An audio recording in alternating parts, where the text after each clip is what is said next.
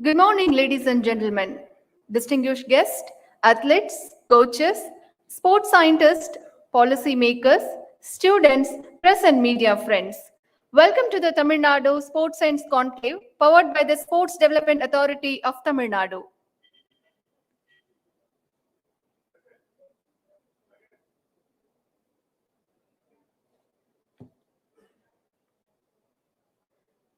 We are gathered here today for a truly exceptional event that brings together expert and enthusiasts in the field of sports science.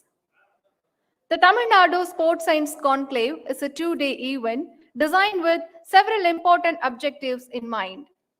Bringing together sports scientists, coaches, athletes, and policymakers to discuss the latest trends and developments in sports science. Promoting the use of sports science to enhance the performance and well-being of our athletes, identifying and addressing the challenges facing sports, sports science research, and innovation in Tamil Nadu, developing a roadmap for the future of sports science in our great state. And now, our chief guest, Honorable Youth Welfare and Sports Development Minister of Tamil Nadu, Thiru Udayanidhi Stalin, has arrived here.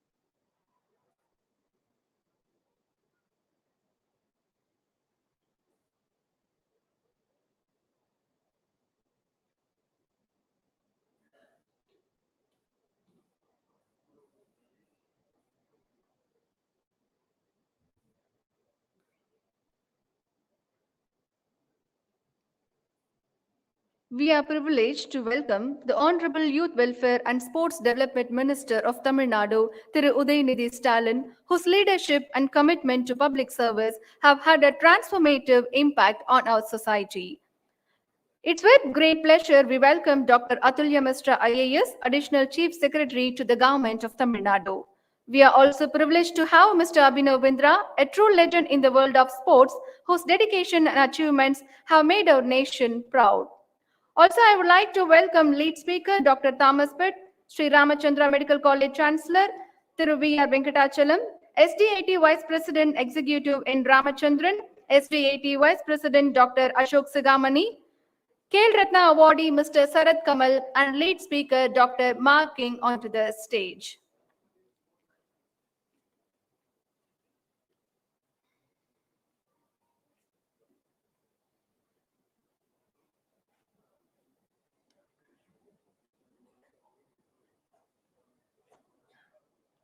We welcome our Honorable Youth Welfare and Sports Development Minister of Tamil Nadu, Thiru Udayanidhi Stalin, and all the dignitaries onto the stage.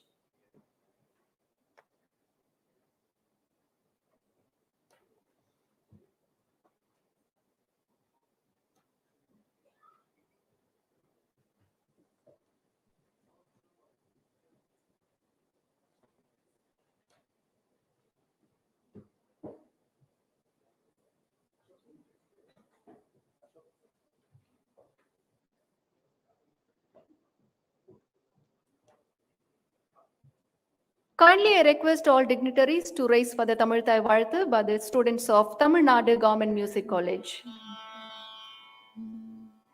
நீராறும் கடலொடுத்த நிலமடந்து கெளிலொழுகும் சீராரும் வதனமென திகழ் பரத கண்டமிது தெக்கணமும் மதிச்சிறந்த திராவிடனல் திருநாடும் தக்க சிறு பிறை நுதலும் தரித்தனரும் திலகமுமே அத்திலக வாசனை போல் அனைத்துலகும் இன்பமுற எத்திசையும் புகழ் மணக்க இருந்த பெரும் தமிழனங்கே தமிழனங்கே உன் சீரிழமை திரும்பி என்று செயல் மறந்து வாழ்த்ததுமே வாழ்த்ததுமே வாழ்த்ததுமே.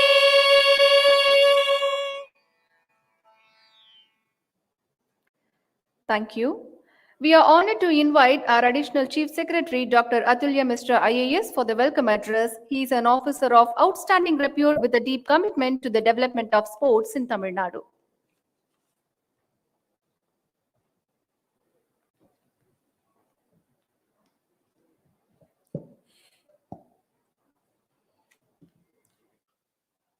Honorable Minister for Youth Welfare and Sports Development, Government of Tamil Nadu, dignitaries on the dais,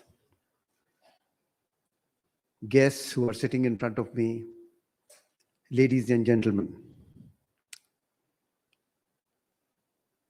Today we have come here for a very important seminar.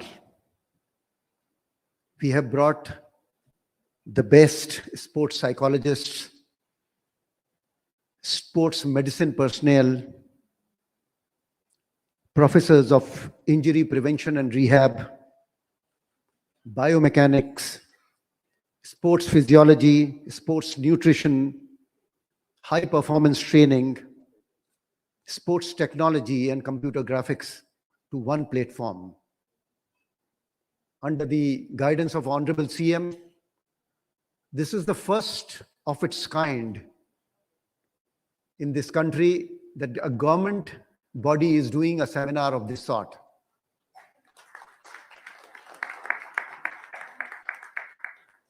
As our Honorable Minister took charge of the sports department, we were trying to figure out what is that nanosecond edge which a sports person has, which ultimately brings him a medal. What is there in that last lap which ultimately permits an athlete to excel? Honorable Minister visited our own biomechanics and sports science lab in Tamil Nadu Sports University. Honorable Minister visited the SAI accredited lab in the Ramachandra Medical College.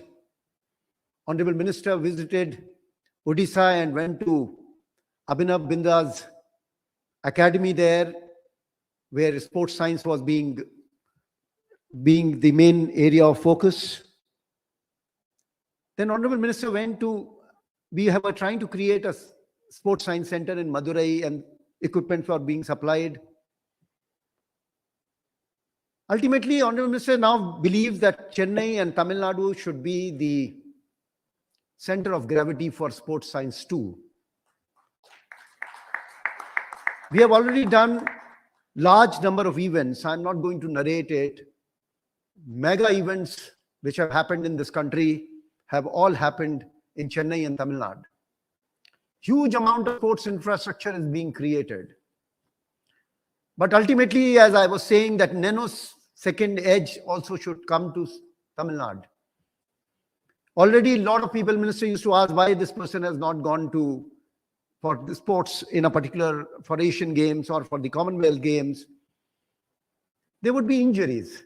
Sportsmen would be kept away from their own field for months together.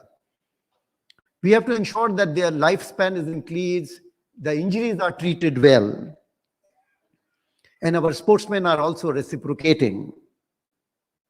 25 contribution to Indian medals in Asian Games. A huge number, a huge proportion. In para games, 15 medals. Chess, 28 out of 75 grandmasters. Tamil Nadu indeed has arrived under the leadership of our Honorable Minister and under the guidance of our Honorable CM. I also take this opportunity to welcome Mr. Abhinav Binda. The entire country knows him. He is the first individual gold medalist in Olympics. I remember in 2008, when Abhinav got the gold medal, our Honorable CM at that time was Kanayar, and Karnataka sir's office called us and said that they want to reward Abhinav. That was not a trend in those days. A state rewarding a person because he has got Olympic gold. A fabulous reward was given as an honor to Abhinav by Kanayar sir, and we remember him in his 100th year's birthday, Nutran Vida Samitale. We remember our CM, who said that any son of India who brings laurels to India will be rewarded by Tamil Nadu. The same thing happened recently. Our children in Manipur were facing problem. They had no place to train. Our Honorable CM told that Tamil Nadu will be a home for some time. And they were all brought here. They played here. They prepared here. In the national game, when me and Megnath went, they came to us. They thanked us. It is all happening state to state MOUs with Odisha. Huge amount of things are happening in Tamil Nadu. I welcome Sharad Kamal, our own sportsperson. I've been watching him for last 20-25 years. Major Dhyan Chand Khel Ratna awardee, a member of the IOA committee. He has been always helping us. We have here Thomas Pat. He has come all the way from Netherlands to participate in the Sports Medicine Forum. A very renowned, very established scientist. Dr. Mark King. He has come from United Kingdom. He's a sports biomechanics expert. Then we have our SDAT Vice Presidents, Mr. N. Ramachandran. He has been the past president of the Indian Olympic Association. He is the first and the last word in squash. Today we are getting a lot of medals in squash. 9 of them came in Asian Games. In national games also, Tamil Nadu contingent is winning. He proposed the World Squash Cup in Tamil Nadu. I welcome you here. I welcome Mr. Ashok Sigamani, again a Vice President. a person who has been leading the Tamil Nadu Cricket Association. We didn't get one, not two, but 3 World Cup matches in Chennai because of Mr. Ashok Sigamani. I welcome you here, sir. Then we have Meghnath.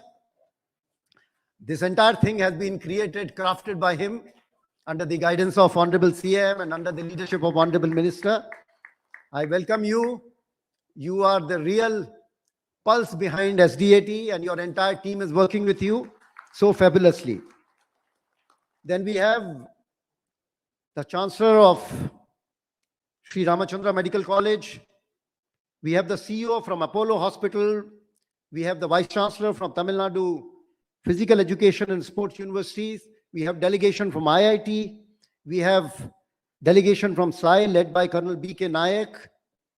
We have a plethora of people of significance, who have established themselves in the field of sports administration. Dr. S. Armugam, Dr. Madan Thiruvengada, Dr. Joy Bhattacharya, Ravneet Gill, Abhishek Isar, Jolly Roy, Dr. Pierre, Dr. Sachin Ahmed, Dr. Soni John, Dr. A. Tyagarajan, Professor Babli Srinivasan. We have a plethora of sportspersons who have represented Tamil Nadu, who have represented India. We have Arjun awardees, we have Khel Ratna awardees, we have coaches here, we have a sports psychologist, physiologist, a plethora, a full canvas of sports is here in front of you. The best in the field of sports medicine, sports psychology, sports administration. I welcome you all. And once again, I would like to thank our Honorable CM to give us this opportunity to create a forum like this, and our Honorable Minister, who is the man of the moment, who is the best thing which has happened to sports in India. Nandri Vanakkam.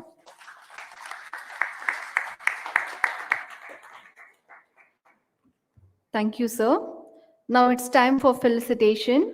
May I invite the Additional Chief Secretary, Dr. Atulya Mishra IAS, to felicitate Mr. Udayanidhi Stalin, Honorable Minister for Youth Welfare and Sports Development of Tamil Nadu.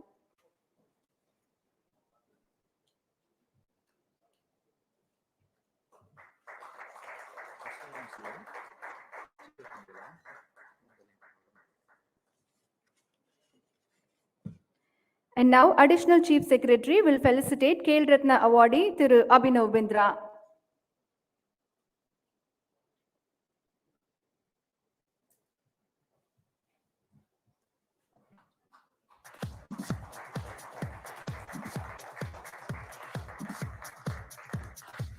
I would like to call upon Director Sri Ramachandra Center for Sports Science, Dr. Arumugam avargal onto the stage.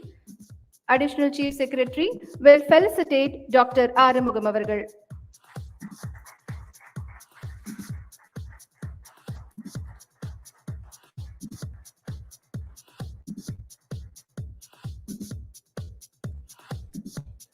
Now, felicitation to Dr. Thomas Pett by our Additional Chief Secretary, Dr. Atulya Mishra IAS.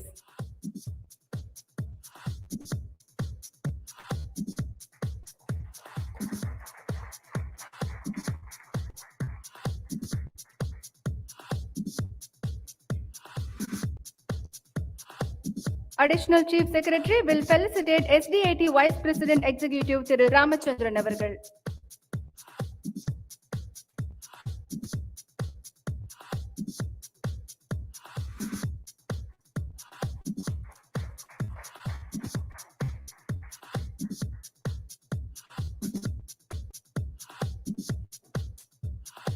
I would like to call upon Dr. Naveen, CEO from Apollo, onto the stage for felicitation. I request Additional Chief Secretary to felicitate Dr. Naveen.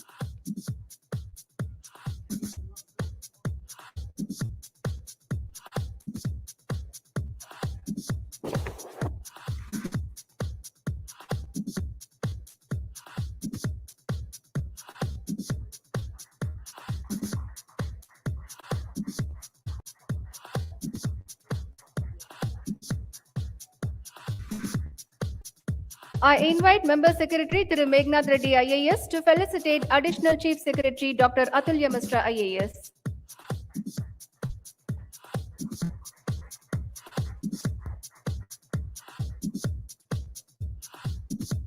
Now, felicitation to Khel Ratna awardee Thiru Sarath Kamal by Member Secretary Thiru Meghnad Reddy IAS.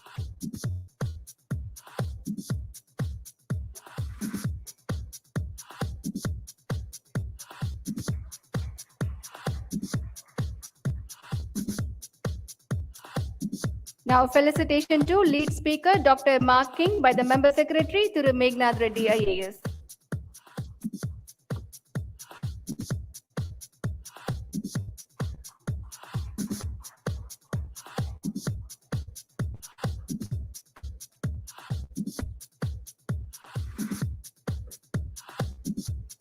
Now, felicitation to SDAT Vice President Dr. Ashok Sigamani by Member Secretary.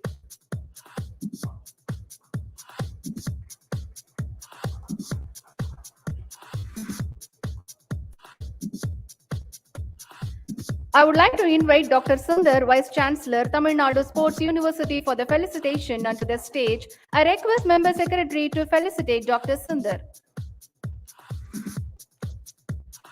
Thank you, sir. It's a great honor to introduce our special guest of honor for this morning. A name synonymous with excellence, dedication, and unparalleled achievement in the world of sports, Mr. Abhinav Bindra. He is none other than the Olympic gold medalist, a world-class shooter, and a true legend in his field. May I kindly invite Mr. Abhinav Bindra to deliver the special address.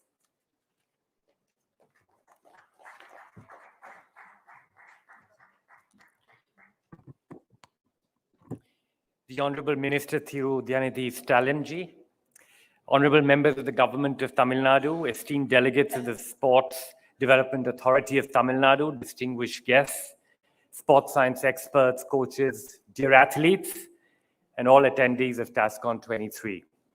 As I stand before you in Chennai's grandeur, I'm filled with pride for the steps being taken to foster a community deeply invested in the evolution of sports science.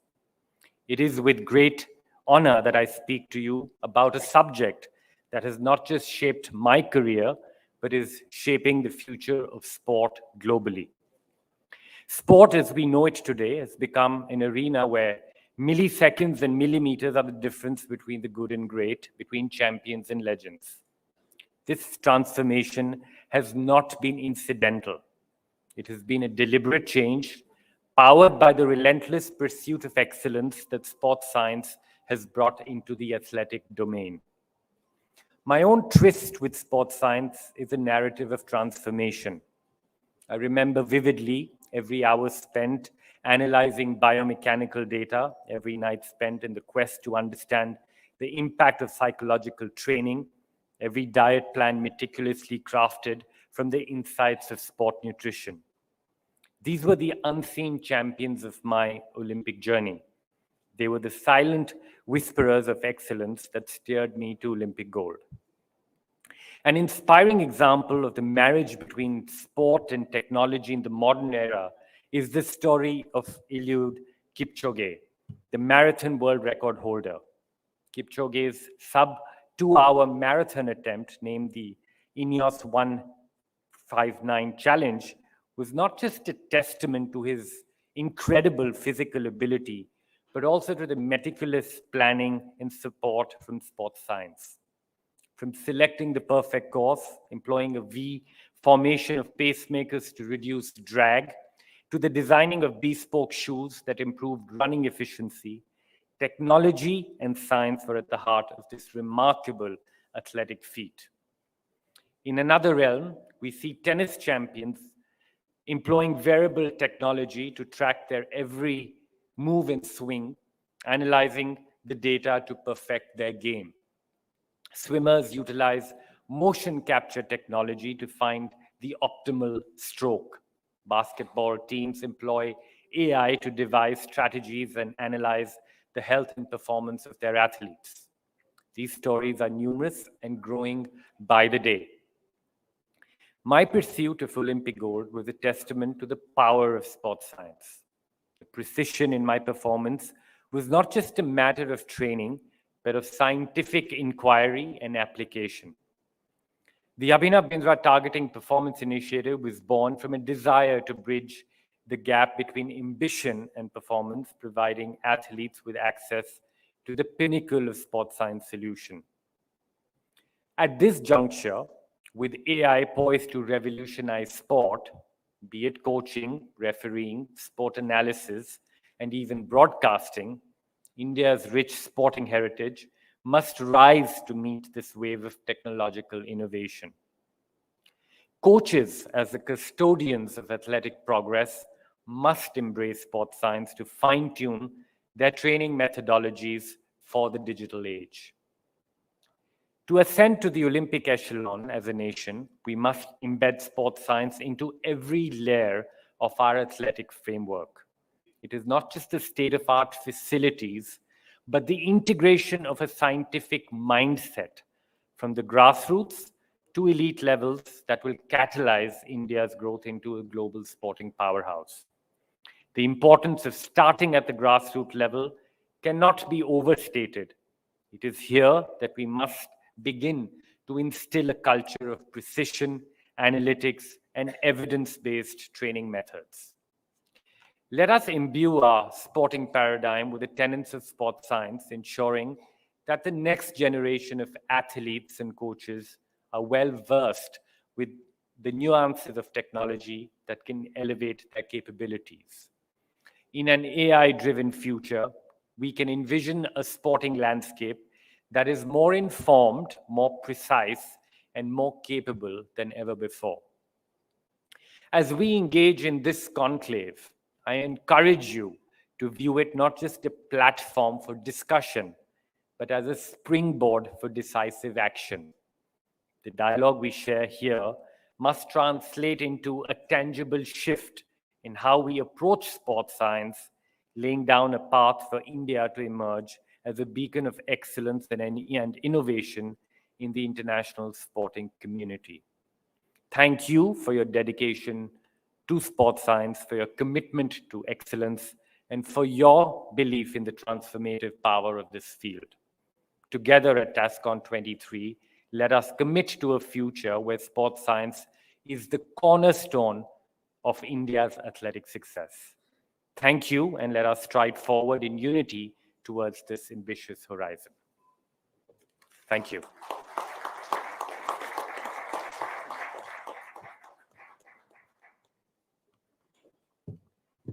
Thank you, sir. We are privileged to have with us today a dynamic and visionary leader who has made significant contributions to the sports community and is a beacon of hope for many.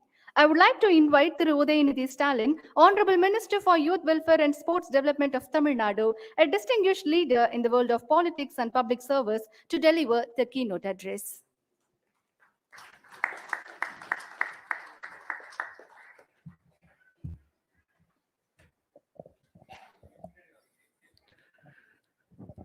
Respected Thiru Atulya Mishra, IAS, ACS, Youth Welfare and Sports Development Department, Government of Tamil Nadu. Respected Thiru Meganath Reddy, IAS, Member Secretary, SDAT. Thiru Ashok Segamani, Vice President of SDAT. Thiru N. Ramachandran, Vice President of SDAT. Respected Thiru Abhirav Bindra, the Indian Olympic gold medalist and the Khel Ratna awardee. Respected Thiru Sharath Kamal, ace table tennis star and the Khel Ratna awardee. Dr. Thomas Pat, the orthopedic surgeon. Dr. Mark King, professor from the Lefroy University. SRM Sports Center Director Thiru R. Mugam. Representatives from the Apollo Hospital, all the doctors, SDAT students, dear athletes, coaches, the press media, Anevarkum Vanakkam. I stand before you today with great excitement and pride as we announce the Tamil Nadu Sports Science Conclave 2023, a monumental event that will be a profound impact on the world of sports and sports science in Tamil Nadu. Under the guidance of our Honorable Chief Minister, we have made an announcement in April 2023 about this conclave. It is our vision that will take our state to new heights in the field of sports. This historic event is a first for Tamil Nadu and is not just a gathering of experts in sports science. It is a convergence of minds, a celebration of the human spirit, and a dedication to the well-being and success of our athletes. TASCon 2023 is set to bring together over 250 delegates, including esteemed scholars and experts from India, Britain, Netherlands, Malaysia, and Canada. These individuals represent the vanguard of the sports science and are united by a common goal. This conclave will facilitate us to enhance the performance and well-being of our athletes. கடந்த ஒரு நூற்றாண்டு காலமாக எப்படி அறிவியலின் ஆதிக்கம் எல்லா துறையிலும் மேலோங்கி இருப்பது என்பது நாம் அறிவோம். அதன் காரணமாக நாம் அடைந்து வரும் முன்னேற்றம் என்பது சாதாரணமான விஷயம் அல்ல. அதேபோல் விளையாட்டுத் துறையிலும் அறிவியல் இன்றைக்கு பெருமளவில் பல்வேறு மாற்றங்களையும் வளர்ச்சியும் ஏற்படுத்தி வருகின்றது. Certainly in the past 2 decades, there is an intense penetration of science in the field of sports. Therefore, we are all wearing smart watches, smart devices that allows us to obtain the health parameters of our body. When it comes to sportsmen, the role of science and scientific devices are inevitable. இங்கு நிறைய விளையாட்டு வீரர்களும் வந்திருக்கிறீங்க, பயிற்சியாளர்களும் வந்திருக்கீங்க. முத்தமிழ் கலைஞர் அவர்கள் தமிழை அறிவியல் படுத்த வேண்டும் என்று எண்ணற்ற முயற்சிகள் மேற்கொண்டார்கள். இன்றைக்கு நம்முடைய முதலமைச்சர் அவர்களும் விளையாட்டுத் துறையிலும் அறிவியல் இருக்க வேண்டும் என்று செயல்பட்டு வருகின்றார்கள். Tamil Nadu has demonstrated that it's a pioneer in the sports development activities by organizing national and international level tournaments regularly. Tamil Nadu successfully hosted the Chess Olympiad. We conducted the Squash World Cup 2023 in Chennai. We successfully hosted the Asian Cup Hockey 2023. World Surfing League, HCL Cyclothon have shown the sports potential of Tamil Nadu. We are gearing up to conduct the first ever night Formula racing in Chennai next month. The Union Government of India has chosen Tamil Nadu as the right place for conducting the Khelo India Youth Games for the first time next coming January. We have planned to formulate a Tamil Nadu sports policy for the first time in India to take sports development to the next level in the state. We have announced a major infrastructure project for developing the state-of-the-art global sports city in Chennai. In a first-of-its-kind initiative, we will also be setting up a para-sports arena at 6 district sports stadium to promote para-sports. Our Honorable Chief Minister has launched the Tamil Nadu Champions Foundation recently. The focus of the Champions Foundation is to extend financial assistance to deserved players as well as to develop the infrastructure of sports in the state. As a continuance of these efforts, we are conducting this conclave to promote science in sports. Our esteemed panel discussion will address topics such as sports science, sports medicine, sports rehabilitation, sports administration and development, franchise leagues, sports biomechanics, sports physiology, nutrition, high performance sports training, and the emerging field of sports technology. This conclave is not just about discussions. It's about shaping the future of sports science in the state. It's about exploring the cutting edge techniques and innovations that can make our athletes to new heights of achievements. It's about promoting well-being and ensuring that our sportsmen and sportswomen have access to the best possible care and support. I would like to extend my gratitude to the Honorable Chief Minister for his unwavering commitment to the world of sports and for making this TASCon 2023 a reality.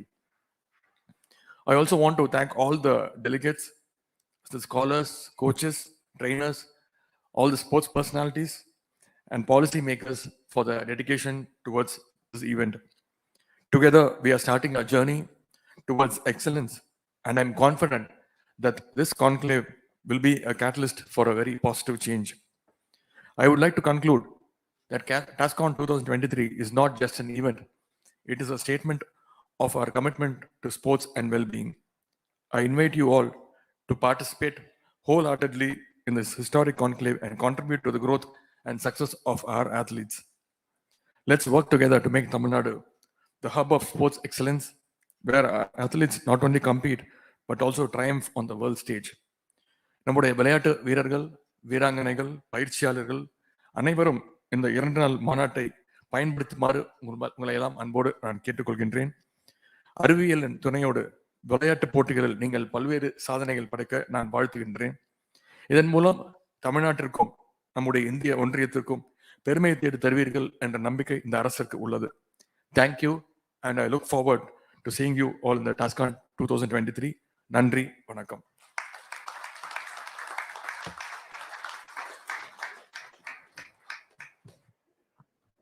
Thank you for your insightful address, sir.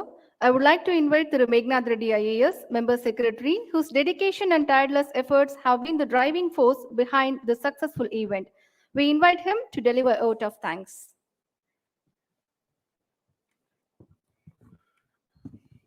அனைவருக்கும் வணக்கம். It is said that every beginning has an end, but I believe that great beginnings never end. They keep leading us to new horizons and make us discover newer paths. Our inaugural Tamil Nadu Sports Conclave 2023, with focus on sports science this year, is a beginning that will lead us to fresh avenues in our endeavor to identify and nurture our sports stars and champions. At the outset, I place on record, on behalf of Youth Welfare and Sports Development Department and Sports Development Authority of Tamil Nadu, our sincere thanks and gratitude to our beloved Honorable Chief Minister of Tamil Nadu, through M.K. Stalin Avargal, for giving us a much needed makeover as what he himself famously described as a star department, with his support and benevolence in all our initiatives and endeavors. In our voyage into uncharted territories and unprecedented initiatives towards sporting excellence in Tamil Nadu, it is our captain, the Honorable Youth Welfare and Sports Development Minister, Thiru Udayanidhi Stalin Avargal, who has been our guide, inspiration, and leader. If Tamil Nadu had today embarked on an unprecedented journey to create vibrant sporting ecosystem, the credit goes to our Honorable Minister for his vision in thinking and dynamism in execution and deliverance. Thank you, sir, for your immense trust and constant encouragement. A coach is a vital cog in the wheel of any dream team success, and it is our respected Additional Chief Secretary, Thiru Atulya Mishra IAS Avargal, who has been the inspirational coach of our SDAT team. Thank you, sir, for being instrumental in making this conference a reality. A society or a nation is driven consciously and subconsciously by its heroes. Heroes who rises against all odds, heroes who give reasons to cheer, and heroes who generate hope for the next generation. It is our fortune to have amidst us two such heroes and legends, the legendary Thiru Abhinav Bindra and the ever-enduring Thiru Sharath Kamal. We can't thank you enough for accepting our invite and becoming part of this wonderful initiative. Your mere presence is enough to generate positivity and inspiration to our coaches and sports persons here. I place on record our deepest gratitude and appreciation to our ever-smiling and encouraging Vice Presidents of SDAT, the multifaceted Thiru N. Ramchandran Avargal and Thiru Ashok Sikamani Avargal, for their presence amidst us. It is always a matter of immense joy to have you with us. A big shout out to Professor Mark King and Dr. Thomas Pat for coming all the way from England and Netherlands respectively to be here amidst us and set the tone and guide the conference. Your presence is highly appreciated.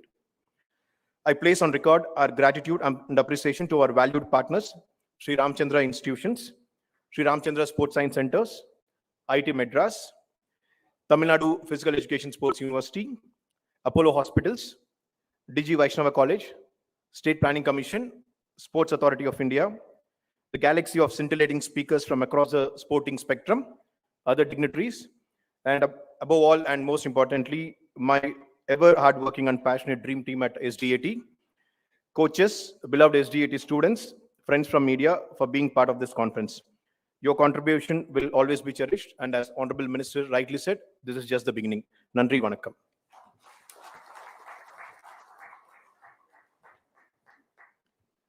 Thank you, sir. Once again, we thank all dignitaries on the stage. We are going for the refreshment break. Thank you, sir.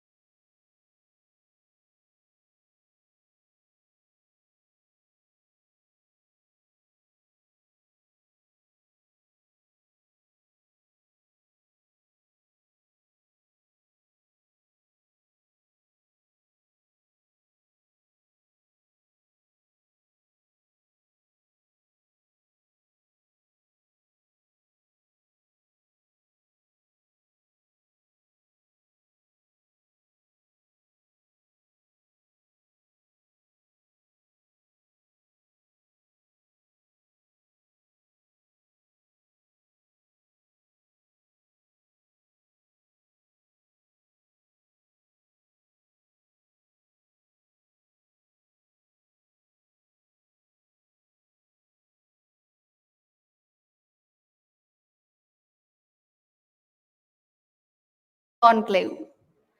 Let me introduce our esteemed moderator for the special talk. Mr. Joy Bhattacharya is not a just renowned quizzer, orator, and writer. He is also an accomplished sports producer with a rich portfolio of achievements. He has held significant positions, including serving as the team director of the Kolkata Knight Riders in the Indian Premier League. His leadership and vision have been instrumental in shaping the landscape of sports in our country. I welcome Mr. Joy Bhattacharya to moderate the session onto the stage.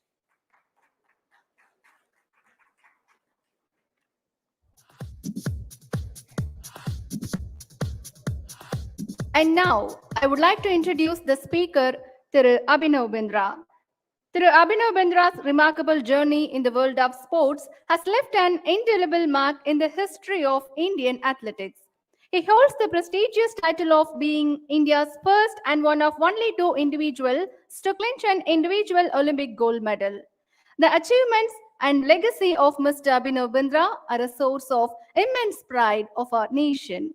I kindly invite Mr. Abhinav Bindra to the stage to share his experiences and insights with us. Over to you, sir.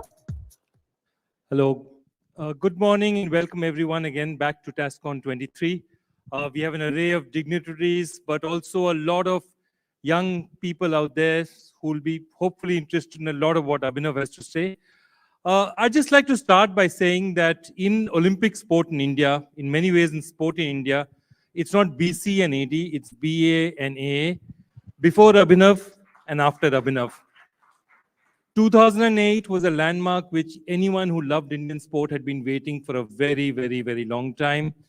And what Abhinav made happen, not just to do it, but to do it with a shot of 10.8 is something that talks about a supreme ability of mind over everything else. Welcome, Abhinav Bindra. Thank you very much. And I'd like to start by, there are many parts to Abhinav, and you know, we tend to focus on his achievements as an athlete, a supreme athlete in 2008. But I think what we want to hear much more about is the way he has shaped Indian sport post 2008, helping target, find top pro athletes. That's one part of it, that is finding talent. Second is building a sports science structure. And in the third part, helping shape Indian sporting policy. So I'm going to start with the last part first. Abhinav, Olympic bid 2036. I know you had a huge part to play in everything that we're doing in hosting the Congress. What are your feelings about it and where do you stand on it? Well, I think the next decade or so in this country will be a decade for sport. We are the largest population in the world, but we are also the youngest population in the world. And I think we're at a historic high where sport is being consumed much, much more, and sport is being played much, much more by our youth. So of course, sport has become and is becoming a very important area of our society.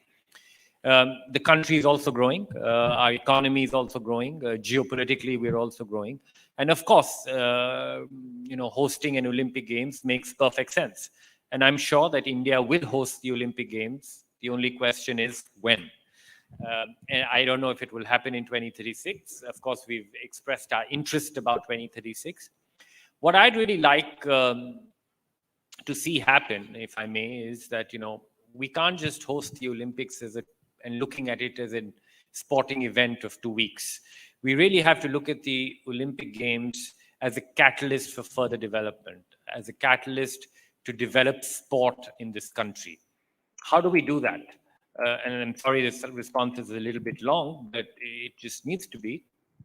I think so far we've only seen sport from the prism of our athletes winning medals at global events. Of course, that is important. It is absolutely necessary. But I think what this country really needs is to really embrace the true power of sport, on how sport can really play a meaningful role in this country's development in achieving certain or contributing to achieving certain sustainable development goals. I'll list out a few. For example, health. We are the youngest population in the world. We need to ensure that our society also becomes a healthy society. What is the role of sport going to be there? It's going to play a very, very important role. So what I'd really like to see is further engagement between health and sport. It really needs to happen. Education. We've always talked about integrating sport and education. We're still struggling in that area. But what we are going to see in the next few years is a disruption also in education with AI. While AI will come into education, what AI will not be able to do is imbibe values to our kids. How do you do that? Sports role is going to be absolutely significant. There is no better way to shape society, to shape our young people through other than through sport. Sport teaches you how to win, but it teaches you how to lose. It teaches you integrity. It teaches you honesty. It teaches you how to set goals, how to achieve goals with Olympic values of friendship, respect, and excellence. And I'd really like to see sports' role in education much more. The economy, for example, we've already seen sports' positive role in influencing the economy. We have the Cricket World Cup going on. We've already heard of the number of $2.3 billion influx into the Indian economy because of a sporting competition. So how do we ensure sport also plays a rather more meaningful role in developing our economy? Gender equality. We all talk about women's empowerment. And frankly, there are no better role models than our women athletes. The way they've inspired our nation, the way they've broken societal barriers, and the way they give hope to generations of young girls is absolutely incredible to see. And finally, the unifying power of sport. There is no better way to unify our country than through sport. So all in all, what I'd really like to see sports' larger role really being embraced by this country. If we do that, our elite performances will automatically become a byproduct of this whole process. We'll get more people to just play for the sheer joy of playing sport, and that in itself will ensure more people get into elite sport, and of course, performances at the elite level will also improve. And if we are able to do that, of course, the Olympic Games make complete sense. Thank you. And there's so many quotable lines out there. I'm going to just pick up the one of them, which is that you don't just learn how to win with sport, you learn how to lose, and lose well and gracefully and move on. But, I want to come to that, the part that you talked about sportsmen, and there's so many sportsmen, budding sports persons in this room. I just want to start by saying not everyone is going to end up being in a bit of Bindra, which is what your point is as well. That you can't just have sport for those one or two people who are going to reach the apex of that game. So what value does sport give to people who are not going to reach that apex? Because there's so many who are not. I think the life lessons, the experiences that all these young people will imbibe through sport, they will remain forever. I was in sport for 22 years. And frankly, now that I have the ability to look back, I don't really look back at those few medals that hang on a wall in a room in my house. I look back at my 22 years in sport, at the relationships I was able to build, of what sport did to me. The person I became in the process of winning those medals remained true to the day and will remain true for the rest of my life. As I said, it taught me how to win, but it taught me how to lose. It taught me honesty, it taught me integrity, it taught me a lot about respect, about, of course, learning to respect rules, about learning to respect others. But sport also gave me a wonderful opportunity to find my own self-respect. And all in all, I think what I learned through sport has left me in good stead to play the larger game of life. But on another level, I know there are lots of important people in this room who are policy makers. I think what we will see in the next few years is many more young Indians participating in sport, really giving it a fair shot of participating and trying to make elite sport their calling. What that will also mean is that a larger number of Indians will fail in sport, because that is the very, very nature of sport. And we need to protect these young kids. And we can only protect these young kids is by bringing a concept of a dual career in our sports person's life cycle. Of course, as an athlete needs to train majority of the day, but 1 hour a day, making sure the athlete gets a degree of education, making sure there is a skilling up happening of the athlete, so that they are useful post their athletic career. You're not going to be able to give government jobs to every athlete who now participates in sports. It's not going to be a sustainable way of making progress. So really bringing a concept of a dual career, I think, is going to be critical. Critical in two areas. In an area of ensuring that the athletes live a life of dignity post their athletic careers. But I'm quite confident that this will also help performance, because the cornerstone of mental performance, and we all talk about mental strength, to me lies in balance.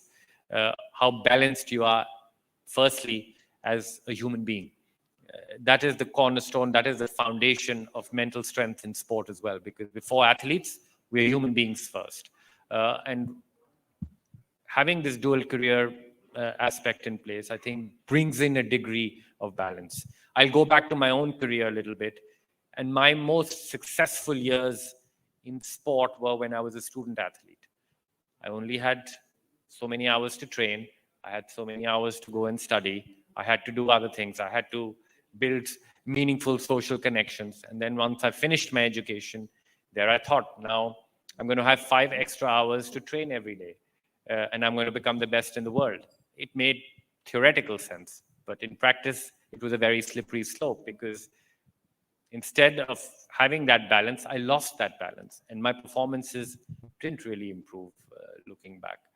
And while I'll be honest with all of you, and there are lots of athletes here, I achieved many goals in my sporting career. I won a gold medal at the Olympics, I won the World Championships, I won etc. But I failed. I failed in achieving my fullest potential, and I failed miserably in trying to achieve that. And I attribute that failure to this very lack of balance. And I think it is so very important for every athlete and for the ecosystem in India, which is slowly but surely evolving, to make sure of this dual career aspect of sport, but also to ensure that human well-being is at the heart and center of performance. We're all at a performance conclave, at a sports science conclave, but the fundamental of performance is that human well-being has to be at the heart and center of everything that is done. It's fantastic, because to hear from probably India's greatest athlete on stage that he's failed to achieve tells us so much more about how difficult this journey is, and yet how rewarding this journey can be. But Abhinav, you're sitting with a lot of corporates out here, people out here who also make decisions on finance. What is the best way that a corporate can help sport? Is it just putting money into sport? Does it stop there? How does it, how do they contribute? Because as you said, that, sportsmen are not going to always have, not all sportsmen are going to succeed and be professional athletes. But how do you support them? How do you?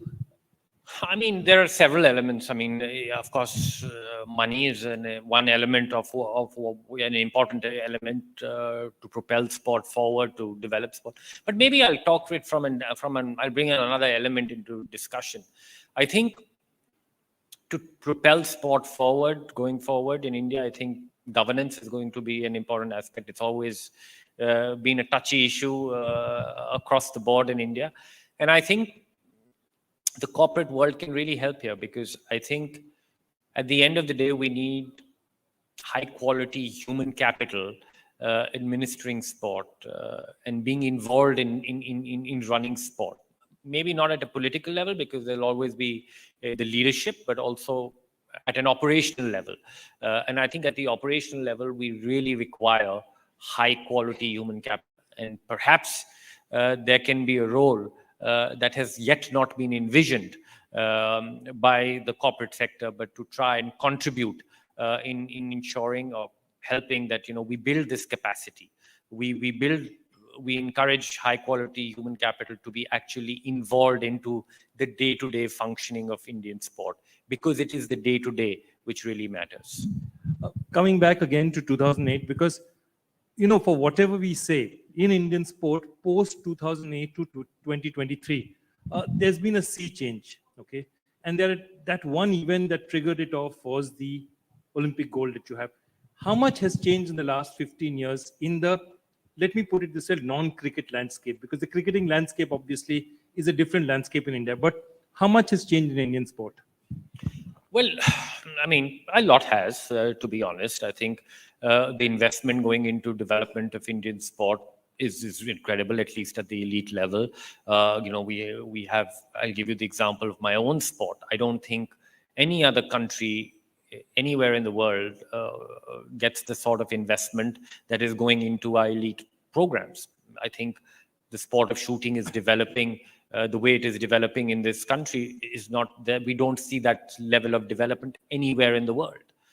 I think perhaps if you were to really push me, and if I have to take any credit for a little bit of change that was triggered by my victory in Beijing, perhaps I can talk about the change of mindset of athletes.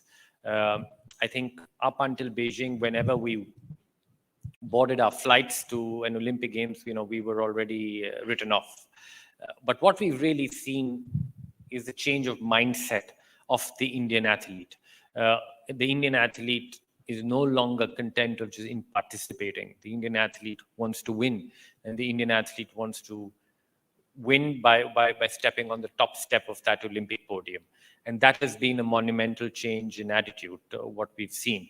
And perhaps 2008, and I don't want to take solitary credit for that. I mean, there have been many great athletes who have won before me and who won after me, and everyone's had a massive contribution to make. But I think that change of mindset is something that I really see. I'll tell you another anecdote, perhaps. This happened to me in, I would say 2010 or 2011. I was in a selection trial in New Delhi at the Karni Singh shooting range, and I go to my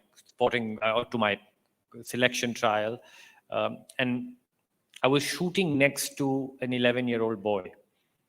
It was just happened to be. So I walk into the shooting range and say good morning to this young little kid.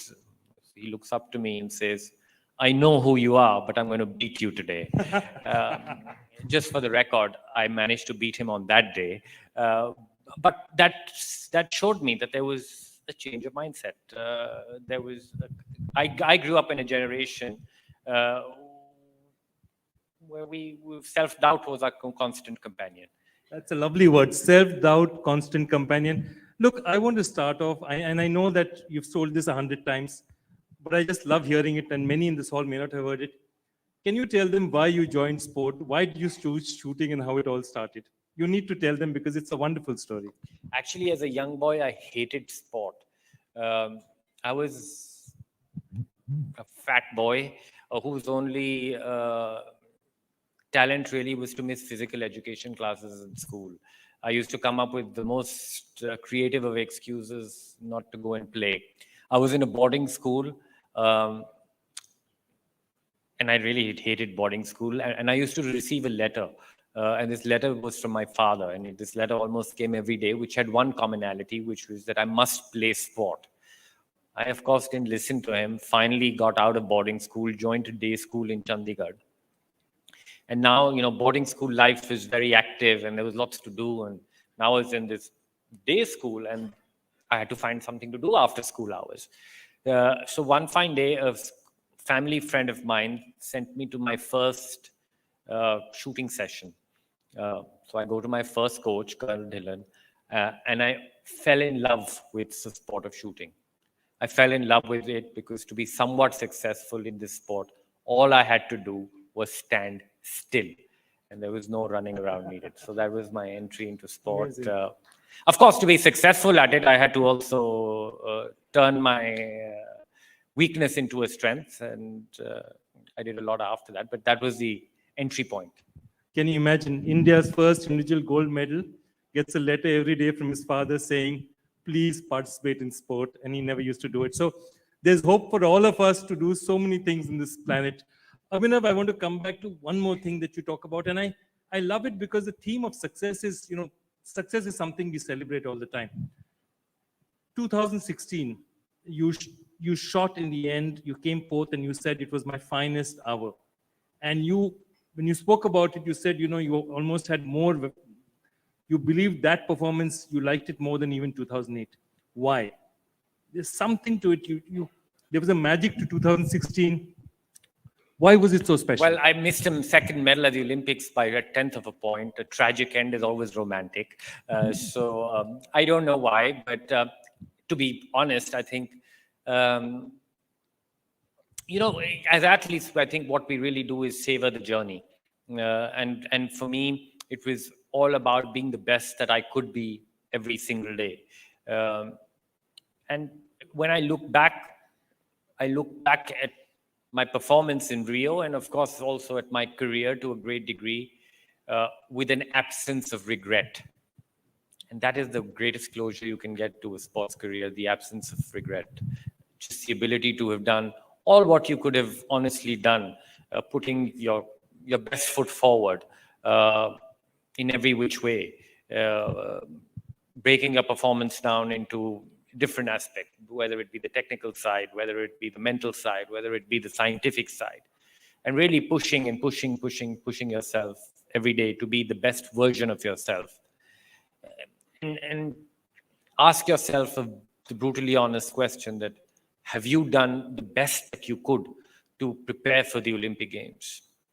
And the answer was yes. I couldn't have really done anything more to prepare. And frankly, you won then. You won in your own eyes.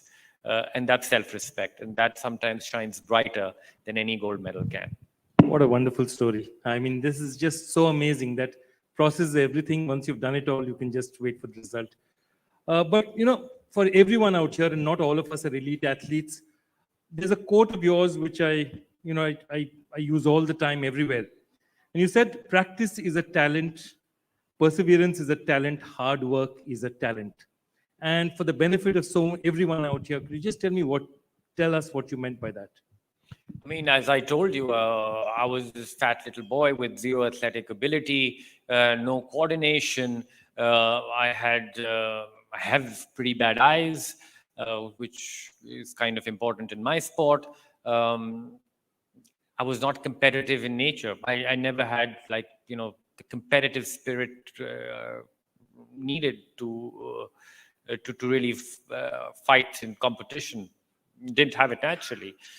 But I had the talent. I had one talent, and my talent was my ability to work hard, my ability to persevere, no matter what.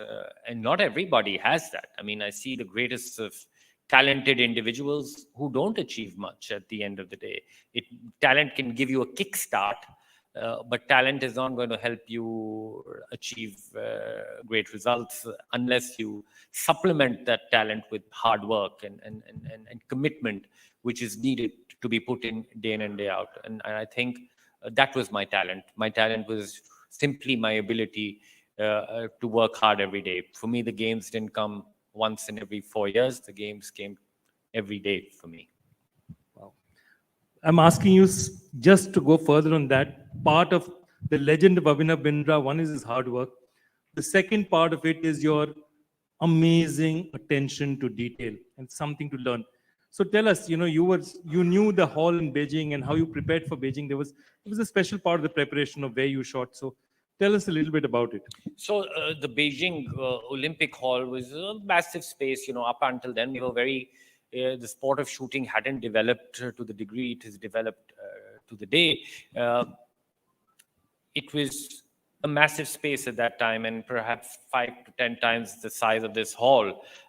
And even the ceiling was pretty high, which made it difficult from a performance point of view. It made it difficult from a performance point of view because as a shooting athlete, orientation is very important. Your ability, your spatial awareness is very important to balance, to your ability to find balance. So, of course, when you go to an Olympic competition, you don't have much opportunity to go and train there, especially in the finals hall, to be ready for this Olympic competition.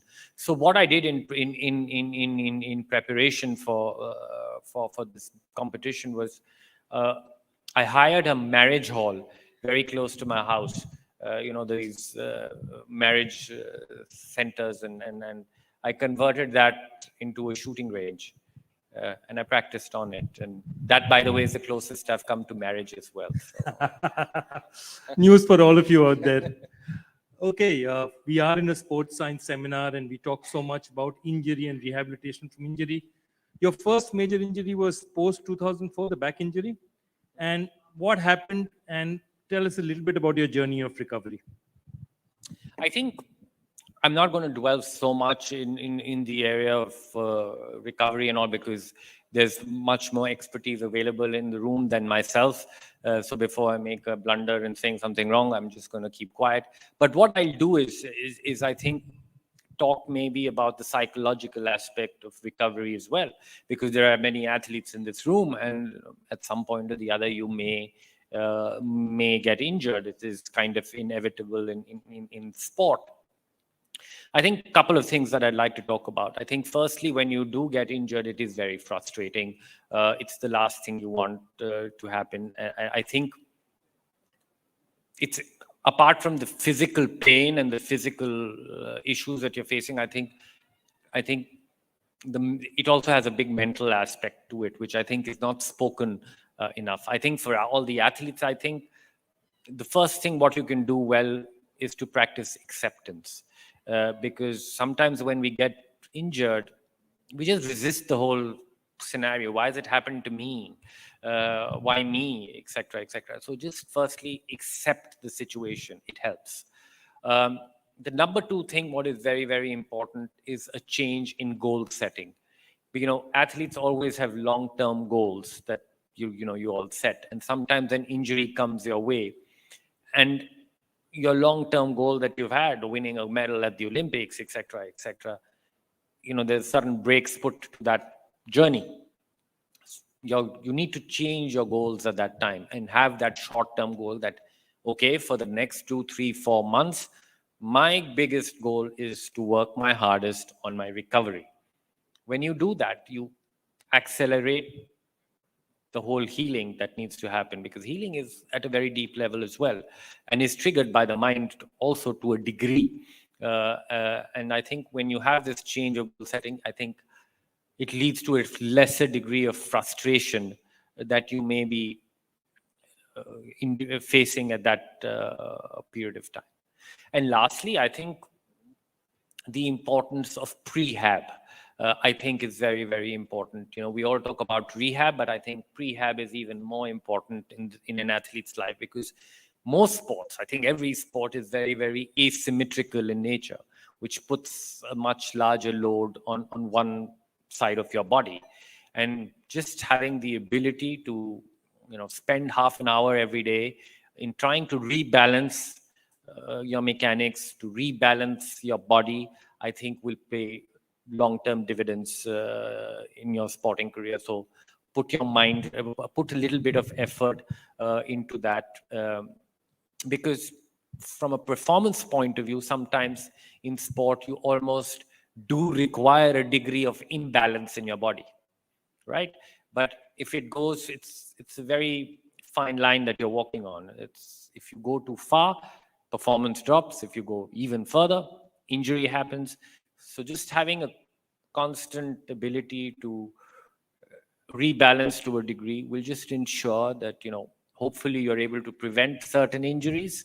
And of course, from a performance point of view, sustain a higher degree of performance for a longer period of time. Wow. So acceptance, goal setting, prehab, those are essential. And of course, sports science and all the rest of the recovery goes with it. Abhinav, Indian sport now, and I think you'll agree that we've done a fairly good job over the past, last 15 years in peak athletes, in the top athletes. We've done a very good job of working with them. Some amount of work in the Khelo India games, okay? What are we missing out here? Which is the biggest chunk of Indian sport that needs help right now, in your opinion? I think, again, I come back to my first answer. I think we still need to do a better job of making a greater culture for sport in India. It is organically happening now, given our young demographic that exists. But we need more kids to just play sport. We just need to build community level infrastructure where people can go and play sport for the sheer joy of playing sport, not for winning these medals. This will happen. This will be a byproduct of that whole process.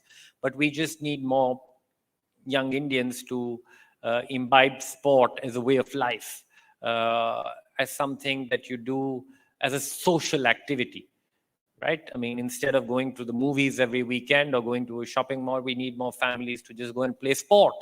And that needs to happen at a deeper level. When that starts to happen, you build this strong grassroots, the basic foundation of sport. Basic foundation of any elite program lies in the community program that you have in sport. So I'd like more work to do that. That is a long-term play which needs to happen. It's not going to give you instant results. It may give you results over a 10-year period or even longer, but that needs to happen. You're investing in your people, and look at it as an investment from all those talks, all those points that I brought up, from a health perspective, from a unifying aspect, etc., etc. I'll even motivate you, and I'll give you another example. You know, we always talk about the economy and how India's economy is propelling, etc., etc. I just say that, you know, all the greatest economies of the world also happen to be great sporting superpowers. And my belief is that they've become great economies because sport has played a very important role in building that society, of building that work ethic, of building that sporting culture, of building that athlete mindset of their pursuit towards excellence. And that then translates into various verticals and help. So community is where we need to go. Wonderful. So if you're a sporting superpower, you're propelling your way to being a superpower in all other aspects. Abhinav, so many young athletes out here. One last word. What would you say to them about their careers, about their lives? What one piece of advice would you give to them? Well, enjoy the journey. I think invest in the relationships that this journey brings you, because at the end of the day, that's all what you'll remember. And often the relationships that trouble you, the relationships that tease you, end up being the most valuable ones. Wonderful. That was the one and only Abhinav Bindra, as usual, revealing, candid, and will tell you things that no other Indian athlete will ever be able to. Thank you so much. That was all from us from TASCon. Thank you so much. Thank you.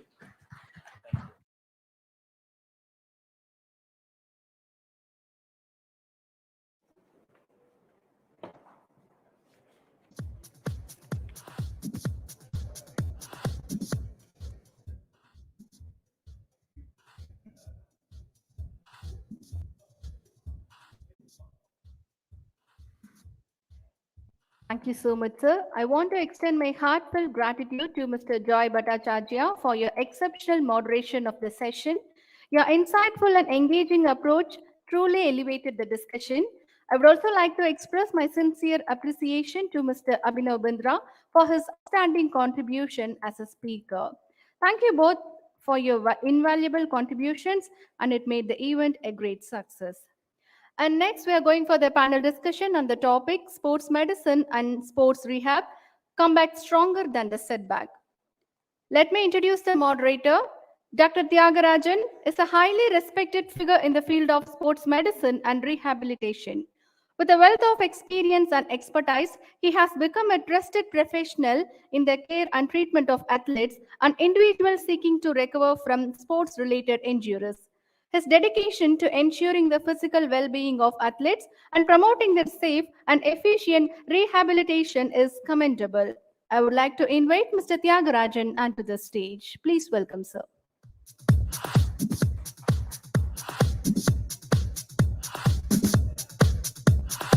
Now, moderator Mr. Tyagarajan will introduce all the speakers. Over to you, sir.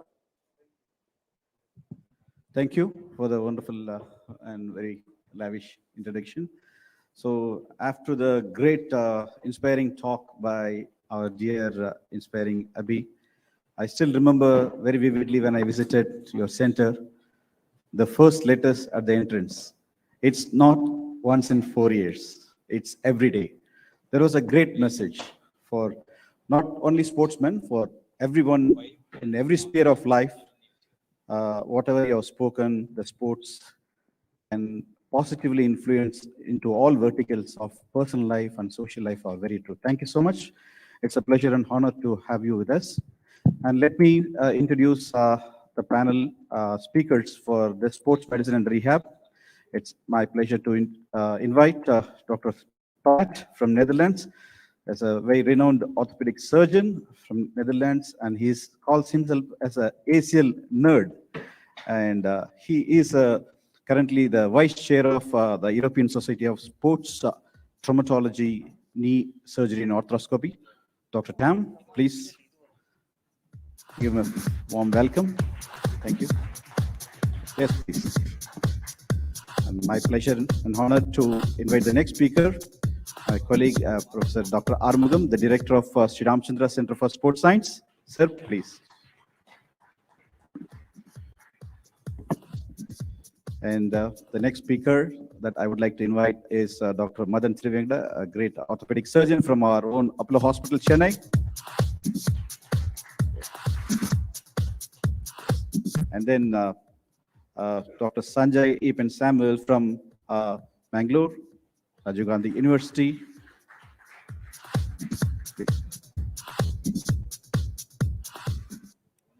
So please have a seat. What we plan to have a short presentation of the speakers, and then we'll have a panel discussion. We'll try to make it as interactive as possible. We can take a few questions from the audience also, if the time allows it. And with this, I invite Dr. Pat for his talk, please.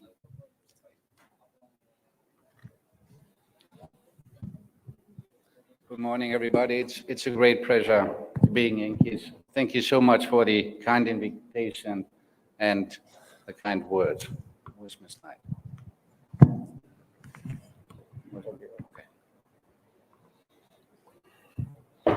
Okay. So besides being an orthopedic surgeon, I do like prevention. And so we talk about international approaches of ACL injury. Thank you so much for this invitation, being here, Dr. Madan. Thank you very much. We met in 2019 in England, and it's a pleasure to meet again. Of course, there's no conflict of interest. In the 70s, Kennedy said the ACL is the most common cause of the ex-athlete. To me, the ACL rupture is a life-changing event, and we should do everything to prevent that. So it happens in a split second. Left knee, there you go. That's it. We're going to see it here from the different angle. It's a slight movement, and still the ACL is gone. When we look back in 2008, it was already known that there is a gender difference in ACL ruptures, and females have a much higher chance of tearing the ACL. Literature says between 4 to 6-fold higher injury. Oh, it's not working. Oh. There's a study from Australia from Chris Tulu who was showing this, that the incidence of ACLs is rising dramatically, especially in the age group below the age of 25. Here's a study from Mayo Clinics, and they showed that the incidence for boys is between 19 and 25 years, very high, whereas in girls it's between 14 and 18 years. So the same data that we showed from 2008 are seen again. And now look at this, it's a great study from England, and it shows a 28-fold increase over the study period in ACL reconstruction. So what has been 1 now is 28, and that is a problem. And not only that, but the re-rupture rate, or for the contralateral knee, the incidence is very high. And that's not what we want. So take a classical patient in my clinic being 25 years old, had a right ACL tear being 17, got that fixed. Had a left one, 2 years, very classically, 2 years later, 19 years, 2 surgeries. And then a re-rupture being 25. And then she would need a revision in 2 stages. And so she's 25 and had already 3 ACL surgeries. That's not good. Furthermore, So we know that when you have an ACL tear, that maybe 10 years later you might get some little osteoarthritis, and being 50 when you start at 30, you have progressive osteoarthritis. But what if that happens when you're 14 years old? Where do you stand in life? This is devastating. Another patient, he comes into my office being 50 years old. He had a right ACL tear being 18, then a suture of the ACL, which was not successful in the 80s. In 89, when he was 20, he has a partial meniscectomy, later on a lemma, later on a patella bone, tendon bone. And this all started with an ACL tear. And where does it lead us? To an arthritic knee. And it all starts with a very tiny ligament. And so he would need a total knee replacement. And it started with an ACL. So going 20 years back, we knew already that there are hormonal, anatomical, and neuromuscular differences. What have we done so far? We know that female have an estrogen peak between day 7 and day 14, and they're cyclists. That makes them weaker. We know that the notch is more narrow, which is prone to an injury. And look at that, a very simple drop vertical jump. You might think that's not true, but it is. There is this difference between male and female, and this is a problem. And more people do sports, as we just heard, and more young women do sports. So we have non-modifiable risk factors and we have modifiable ones. Talking about the modifiable ones, we have the quad hamstring ratio, meaning that the female activate more the quadriceps up front, whereas the male activate more the hamstrings in the back. And there's a problem if you do too much quadriceps activation. So this is the problem that you're having. Female adduction, dynamic valgus, and then the broader pelvis. So this we see way too often. And this is ugly, but we just see it way too often. So Hippocrates already said prevention is better than cure. And I started with this journey in 2008, 15 years ago. You, sir, were winning your gold medal, and I was starting looking into prevention. So Tim Hewitt from the USA brought my attention to neuromuscular training programs. And for me, there was an eye-opener that we could do something in order to prevent. And there are numerous studies who show that prevention strategies do work, and we might reach a risk reduction in injuries from 50 to 60%. So what do we need? We need a neuromuscular training with plyometrics, strength, agility, and balance. And looking into that neuromuscular, we have the ligament dominance, quadriceps dominance, trunk dominance, and leg dominance. And all four needs to be addressed. So let's have a look internationally. So far, India is not on that map, but I'm sure it will be. So we started in the Netherlands in 2010, thinking about collaboration between me, orthopedic surgeon, and some physiotherapists. What can we do in order to prevent? So we go to schools, we measure people, we do the drop vertical jump, and that what you see on the upper left is what really happens. That is not a coincidence, that is what we see. And then we see they are at a higher risk, and we measure them more and more. And then we can figure out who is at a higher risk, and we give those people extra training in order to prevent it. And then we use the nomogram from Greg Meyer with tibial length, knee valgus motion, knee flexion, range of motion, mass, etc. And we can give you a probability of high knee load. And then we can give them exercises in order to reduce the risk. We're working together with HSS in New York. There is this German initiative, Stop X, from the German Knee Society. In Lithuania, people are working on it a lot. And as I said before, in Australia, the group of Chris Fortulo, they are really big, and they got a 3 million grant from the government in order to put that money into prevention. HSS has this ACL injury prevention model, And us in the ACL study group, we also have in our mission statement injury prevention.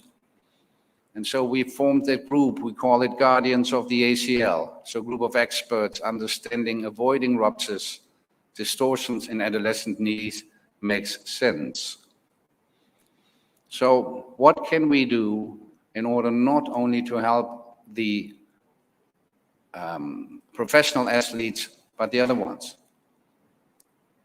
There should be a movie now, which is like important.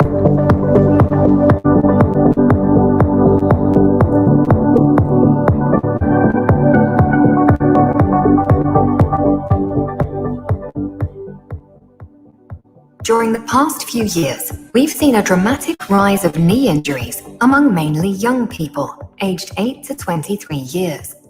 In different countries all over our planet, studies were performed about the occurrence of knee injuries. Especially recent work from Australia showed clearly that the health and well-being of children and adolescents are at risk. The anterior cruciate ligament, ACL, is a major stabilizer of the knee. While functioning, it protects the two shock-absorbing systems, the medial and the lateral meniscus, from overuse and future damage. A meniscal tear will lead to degenerative changes and finally arthritis. Therefore, an intact ACL is fundamental.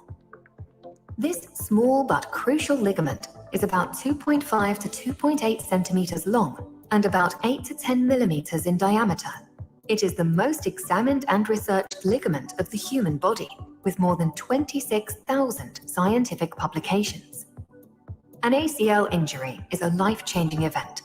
The rehabilitation is a long and winding road, with or without surgery. Moreover, it is a fact that the long-term effects of an ACL injury are devastating regarding functionality, activity, and pursuing active life happiness. An ACL rupture, with or without surgery, means neuromuscular and strength work for life. Especially in the young population, researchers have shown that also the negative psychological effects of an ACL injury are intense. Statistically, the risk of an ACL injury is 6 to 8-fold higher in girls than in boys. Multiple factors account for this dramatic difference. Some cannot be altered, such as anatomy or hormonal status, whereas others can, neuromuscular control.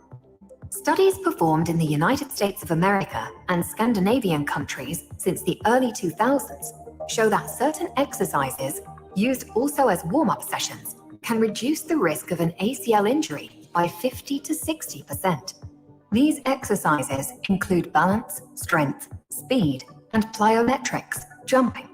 Combining these exercises is mandatory in order to reduce the risk of knee injuries and keep athletes active instead of injured.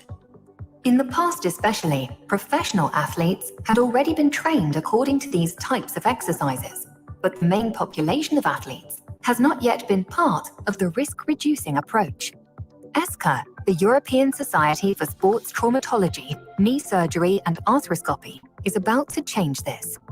ESCA brings together orthopedic surgeons, clinicians and scientists in Europe, along with their various societies, in order to improve the well-being as an athlete or patient. ESMA, the sports section of ESCA, brings to you Prevention for All. We have joined forces and composed 3 sets of exercises based on research and experience from the United States, Norway, and the Netherlands from the past 10 to 15 years in order to reduce the risk of knee injuries. Each set of exercises corresponds to different sports levels and age groups. Whether used as a standalone program or as a warm-up session while training for athletes, this prevention program will simultaneously improve performance and reduce risk of knee injury when carried out regularly and properly. We want to spread the concept in schools, sports clubs, sports associations, and to sport practitioners in general. We as ESMA want to improve patient care throughout Europe with high-quality educational programs. We bring together different professionals from sports medicine to collaborate on the most important topics of healthcare in athletes. Stay active, implement warming up in your sports, and prevent having an old knee in a young athlete. We care about ACL, which implies We care about your knee.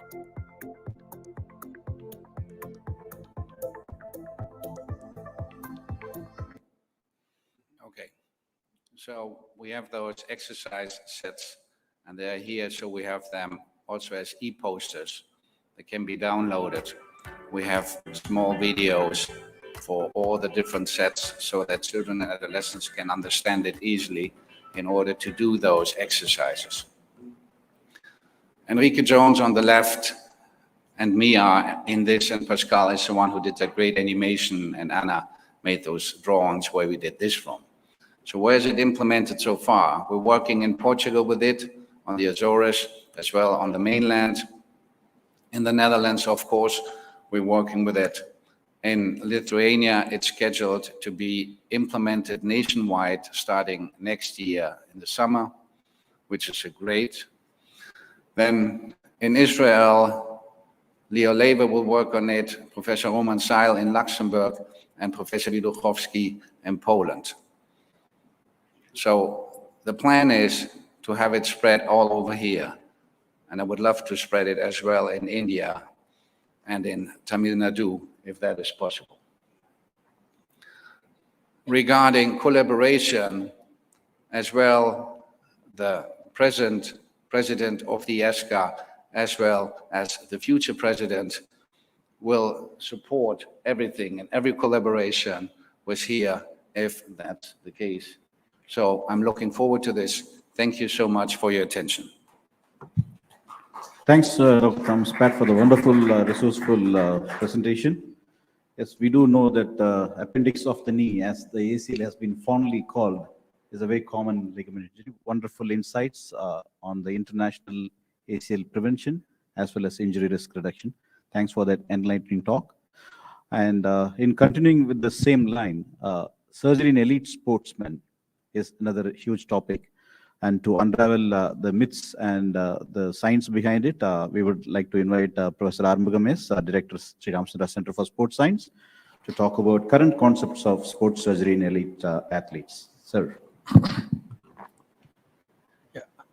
Respected Sri Atul Mukherjee, ACS, and Sri Manganatha Reddy, my dear colleagues, ladies and gentlemen, I'd also like to thank the government of Tamil Nadu for giving this opportunity. The current concept in sports surgery in elite athletes.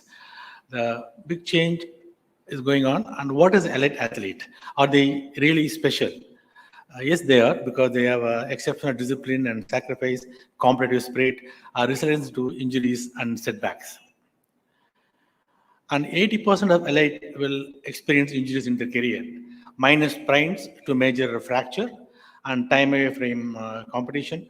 Our goal is to get them back on track as soon as possible. What is an elite athlete? This is by definition. What is the Olympic athlete? The elite athlete comes in top 3 to 4% of the population. They come top 300 under rank in their individual sport or the team sport.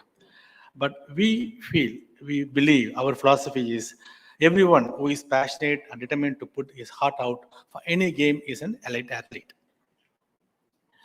The fact is, this cannot be treated as one-off care.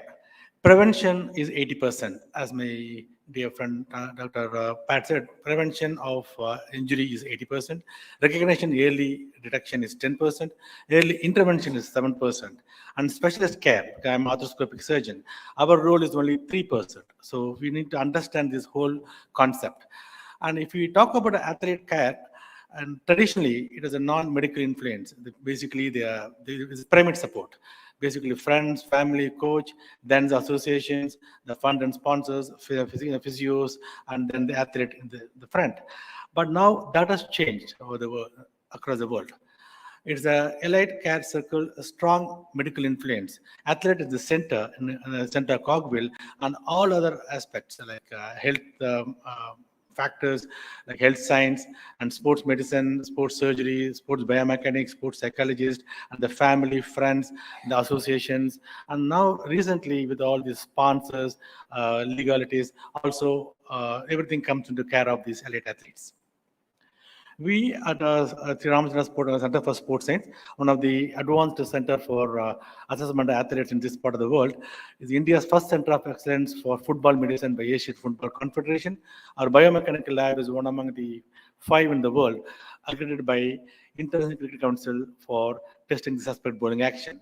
So we follow here in our center, the concept is catch them young.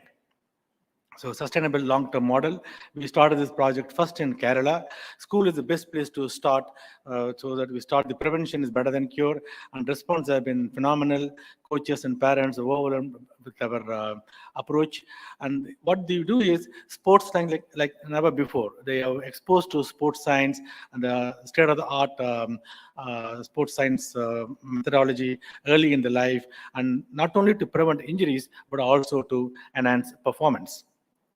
And also, Government of Tamil Nadu, SDAT recognized us and signed an MOU with us to implement the same system across the Tamil Nadu, and we will have a center of excellence one in Chennai, also in Madurai and the Ooty, so that this kind of care goes all across the state. And I thank Honorable Sports Minister for initiating that wonderful effect. So what are the challenges with the elite athletes? Time. The time given to the player to you by his team management is non-negotiable. So from surgery to rehab, you must place accordingly. And arthroscopy is a real game changer. The keyhole surgery, mainly knee arthroscopy, these are the various surgeries you can do. And the ACL, as what is a torn ACL, that's reconstructed, meniscal repair. And there's an example of a 14-year-old female young girl, national kickboxer. The open fight is a ACL injury, intact PCL, and examination shows gross instability, so it needs to be operated. Here we don't have allograft, so we're getting a peroneus longus. We are innovate. We're getting the graft from our father, and we operate in the same sitting. And this we preserve the native ACL as much as we can. And then after 1.5 years of continental approach, she's back on the battle, winning the medal. And same shoulder arthroscopy, there's very many common procedures. The main advantage of arthroscopy is the small incision, and they can the less morbidity, then get back to the original sports much earlier. The most common instability of shoulder, Bankart repair. Basically, there is the labrum is detached. With arthroscopy, we just reattach them. And this is an example of elite badminton player. 20-year-old has a slap lesion. This is the abolition of the labrum here, and they underwent arthroscopic slap repair. And then the challenge in to put them back, not only what they were doing before, and better than what they did before, to go back and win the medals. That needs a comprehensive healthcare, as we talked about before, a circle of care, not the pyramidal system. And this is what we achieved. He came back and win the silver medal in the Chile meeting. And not only the current concept in the sports surgery is not only for this major joint, also the ankle. Very common affected in the football injuries, and they can be ligament repair or osteochondral defect, the small bone defect, especially in the footballer. The example of a 30-year-old football player, he has a history of locking, unable to kick the ball, basically because he has X-ray shows some loose bodies here in the anterior compartment. All you need is a small keyhole surgery and remove the loose bodies. Otherwise, if you do open surgery, that's a much more extensive surgery, and is not going to get him back soon. So the advantage or current concept of these sports surgeries, and same as the elbow arthroscopy can be done. Common or this loose bodies and some osteochondral fracture fixation can be done. Typically the posterior elbow impingement and the arm bone, there's a small loose body there that can limit this extension. The example of javelin thrower is not able to fully extend. So if you can't fully extend, you won't get able to throw normally. And this X-ray shows the loose bodies in the posterior compartment. So we go in and the braid and arthroscopically remove the loose body at the head of the radius. And once you do that, you can get the full extension, and then you can get back to sports very soon. And in the current system in Tamil Nadu, this arthroscopy is covered by CM Health Insurance. So all the athletes can get this most advanced surgery totally free of cost in various centers, and our hospital is one among them. And also wrist arthroscopy, very commonly injured, and can be a TFCC repair. Here also it can be done arthroscopically, so that their very limited mobility and carpal release also can be done arthroscopically. The example of a 30-year-old mixed martial art kickboxer is a chronic instability right wrist with pain. The examination shows the Panta key sign, and then the arthroscopic picture showing there's a tear in the TFCC that can be very nicely put in by a small keyhole surgery and repaired it, and then get back to his sports early. And hip arthroscopy is a common hip procedures like impingement, the labral repair. This happens with called cam resection, when there is a bony protuberance can affect the movement, or also the acetabulum labrum can be torn, that can be also repaired with arthroscopy. The example of kabaddi player, limited range of movement, he had a this is what called cam lesion, the bump in the neck of the femur, that can be arthroscopically trimmed, and you can get back to full range of movement and early. So as I said, this is all available in Tamil Nadu under CM Insurance, Chief Minister Insurance Scheme. Okay. And this is only one aspect of the specialist care, but you must understand this elite athlete has a lot of these psychological problems as shown here. So the team effect, especially involvement of sports psychology, is very important. Then their potential re-injury. So they must be reconditioned, and a lot of sensory processing, motor learning control, and proprioceptive control has to be done before they get back to the sports. And how to say when they're ready for the sports. This is where our the center becomes important. The lab test or field test, the isokinetic testing, or for upper body, a lot of this ergometer and lower body, the biomechanical assessment. Make sure they are eligible to go back and play, so they don't get re-injury. Isokinetic test, test their individual muscle capacity, whether they're safe to go back and play sports. If you don't have that, we can also have a field test called single leg crossover up, or a single leg triple hoop test. Then other one important aspect is thanks to the franchising of the game, the litigation we need to be aware of. When we need to be careful what we promise the athlete. And this is one example in the US. It did not come to it, where they suing the entire treating team for failure of getting back to what they want to go. So in elite athletes, we have to remember prevention is better than cure, and early intervention is important.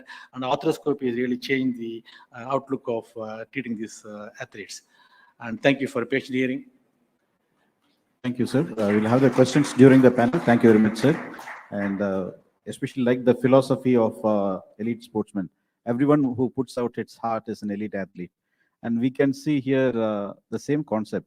Elite scientists sharing the stage with some young students, as well as elite athlete like someone like Abhinav Bindra sharing this entire platform with some young students, athletes also.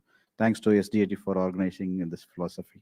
And next in line is Dr. Madan Trivengada, my good friend, very energetic and enthusiastic and very dynamic orthopedician from the Apollo Hospitals. And he's going to give you lots of prescription about sports and exercise as a medicine with an unlimited refill. Dr. Madan. Very good morning to all. I think it's good afternoon by now. So you said energetic. I don't know how many people are still energetic. It's time for lunch as well. Okay. First of all, I would appreciate the Honorable Minister of Sports for his vision and encouragement towards promoting sports in Tamil Nadu. And I would like to thank outset SDAT, Additional Chief Secretary, as well as Member Secretary for giving me this opportunity. And Apollo Hospital is very pleased to be associated with the knowledge partner in the Sports Science Conclave. So one advantage I got a little bit edge is being a sports surgeon myself, an orthopedic surgeon. I've been trained in UK.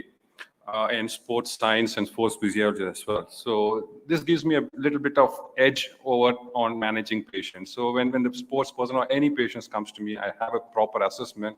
And not only we focus on treating the individual joints or injuries, so we also, I also incorporate that how this treatment, how this injury has occurred. So we have a holistic approach on this subject as such. So on this note, today I would like to share my concepts of exercise prescription in sports injury, especially on rehabilitation program, with a focus towards, as our member secretary has told, come back stronger than the setback. So this will be the main aim of my topic. Of course, my previous speaker has told about the prehab, and my good friend and colleague, Dr. Arumugam, has said on what are the surgeons, as a surgeon, what are the things you perform. Okay. So is that, okay, next slide. Is it this one? This one? Yeah, for green. It's not going now. Yeah, I got it.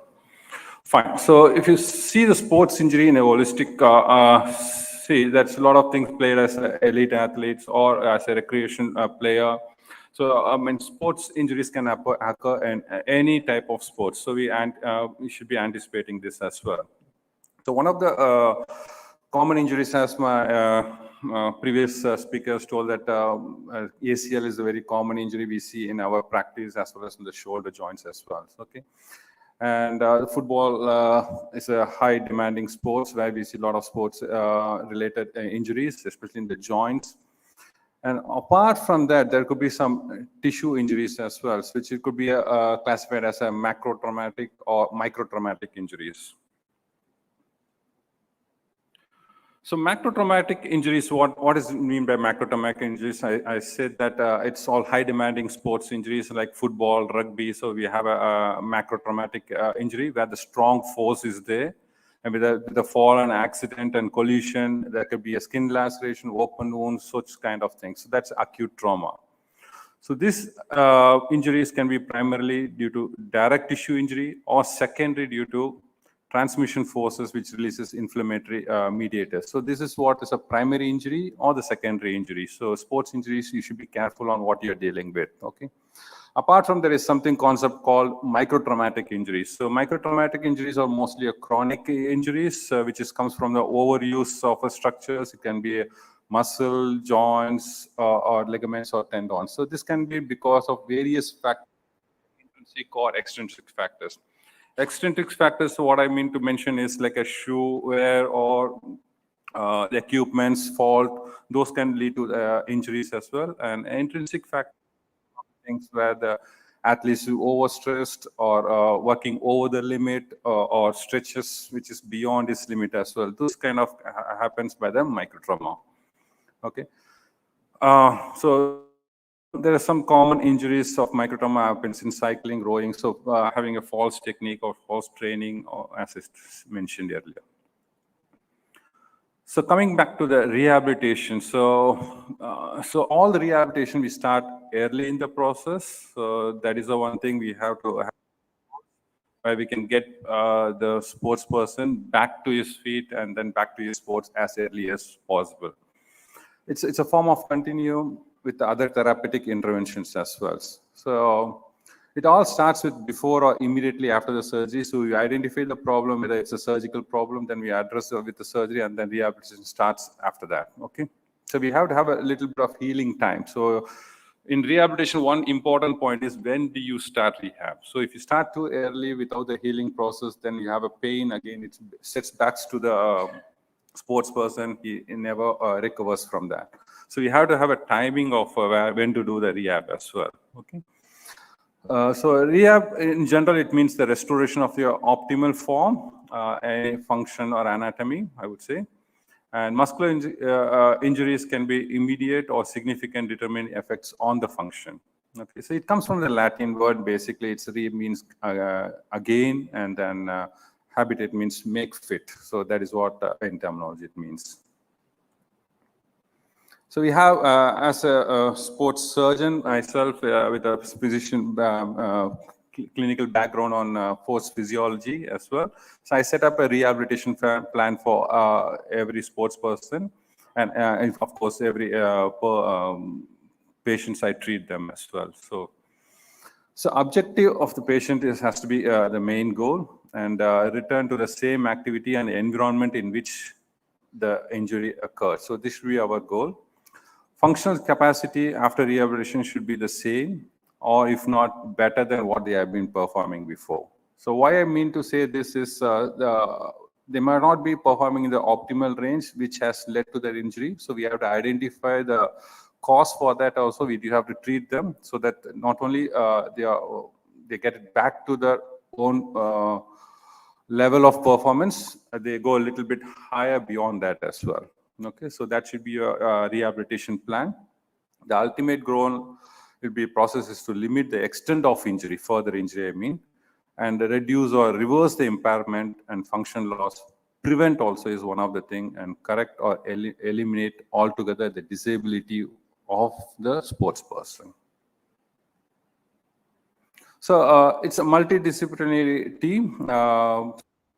Shown in my in the previous speaker's slide as well. So we, as a surgeon or as a physician, you have to work closely with a team. So where the main focus athlete and the coach. So coach and athletes are the main thing who have interaction with all the other specialities of sports, which I think you have got a lot of sessions on this. I don't want to go in detail altogether. So basic principles, it's a mnemonic which we can understand. That's a basic principle of rehabilitation. I call it as a ATC is IT. Okay. So anything, it's one thing is in rehabilitation is avoid aggravation. So you have treatment plan or rehabilitation plan is to be such that you don't aggravate the pain or injury thing. So that should be a time, and timing is very important. So you have to have a considerable time. When do you introduce a form of exercise for the rehabilitation timing? So you put too early, then you never achieve your goal. Compliance is one thing. So when we have a set goals, we identify a problem, we treat them. The compliance has to be from all ends. So compliance has to be from the sports person as well. So what is the set goals and how to regularize, practice that in order to improve. Each sports, as I told, that's got different injuries. So you can't have a blanket of exercise for everything. So it has to be individualized for each sports. Okay. And specific sequencing of event of exercise is very important. And as I said, that each sequence has to be followed by one another in order to achieve our goal. And of course, once the sequence has been followed, we step up with intensity, and it'll be a total patient. In this context, I put as a sportsman care. So this is a pyramid I put up for your brief understanding on progressive rehabilitation program.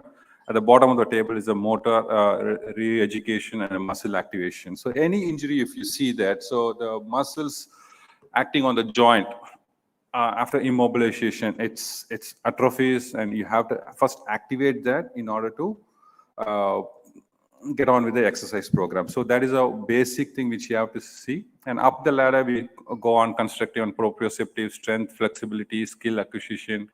And of course, our ultimate aim should be return to sports.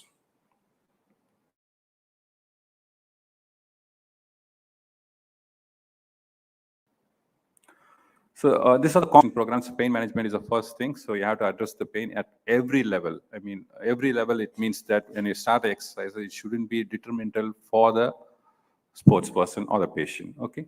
And then we start with muscle activation. So this comes from central nervous system functioning in coordination with the motor neurons and with the musculoskeletal system, a combination of all these things. And that's a keynote on the initial treatment. Then, of course, we go by the flexibility, joint range of motion, strength, endurance, and proprioceptive. Proprioceptive important aspects. Why I don't want to mention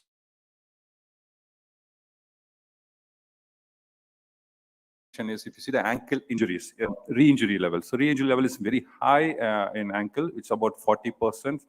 So reason behind is, although the ligaments or surrounding things heals, but you don't have the proprioceptive control of the proprioceptive control system is little lost after the ankle injury. So that is one of the key thing which we need to coordinate on reducing the re-injury levels. Okay. And functional rehabilitation, of course, that's the one thing. And use of orthotics. This helps in early process, especially as we said that ACL injuries and all. So we have an assisted treatment plan where we start mobilizing earlier. So we use some like a ROM braces or so. So in order to have the flexibility, it doesn't hinder the surgical aspect of it. So without weight loading or weight bearing, this devices helps in early rehabilitation. So that's the one thing of orthotics. And of course, all my earlier speakers was talking about the psychology of injury. Even Abhinav was talking about any injury to the sportsman, it sets back his mindsets. Okay. So don't doubt yourself. That's the one thing. And of course, I don't want to go into depth of this pain management. So you have a lot of medications, and there's dry needling, and then massaging techniques as well. There's a lot of topics to be spoken about in the next 2 days. And of course, the trigger point releases as well. So flexibility and range of movement is the one thing which need to concentrate. This is an important part of the rehabilitation process. In this, what happens is the stretching forms one of the key component as well. Stretching can be a static stretching or a dynamic stretching or a ballistic stretching. So these are the aspects of stretching. But never stretch the joints or the ligaments or muscles to the point of extent where they have a pain. So that should be the whole aim of doing the stretching exercises. Madan? I just finished. So strength and endurance, of course, I don't want to go into depth of this. These are all the concepts of strength and endurance. And proprioception, I have already spoken about proprioception, which is an important component of any rehabilitation. And functional rehabilitation is the one thing which helps in optimizing the athletes to return to the sports. Okay, so that's one of the things we should concentrate as well. Orthotics, I have spoken about this. And psychology effect, don't forget the psychology aspect of it. We got a separate session on this, possibly tomorrow, I believe, on this one. Okay. So these are the different stages of rehabilitation, stage 1, stage 2, stage 3. So each step is interrelated, and also you assess them on the pain, swelling, or any range of movement. So if that could be determined. So this is a point I need to stress on stage 1, stage 2, stage 3, how you get back to the sporting level. I think we'll discuss more on our panel. Sure. Okay. Because time bomb is ticking in front of us. We'll be asked to vacate. Okay. Fine. Do you have any final slides? We can discuss on the panel then. And this is just to show you the different kind of exercises. Okay. On summary, I just want to put this slide on the summary as well. So initial stages, intermediate, what are the things has to be concentrated in prescribing a sport rehabilitation program. Okay, the whole criteria is to come back stronger than the setback. So this will be the take-home message. Thank you. Thank you, Dr. Madan. That was a very comprehensive presentation about rehab in sports injuries. Thank you so much. We'll have the discussion open in the panel. And it's my pleasure now to invite to the podium Dr. Sandeep and Samuel for preventive rehabilitation for athletic performance.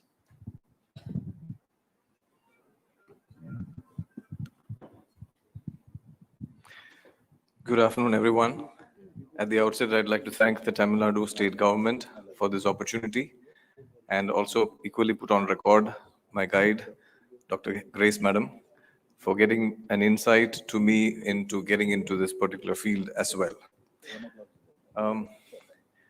I know it's closer to lunchtime, but let me just look at it like this. Can you just do one small exercise to raise your hands like this and check out where all your fingers point to. Each fingers you flex, they all point to a single point in your palm. When I was listening to the panel here, increasingly I was getting the thing that, okay, it's all about rehab, it's all pointing to me.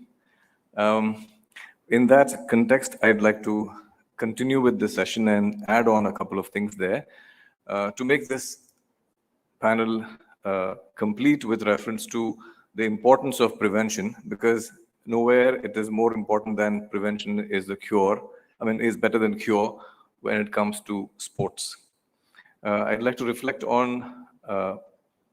Abhinav Bindra's concept of talking about sports for all and what are the aspects to which it can point to, and then getting into the kind of injuries and how exactly we talk about them, and do we limit ourselves to getting people back to sport versus back to normal. So these are a few things which we need to understand. I'm here essentially to talk about a collaborative model. I am here to introduce and appraise the concept of integrated training in rehabilitation. This collaborative model would support the uptake of safe and effective athletic training by ensuring that all professionals work together in all phases of training. Typically, what comes to our minds when you hear about people in rehab is after injuries, like physiotherapists like me. We come into the picture typically when we have an injured athlete, and we take that forward to get them back to their pre-sport abilities, or at least to get them back to sports activity. But if you look at many things in sports, when it comes to injuries, they are preventable. Not all are preventable, but there's a big paradigm of prevention in sports, and this can be done if we incorporate some of these thoughts in training as well. Now, we all know about the scope and practice of different people, exercise scientists in the field of sports training. Exercise physiologists are definitely there to improve health, well-being, and fitness. They are there to talk about doing things to improve sporting performance as such. We definitely cannot ignore the concept that many of the athletes may present with comorbidities. So if there are people with comorbidities, we need to address them as well as part of their training. And some of them may require complex and challenging balanced proprioceptive exercise programs.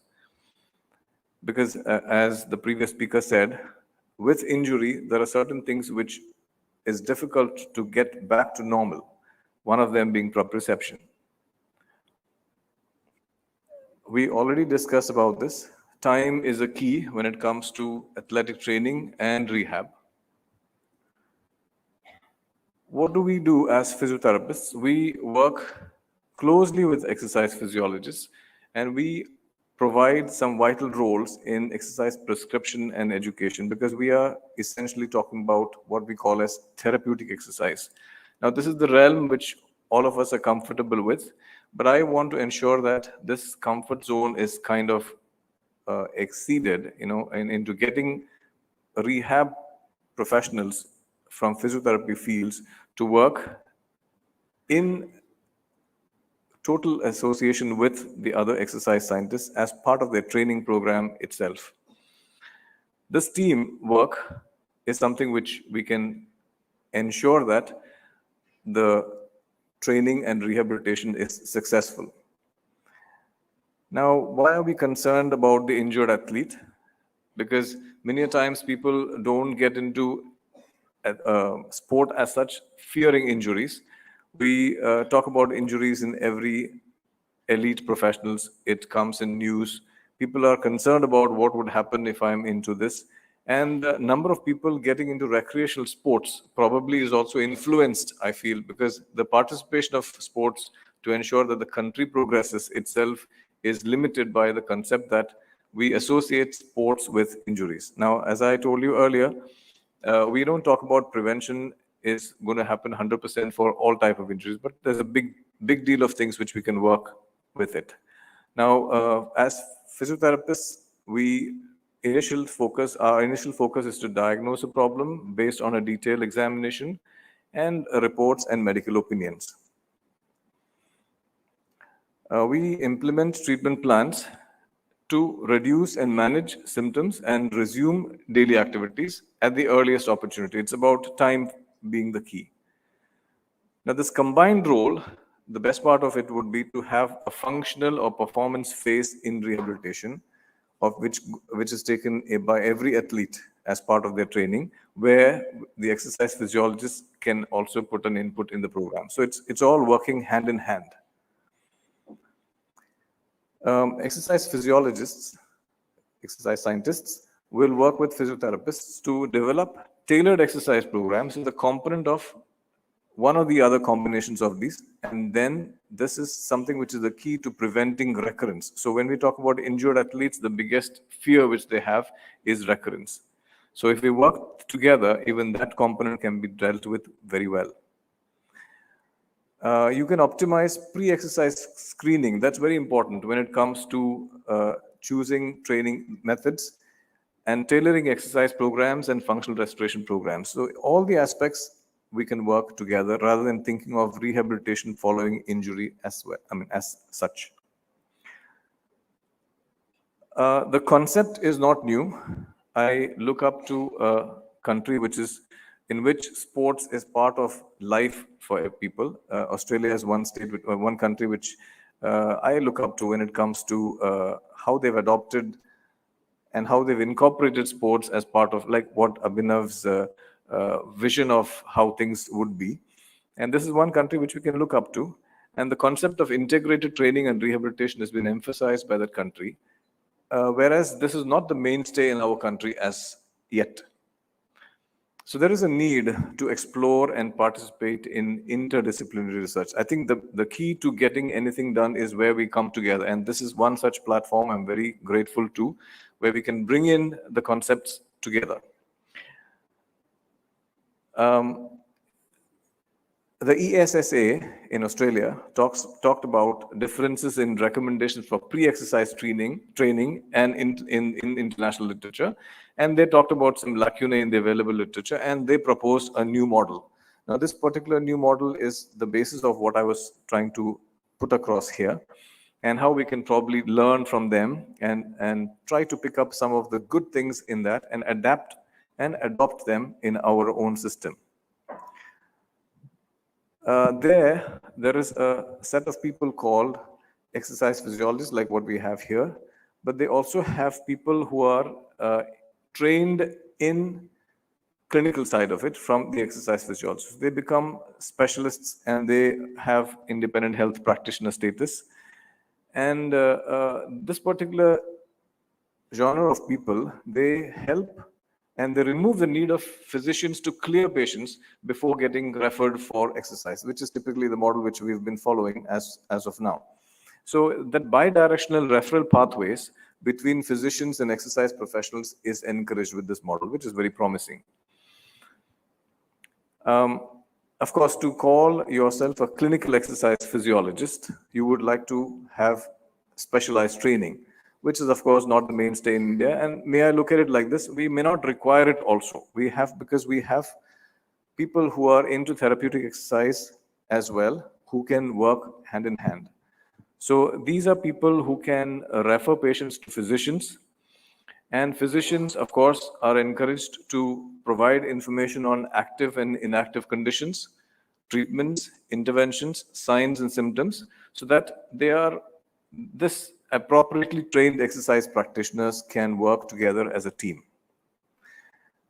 Then this particular information which they gather can be used to guide the exercise program. So when we look at that kind of a self-contained model, it's much more better than the traditional models which we follow.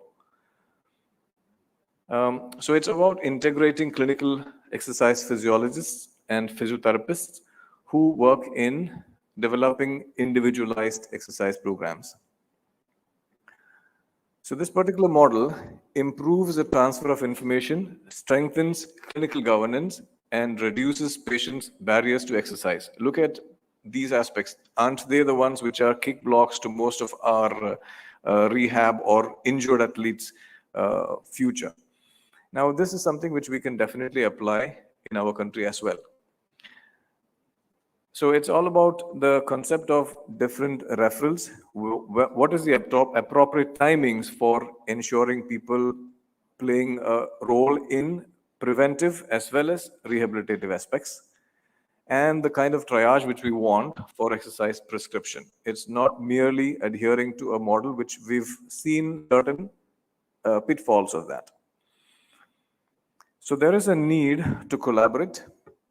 I would like to illustrate from my own humble beginnings with attempting to try neuromotor facilitated training along with to look at athletic performance in a group of people. And we tried a randomized placebo control trial, and we really found that it strengthened the evidence of the evidence database that defines the role of exercise interventions based on neuro rehab in athletic training. Now, if you look at it from the perspective of the orthopedic surgeons who've spoken here, it's all about getting that the perspective of a neuro rehab into the athletic performance training, which makes a big difference when it comes to performance.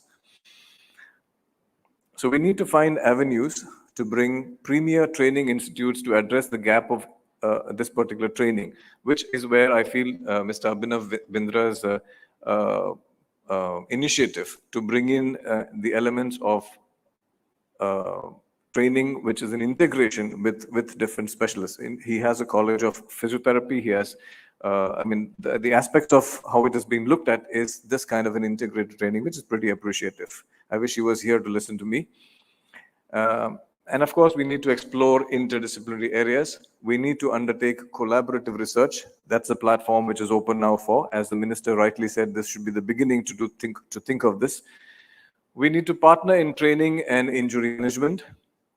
And this collaborative approach is the one which will help identify and set realistic goals, overcome barriers, monitor the progress, and exercise safely. And I'm very sure, I'm very certain that these would be the key to achieve the results quickly. If we're talking about time, we're talking about quickness. And this is nowhere more applicable than sports. So I'd like to summarize the traditional model, which we talk about exercise scientists versus the physiotherapists, and a comparative model where exercise physiologists and exercise scientists and coaches work with physiotherapists. Typically, when it comes to training, I'm sure all of us as trainers who are here would know that it's traditionally pushing the limits and adapting to training, which we are focusing on as coaches. Whereas when it comes to management of athletic injury, when it comes to coaches, it's about projecting as a brave sportsman who can endure pain versus a recuperating patient, which we see as rehab professionals. So we have to come to a point where we look at things together. We look at, or we address the athlete in both the aspects. So that is where the advantage of getting to work together comes, because we can set realistic goals. We can overcome barriers to performance enhancement because we are talking about training with each other. We can monitor the progress, and we can definitely exercise safely. Thank you very much. Thank you, Dr. Sajay, for your novel presentation and suggestion. Thank you. I think we have 5 precious minutes for the panel discussion and probably 1 or 2 questions before we disperse for lunch.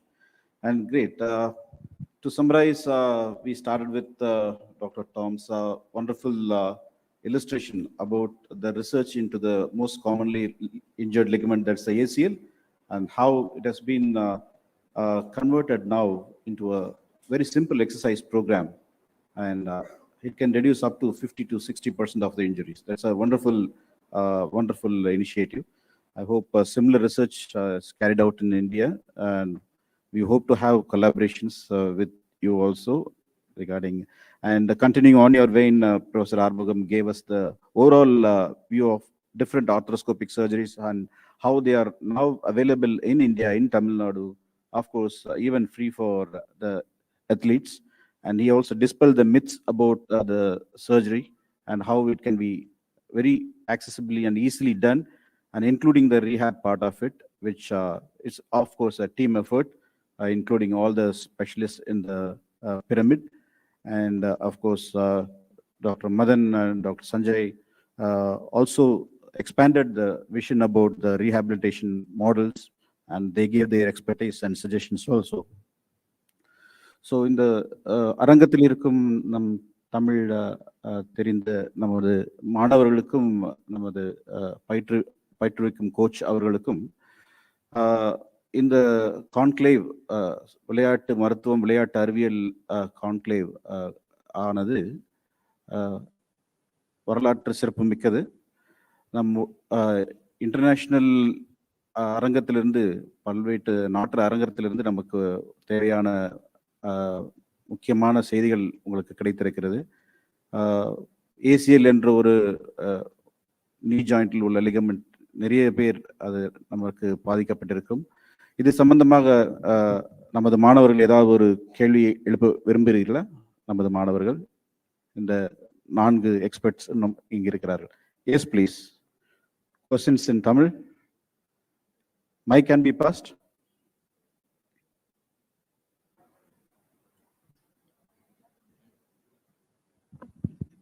Good morning, everyone. Thank you. That was a wonderful presentation. So my question goes out to Dr.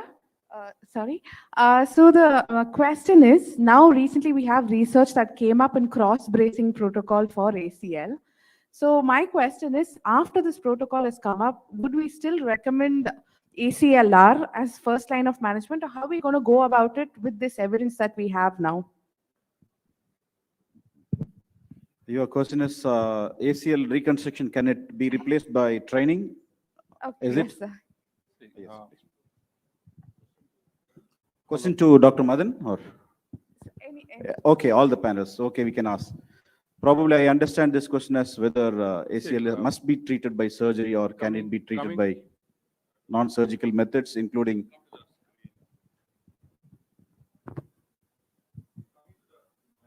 of ACL.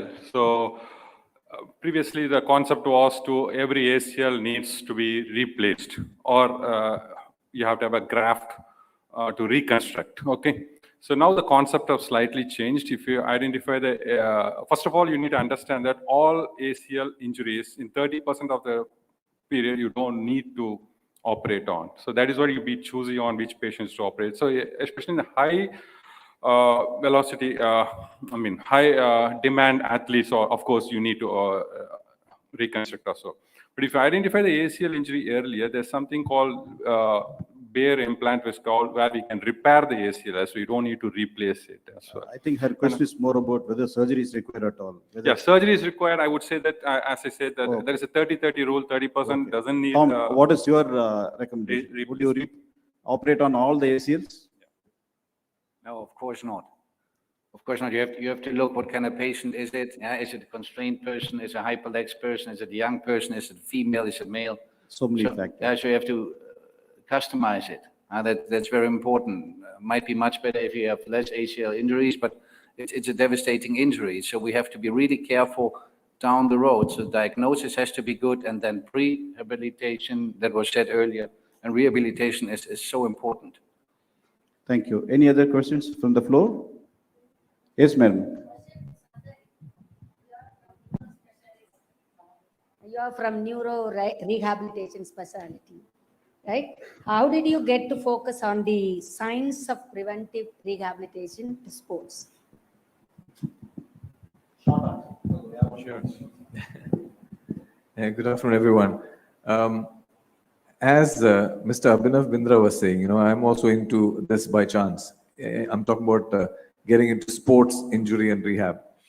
My PhD with TNPSU has opened my eyes towards one aspect which is really missing, that in rehab, the conventional model is to have people getting into rehab after they have an injury, and trainers typically tend to take them to their point of how much they can endure as part of the training. So this aspect is something which really needs to be addressed, and we need to look at athletes' performance not at the cost of what can go wrong with them. So this is one aspect which I realized after getting into exercise physiology, and I'm very, very happy to be here in this platform, because this is the right place where we can work together. So this interest came with that aspect, and I really want to take things forward from this. Thank you very much. Thank you, Dr. Sanjay.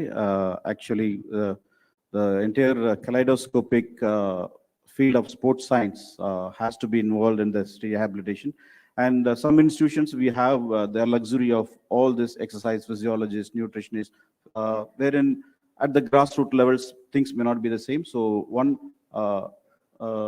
resource person may have to take up a few more roles. So there has to be a lot of cross-sharing of the knowledge. And Dr. Armugam sir, you said about the philosophy of the elite athletes, giving everything to the youngsters also. They also should be considered as the elite athletes. So in young athletes, especially those who are coming to surgery, how common is the psychological problem and how difficult is this them to convince for surgery and send them back to sports? Yeah, the psychology plays an important role in any patient, not only athlete. Even we also have what we call weekend warriors. They play only sports in the weekend. So when they get injured, definitely they go through a lot of stress and especially if they're an elite athlete, that means they're in competitive sport, they go through even more lot of questions, self belief, and sometimes they go from post-stress disorders even to some depressive thinking.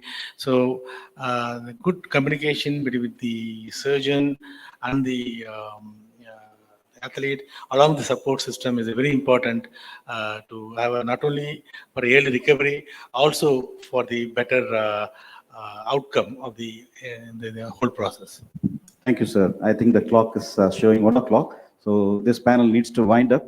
And thank immensely all the speakers of this panel on behalf of SDAT. Thank you all. Thank you very much. Thank you, sir. And now I would like to invite Additional Chief Secretary to honor the moderator and the speakers. Please welcome, sir.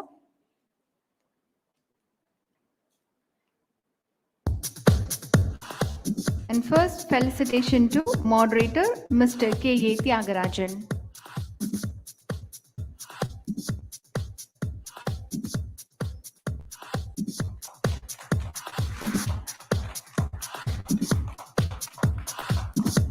And next, felicitation to Mr. Thomas Butt.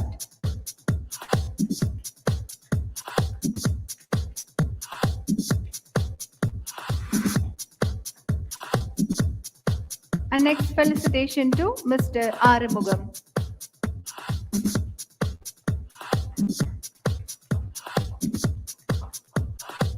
Felicitation to Mr. Madan Tiruvengada.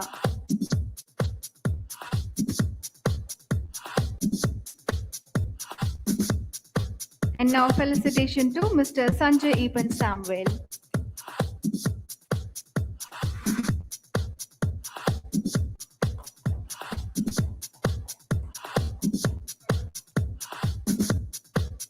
Thank you, sir.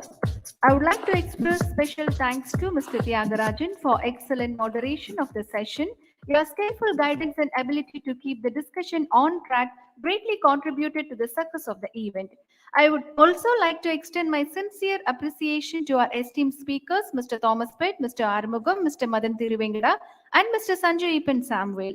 The valuable insights and expertise provided invaluable to the session, making it an enriching experience for all the attendees. Thank you, sir. And now we are going for the lunch break. And kindly requesting all dignitaries to assemble here by 1:50 p.m. in sharp. இப்போது உணவு இடைவேளைக்கு பிறகு சரியாக 1:50 மணிக்கு மீண்டும் அனைவரும் இதே அரங்கத்திற்கு வருமாறு அன்புடன் கேட்டுக்கொள்கின்றோம். I repeat, now it's a lunch break. Kindly requesting all dignitaries to assemble here by 1:50 p.m. in sharp. உணவு இடைவேளைக்கு பிறகு இந்த அரங்கத்திற்கு 1:50 மணிக்கு அனைவரும் சரியாக உள்ளே வந்து அமருமாறு அன்புடன் கேட்டுக்கொள்கின்றோம். நன்றி.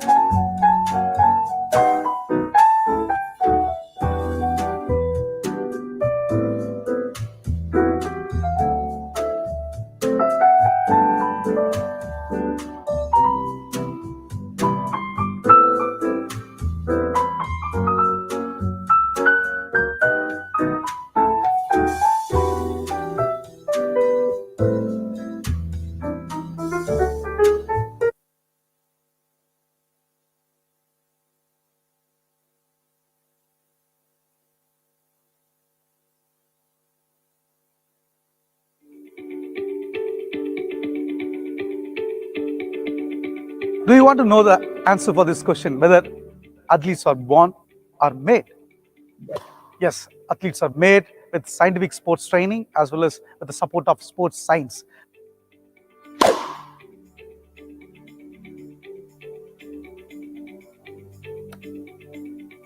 Today we are in this beautiful facility of Tamil Nadu Physical Education and Sports University, where Qualices in collaboration with government had set up this state-of-the-art biomechanics lab.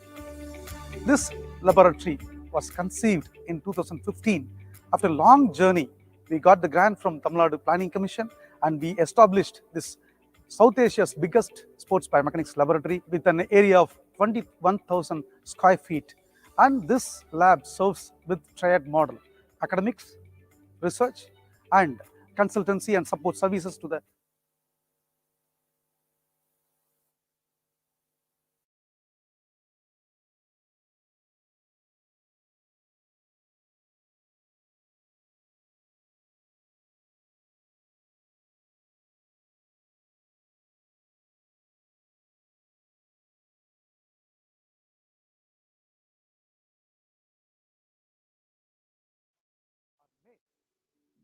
Yes, athletes are made with scientific sports training as well as with the support of sports science.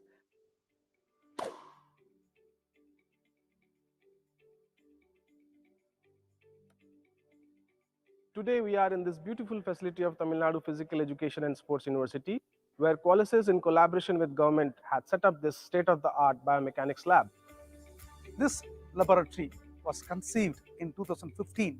After a long journey, we got the grant from Tamil Nadu Planning Commission and we established this South Asia's biggest sports biomechanics laboratory with an area of 21,000 square feet. And this lab serves with triad model: academics,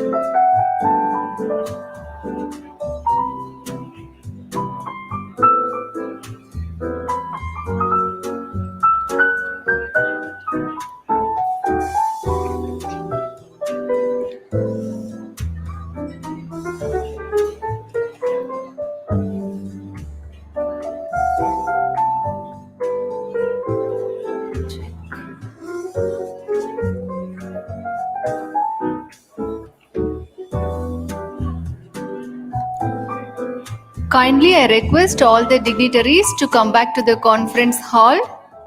In few minutes, we are going to start the sessions. I repeat, kindly, I request all the dignitaries to come back to the conference hall. In few minutes, we are going to start the sessions. அரங்கத்திற்கு வெளியே இருக்கக்கூடிய அனைவரும் அரங்கத்திற்கு உள்ளே வருமாறு அன்புடன் கேட்டுக்கொள்கின்றோம். இன்னும் சற்று நேரத்தில் நாம் கருத்தரங்கை மீண்டும் தொடர இருக்கின்றோம் என்பதை மகிழ்ச்சியுடன் தெரிவித்துக் கொள்கின்றோம். அரங்கத்திற்கு வெளியே இருக்கக்கூடிய அனைவரும் அரங்கத்திற்கு உள்ளே வருமாறு அன்புடன் கேட்டுக்கொள்கின்றோம். இன்னும் சற்று நிமிடங்களில் கருத்தரங்கை நாம் மீண்டும் தொடங்க இருக்கின்றோம் என்பதை அன்புடன் தெரிவித்துக் கொள்கின்றோம்.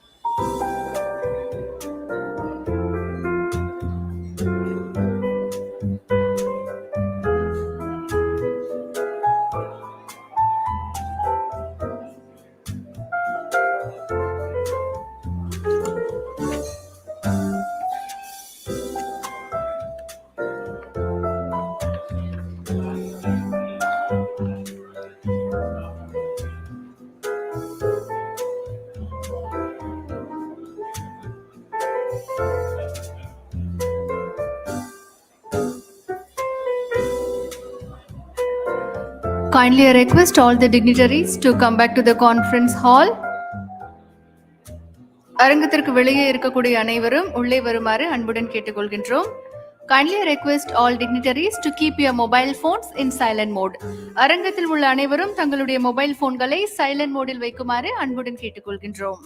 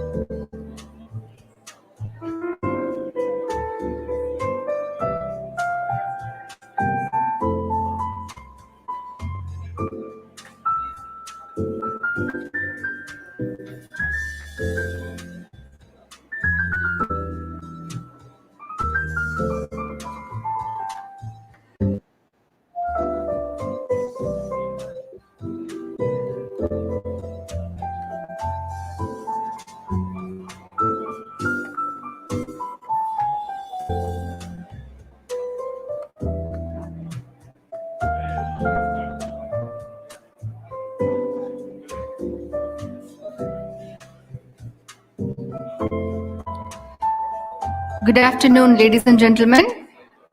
I welcome to the Tamil Nadu Sports Science Conclave powered by the Sports Development Authority of Tamil Nadu. Today, as we delve into a compelling and pertinent topic at our panel discussion, Fantasy Leagues, Democratization of Sports, we are delighted to have a distinguished expert among us who brings a wealth of knowledge and experience in the world of sports and fantasy leagues. Mr. Joy Bhattacharya's illustrious career is a testament to his profound understanding of sports and the transformative impact of fantasy leagues. With his extensive background in sports administration and entertainment, he has been at the forefront of the revolutionizing the way we perceive the experience sports in India. I extend my warm welcome to Mr. Joy Bhattacharya and please welcome to the stage, sir.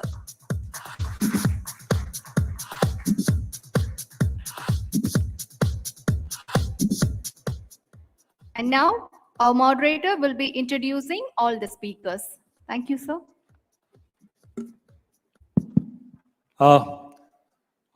Good afternoon to all of you. This is the toughest session to do for TASCon, but not for TASCon specifically, but for everybody.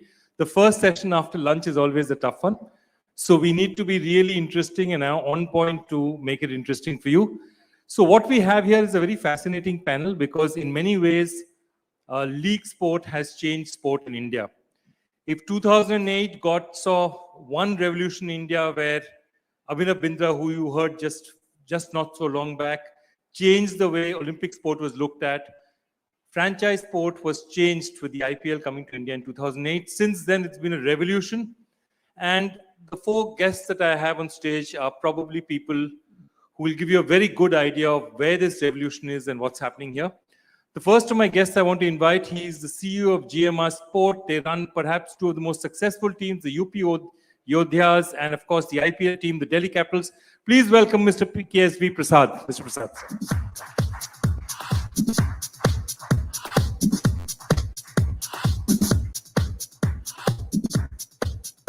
Next up, somebody who's had many years in sport, but before being a sports person, he's a sports fanatic.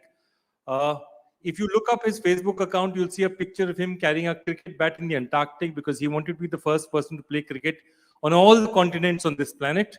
Done wonderful work with the likes of Coca-Cola and in their initiatives, but has been a sportsman throughout. Today, he's the CEO of a wonderful new league called the Global Chess League. Please welcome Mr. Sameer Pathak.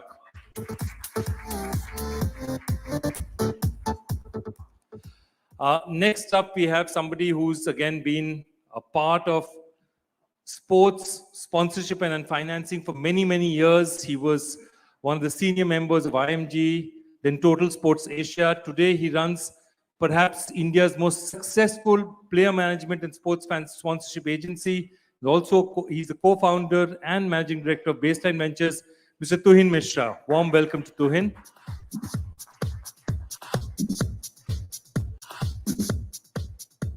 And finally, we have among us a star, somebody who was the bronze medalist in the World Championship in 2023, one of our greatest badminton players. Not so long back, he was ranked 6th in the world, an absolute star. Please welcome H.S. Prannoy.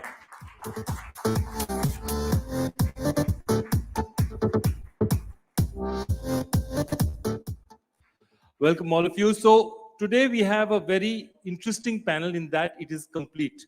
So we are trying to look at sport from every aspect of leagues, from every aspect. So we have somebody from a franchise point of view, which is very important. How do franchises work? We have somebody who runs a league of their own. And that's, I think, a very important skill because the way leagues are structured is very important. Then we come to somebody who both runs a league, which is the Prime Volleyball League, but also is involved in the sponsorship of leagues of very different classes around the world, from the largest like the IPL to smaller leagues. And finally, we have somebody, Prannoy, giving us a player perspective. What is it like? Have leagues changed the game for players in India? So I'll start off with you, Mr. Prasad. We are coming to, Sagar. Just starting off, importantly for us, it's to understand when does a group like the GMR, they're a very extensive group interests everywhere around the globe. Why does it get into sport? Why is sports such a big thing for leagues? Pretty pertinent question, Joy. Honestly, I mean, from a GMR perspective, I can say a large infrastructure company which started 45, 50 years back has been into big time infrastructure development for the country. Primarily started with energy, power plants, roads. Now are a big player in the airport sector. We run the Delhi and Hyderabad airport. Now, it sounds funny, but then I see a pattern in all this, even with other groups. What has happened is most of these groups are which are about 3, 4 decades, 5 decades old, have the patriarchs setting up these big, large conglomerates, have gone global. By the time the third generation has come in, most of the third generation are now educated abroad and have seen the growth of sport in the world market. And then the interest moves from the third generation to the second to the first. So this is a sort of pattern I have seen not only at GMR with a lot of other groups. And this third generation is now so much interested. So for GMR, it started, of course, we were in Delhi and then IPL happened, and you know very well about IPL in 2008 when we were lucky to get the team. And then after IPL, slowly when we saw success coming in franchisee sports, the intent was this can be also a good business vertical for the group, which has tried and tested all other businesses elsewhere. So from that side, I see this as the evolution of the entry into sports as far as our group is concerned. And I can more or less say it's the same for the other larger groups also. Excellent. So, Tuhin, I'm going to just jump to you for a second because I'm saying you've been selling or looking at sports sponsorship for the past 2 decades. Okay. Has the interest changed in corporates? So he's talking about somebody who's invested in sport. Has the interest, has the way companies look at sports changed? For sure.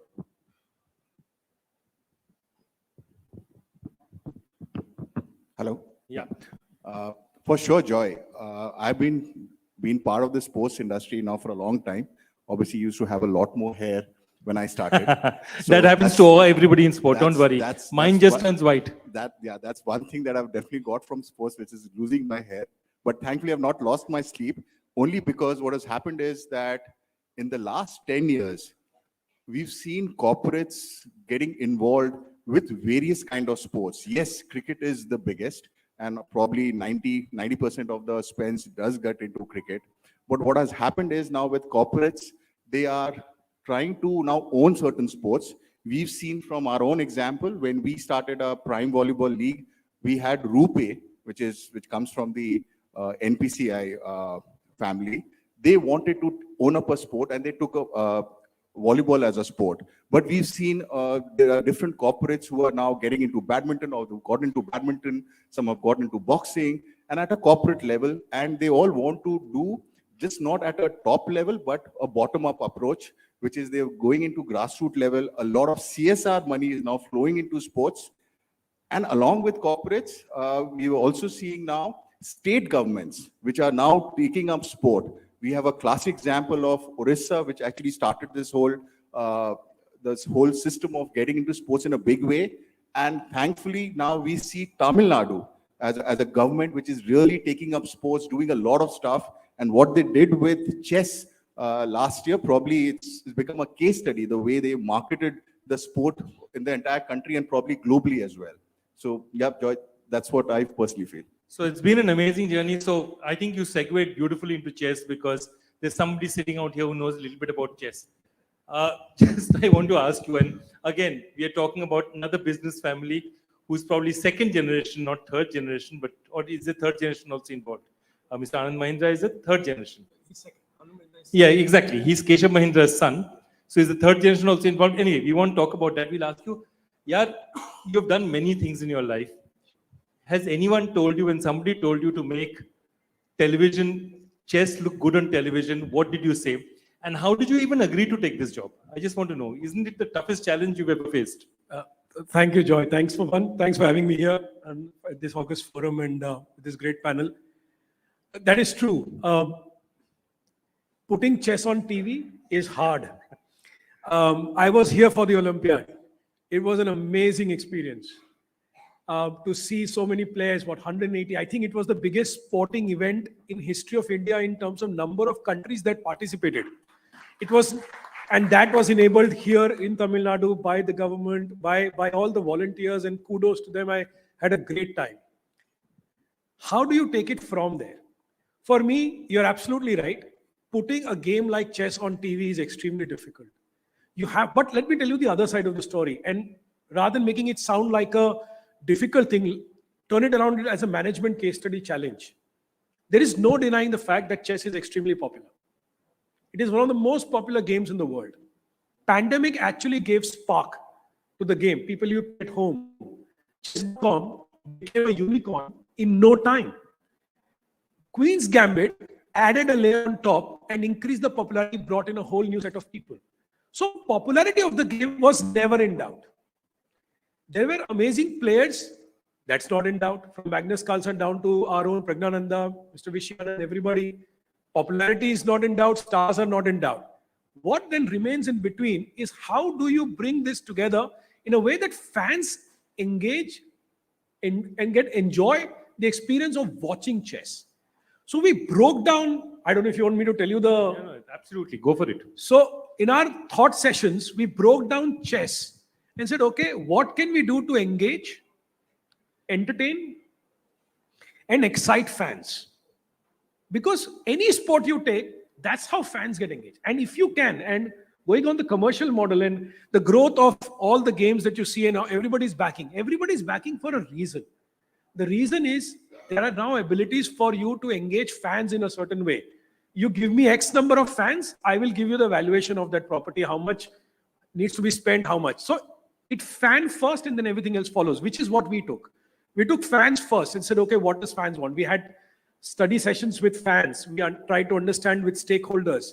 And then we worked, we changed everything around the game of chess. So our principle was, we will not change anything that happens on the 64 squares, but everything else will change. So we changed the point system. We learned from other sport. As simple as a coin toss, which happens in cricket. We brought coin toss into chess. Chess never had coin toss before. So we made that into an opportunity. We learned that in Olympiad, if you remember, those who followed Olympiad, teams play with black, white as one side and white, black on the other side. We changed that and said all white and all black. So white becomes a home match and black becomes an away match because it's difficult to win on black. And if you know a little bit about cricket or test cricket, it's difficult to win when you're away and easy to win when you are at home. So home is white, away is black. So you should get more points if you win away. So you got 4 points if you win with black and 3 points if you win with white. So we changed things which will get a lot of these things in where fans either know them from other sport. Because people in India or people around the world, a lot of them, FIDE study pointed out, knew about chess. So we changed these patterns. And then we brought in a production company that does television. That does, by the way, the volleyball league is done by the same team.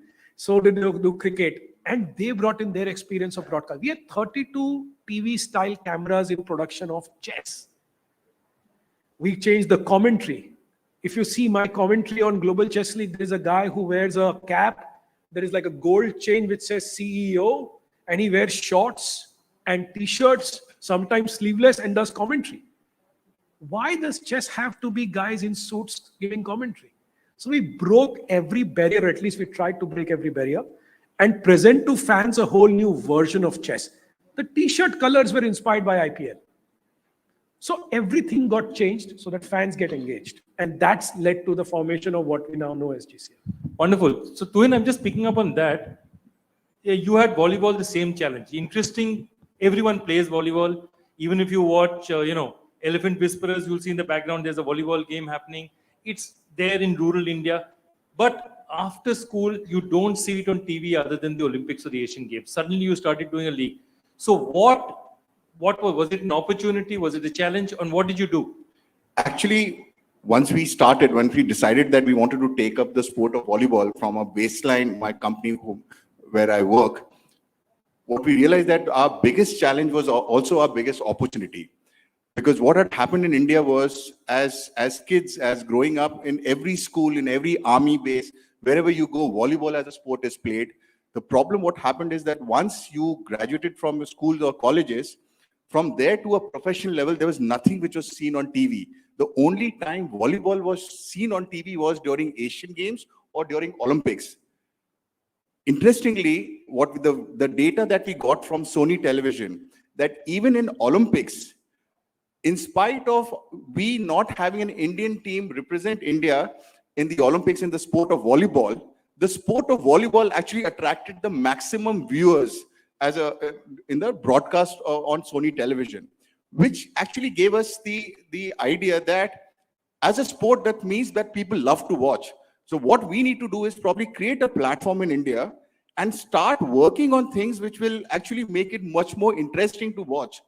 The whole, when we saw the global volleyball, it consists of 25 points, the first 4 sets, and the 5th set consists of 15 points. We thought, okay, let's do away with this whole system of having 25 points, because a lot of times it does become boring. And we are all now living in the age of IPL, that everything should finish within 3 hours, and that's the idea. So we changed the entire rules of volleyball in our Prime Volleyball League, where every set was only 15 points. Everyone had to play every set to make it much more interesting till the last set. Plus, we brought in some new rules. We all love when we watch tennis, when you see someone serving an ace. We said, why don't we encourage volleyball players to start serving aces? And we started calling it as super serve, that you serve an ace, you'll get 2 points. Then we created another system called super point. Now, super point was again something which was very tactical, that before you reach the point 12, the team which is serving or the team which is receiving can actually call for a super point, that if they win that point, they get 2 points. So it became very strategic, to the extent that globally now, even the global body of volleyball, they have loved this concept because it has made matches a lot more interesting. It's much faster. And the biggest high for us is that when we realized that after a couple of seasons, we saw kids in India playing with these rules, with super point, super serve. And for us, that is the biggest success. Because if it's percolating down to the lowest level or at the grassroots level. Okay, very interesting. Pranay, I'm going to come to you. Badminton league, when it started, okay, how different is it playing a league as opposed to tournament? Badminton is traditionally a game where you play tournaments. How different was it? How was the experience of playing a league when you first started? Yeah, I think I remember it was somewhere around 2016, 2015, where we got the first edition of the Premier Badminton League. And as you said, it's a very individual sport, and we travel the whole year playing just for ourselves. And there are hardly any team events for us. And I think we have only 2 team events, that is Thomas Cup and Sudarman Cup, which is the highest team events out there, which is the World Championship of Team Events. But apart from that, we didn't have anything of a league which came in. And I remember in the first edition, when we went out there, we had all the top players from the world, and you could see the entire atmosphere getting really really great for the sport, because we have never seen different types of players. Say somebody like a Lee Chongwei, who is almost 4 to 5 years. He has been in the world #1 stature, and somebody like him coming into a team event, playing his A game for the team. I think that kind of gave a lot of lessons for us juniors sitting on the bench in the first year, I remember. Because then we realized that playing team events is fun. And that's where the whole concept kind of started to change. And when you realize India being the Thomas Cup champions, the current Thomas Cup champions, I think all those things happened probably because of something like a league which happened 6 to 7 years back down the line, because we got that exposure to play as a team, because it never happened for us before, where nobody used to even talk to each other because you're playing against each other every single day of your life. So that culture had to develop, where you had to talk, you had to discuss, and you had to do everything so that you want your team to win. So I think that kind of culture kind of started off during the PBL, I would say, especially for the Indian players. And that changed a lot of stories. And now I think now we are out there having an Asian Games team event silver, Thomas Cup champions. I think the story keeps going better, and probably in the next 10 years, we'll have much more to come. Oh, absolutely. And try seeing you boys celebrate after, winning in the semifinals and all is just something. The way you people celebrate together is something that, brings the entire nation together. So thank you for that. Sagar, I'm going to come to you on this, and I'm going to ask you, when we started cricket, and when I was in cricket working with ESPN Star Sports, I remember a story where Samit Dighe went to Australia to play, and he got off a plane. He was playing Jatin Paranjape, who bowls gentle medium pace in the Mumbai Nets in a warm day and Wankhede. 2 days later, he's put on a plane, he gets off a plane, and he's facing Brett Lee in Perth. Okay. And I was unfortunate enough to meet him when he was coming up the stairs. And he said, he looked at me dazed, just saw an Indian face, and he said, the first 5 balls I didn't see. The first thing I know was when the ball hit the wicketkeeper's glove, the thump of the ball hitting the wicketkeeper's glove. Now, what I'm saying is that there was a huge difference between international play and domestic play in India. Has the IPL or playing in leagues like the IPL helped bridge that gap? Because today an AB de Villiers, even a Shivam Dube, will face somebody like a Dale Steyn in the nets before. It's not that he's going to see him for the first time in international play. Has it made a difference? Oh, absolutely. I mean, the proof in the pudding is in the eating. We all can see how the Indian team itself has shaped up.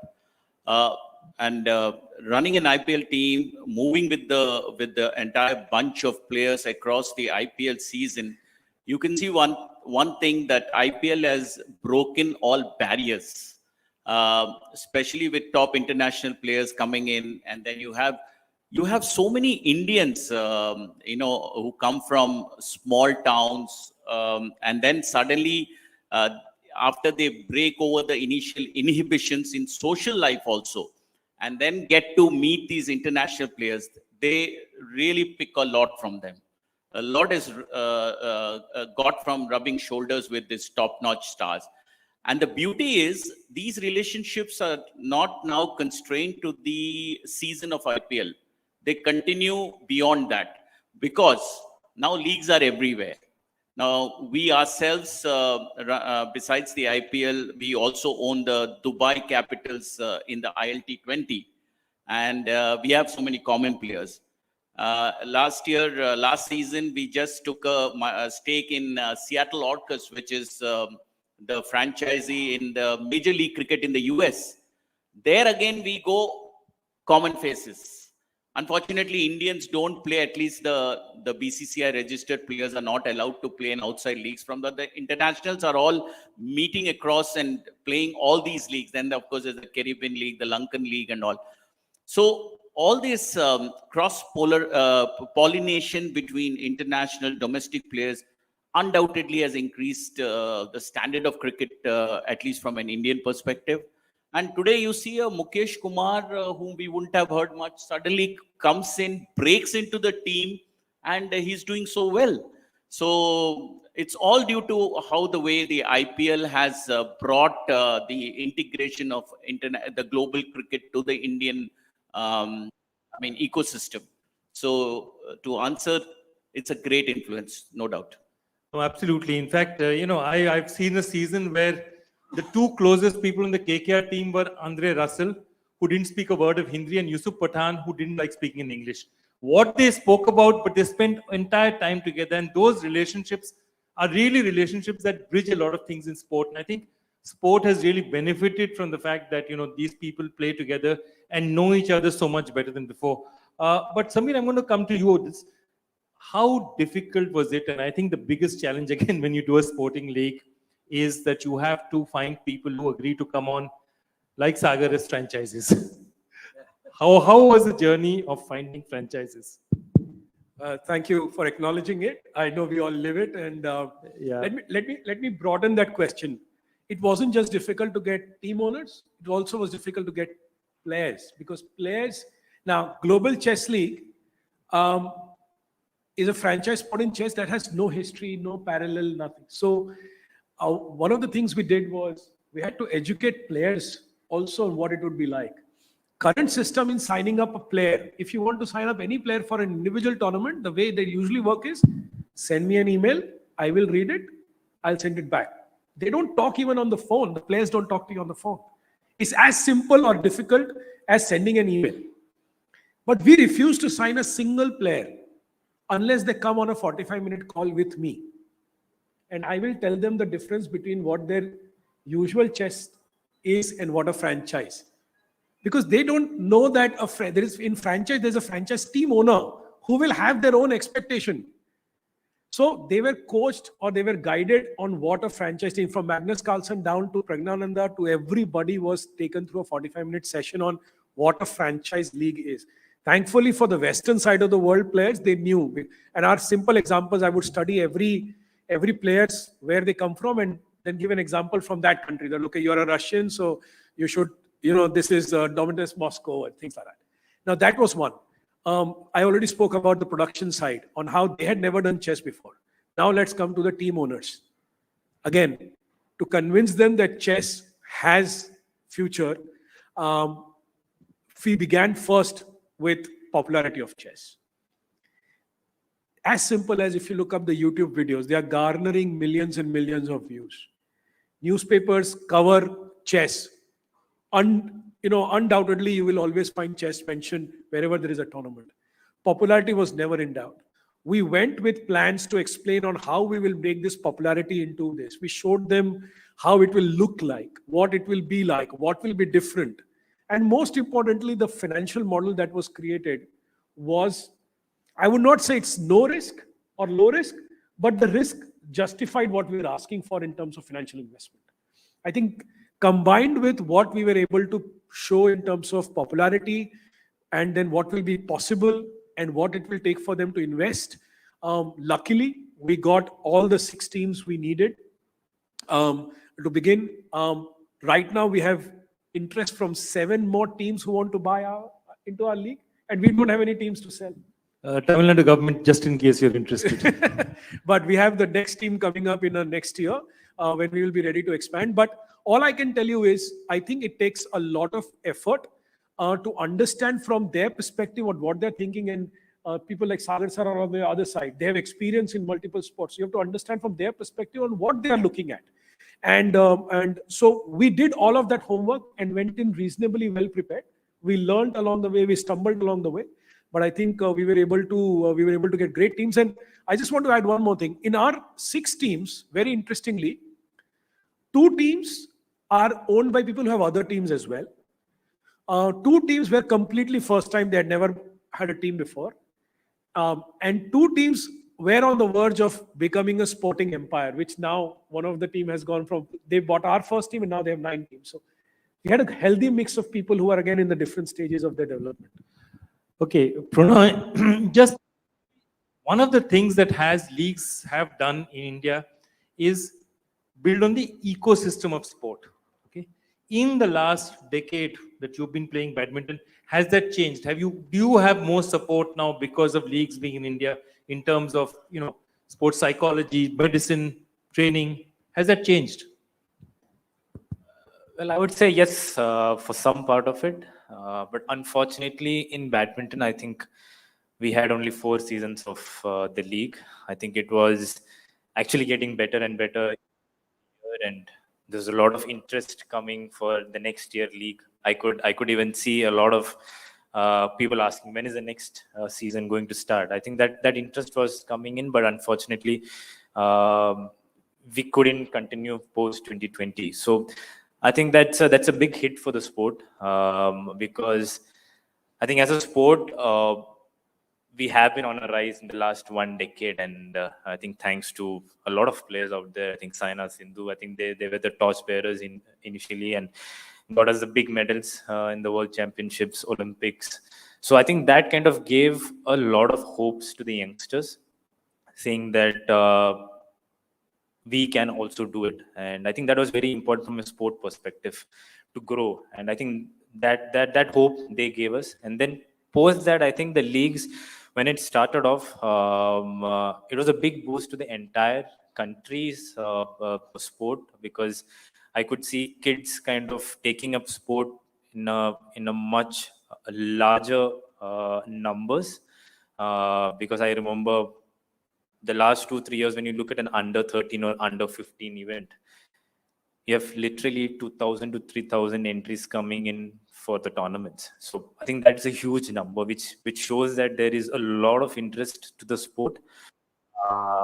And I hope that in the next coming few years, we again get back to that league system. And I mean, personally, I wish there needs to be much more smaller leagues in place, starting from the state level, then to the national level, and then to the elite level. Because I think the leagues where we are playing as, say, the Premier Badminton League, I think the opportunities are hardly, I think it might be probably 6 teams, and we have total of 60 players, and that's the top rung of players, and the rest of the players are not getting an opportunity to play. So I think, I hope that in the coming years, we'll have many more smaller leagues coming in place, much smaller scale, so that there is an opportunity for the kids to showcase their talent. I think that's very important for them to believe that this journey is not a short one, it's a very long one. You have to be there for a decade. Sometimes you'll have to be there for a decade to get that big medal in the World Championship or Olympics. So for that, I think we need to have that structure in place where a lot of states, I'm sure that Tamil Nadu had a big league with the juniors, and a lot of opportunities for the juniors. So I think those kind of leagues are definitely going to be the next big thing. Fantastic, because that raises a very important point that Indian sport traditionally hasn't had a middle class. You've had school and college levels, and then you've had the elite level, and there's nothing in between. And I think cricket has started doing a great job of it. The Tamil Nadu Premier League has been a huge success. There's been a Premier Leagues in UP, in Saurashtra, all around.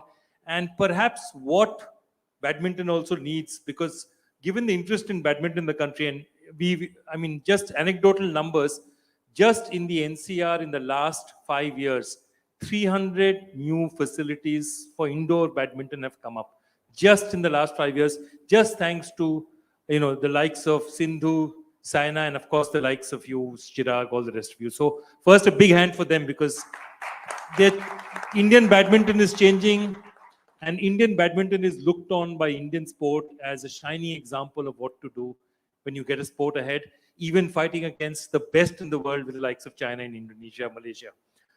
To win next, you're up, and I want to ask you, look, you started off your career making sales and sponsorships, sponsorship marketing for products like the IPL, big products, okay? How different is it to sell something like an IPL? How different is it to find sponsorship for an IPL as opposed to a volleyball league or a smaller league? What are the challenges? I think, Joy, it's a very good question, because when Pranoy was talking now, I was also thinking of one very important thing, that from a player's perspective, it's always that, they want to play in leagues. They obviously, all of them want to get as much money as possible, and that's a great thing. But from an organizer's perspective, you also want to have leagues which are economically viable. What we've seen in this country is that there are tons of examples. I won't name them, but a lot of leagues have started. They've run for 1 year, 2 years, and then they've just collapsed, and collapsed for multiple reasons. But one primary reason has been that it was not economically viable, because you had a lot of team owners. They would come for 1 year, 2 years. Sorry to say, a lot of team owners would come in leagues. Ki, chalo, I'll have my face on the TV for 1 year. Obviously, every league for the first 7, 8, or even 10 years, there will be losses. How many people will have the ability to sustain losses? So that is one aspect of the issue which is there with the leagues. And there are some leagues which will continue. And that's why, as league organizers or promoters, we always look for owners who have the capacity to withstand losses. That is one, but also have a vision. That is at one level. The other level is, which you asked, was with respect to sponsors. Now, when we actually went out, because we work probably with most of the leagues in this country trying to raise money, because that is one of our core business of getting sponsors. Our simple question to them when we sit across a marketing head or a CEO and we tell them that, boss, do you want to be cast in a multi-starrer movie where you might just come and go? And I'm sorry to say, in cricket, a lot of times it happens. You have brands coming, but no one knows that brand probably at the end of the tournament, because you are flooded with so much of advertisements. So the share of voice is actually hardly anything. So you would just remember one or two brands who would come out with nice creatives. And then we say that, why don't you actually come and become the main lead of a sport? And that is where, you have examples of a RuPay, you have examples of, say, a DBS Bank who has now taken up badminton in a big way, or a PNB MetLife. There are so many other examples. So they have actually understood that probably when they come as a standalone or just one or two guys who are around, they have much more chance of creating an impact, because at the end of the day, any communication is to create an impact. And that's how our pitch has been to sponsors to get into we manage at a company, and we manage around 50 of them. So whether it is in boxing, or whether it is in, say, a squash, or see, even women's cricket. Now, women's cricket is now seeing some light of the day with respect to WPL. But even women's cricket, that is what now brands are now looking forward to, because they also want to make a difference. Okay, excellent. And a lot of you probably don't know, because you see the success of the IPL on television. For the first 10 years of the IPL, other than KKR, no other team made money. And the reason was that even the television revenue at that point in time did not make up for the amount of money the teams are spending. So the most successful, or a league which in 10 years has become one of the top 5 leagues in the world, was losing money all of its first 10 years. But therefore, Sagar, I want to come to you, that when you look at a league, how do you are looking out there and you're saying, okay, I'm GMR Sport, I own X amount of teams, here's the new opportunity, and everyone will be coming to you and saying that, here's our new league, buy a franchise. How do you evaluate franchises? This $1 million question, yes, because it's a big challenge. Let me tell you, you were right on IPL, and I'll just quote Amrut Mathu's recent book, Pitch Side, and he gave the story of Delhi Daredevils only. He was our first CEO. And he said the first time, see, at the end of the day, for the corporate house, it is a P&L. It is a balance sheet. It's a business proposition, right? It's like Tuvin said, the first year, maybe the media, the glare, the rubbing shoulders with the celebrities is all right. But at the end of the day, you sit in the boardroom, you got to show why you are into that business. And we went through all these pangs of life, even in GMR. The owners, after 2 years, said, oh my God, IPL with such fanfare has started, but the cash losses were enormous. You're burning cash. And mind you, those days, startups were also not, burning cash was not a connotation now, which now startups use a lot. So a big challenge. I don't want to ever take an IPL example, because it's a lopsided example. Because today, media rights and all, it's beyond even a normal imagination where it has gone. If a league was to come, one thing we are very clear, none of these leagues do make money in the first few seasons. You got to be prepared for it. You got to have the deep pockets. If someone wants to invest in a league and expect that it's going to be cash positive a couple of seasons, may not. You got to have deep pockets. You got to have a long vision. I always say owning franchisee teams is like running a marathon, not a sprint. You got to go through the pangs, and then one day they will evolve. Whether even Kabaddi, I mean, for all the popularity it's got, even today there are certain teams that are still struggling. There are a lot of challenges in running franchisee sports. You have, we make players into big stars. The egos start playing. You got to manage those. and then the cost of operations are go overboard at times. So net, on paper, it's not an easy game. Now, coming back to your question as to how do we select. In fact, my friend here, Samir, we discussed a lot. We discussed it to in for a league. But as a strategy, GMR as a group, we decide that typically we would like to be in multi-team, multiplayer franchises in India. Given the expertise of us running these and understanding this, we tend to remain in this domain rather than an individual sport, because we are yet to learn how an individual sports. I was there for the chess tournament, very well run. But when I evaluated it, we felt it's an unknown entity till we see what happens. But a multiplayer, multi-team league, we still know how it's going to move forward and what we can do to make that as a success. Outside India, now we are going pretty global as a group. Outside India, we still believe cricket is the driving force, because cricket leagues can drive before we enter into other sports. While we do evaluate other sports, we do base ourselves in cricket outside India, but within India, we look at from a franchise. Our corporate governance is very good. Who is running the league? What are the other teams that are playing before we take the decision? But net, we know if we go on a 10-year profit and loss, we don't make money. So 10-year profit and loss is not about money. So then, Tuhin, if 10 years they don't make money or they feel that they're not, how do you go and tell a franchise, or how do you tell a owner that, you know, what is the path that you show him or her? I think the first thing, at least I can vouch for our own firm Baseline. When we've gone and we've spoken about our volleyball league, our prime volleyball league, the first thing that we've always been very upfront is we've shown honesty. We have not gone and painted a rosy picture. We've always told them that this is what it's going to be. This is what the projection is. The projection actually shows that you will have losses for at least 6-7 seasons minimum. If you're ready to have those kind of losses and sustain those losses, yes, you should please come on board. But there is always, I would say, light at the end of the tunnel.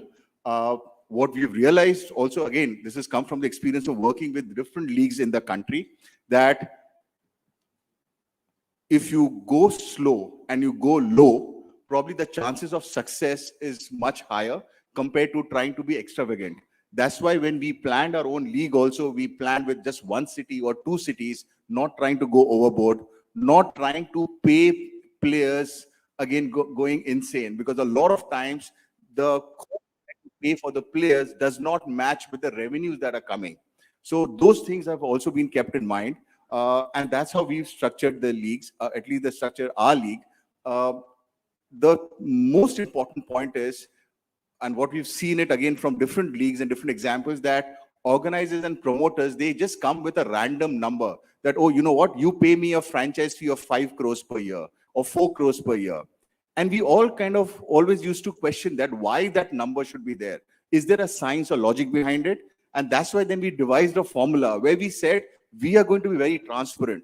Whatever the cost of the league, suppose the cost of the league is 10 crores of doing that league, we will ask for an amount which is divided equally among all the teams. So everyone knows that there's a science or a logic behind asking for a franchise fee.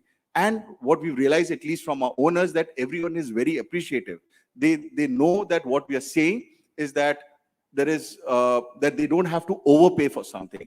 And everyone, and because our league is also structured in a way where how NBA is structured, or EPL is structured, where everyone has a stake in the league. So everyone has been very collaborative in their approach. So if a team owner has a good hotel connect, he brings it to the mix. If someone has a good connect with an airline, they bring it to the mix. So at the end of the day, we all try and see how we can keep the costs as low as possible, because at the end of the day, the bottom line will show in, say, 5 years or 6 years' time. Pranay, just coming to you, you played badminton all your life, you're used to coaches, you're used to dealing with them. How was it dealing with a franchise? How different was it? And you've dealt with a couple of franchises. So What's the difference between dealing with a franchise or just dealing with your coach?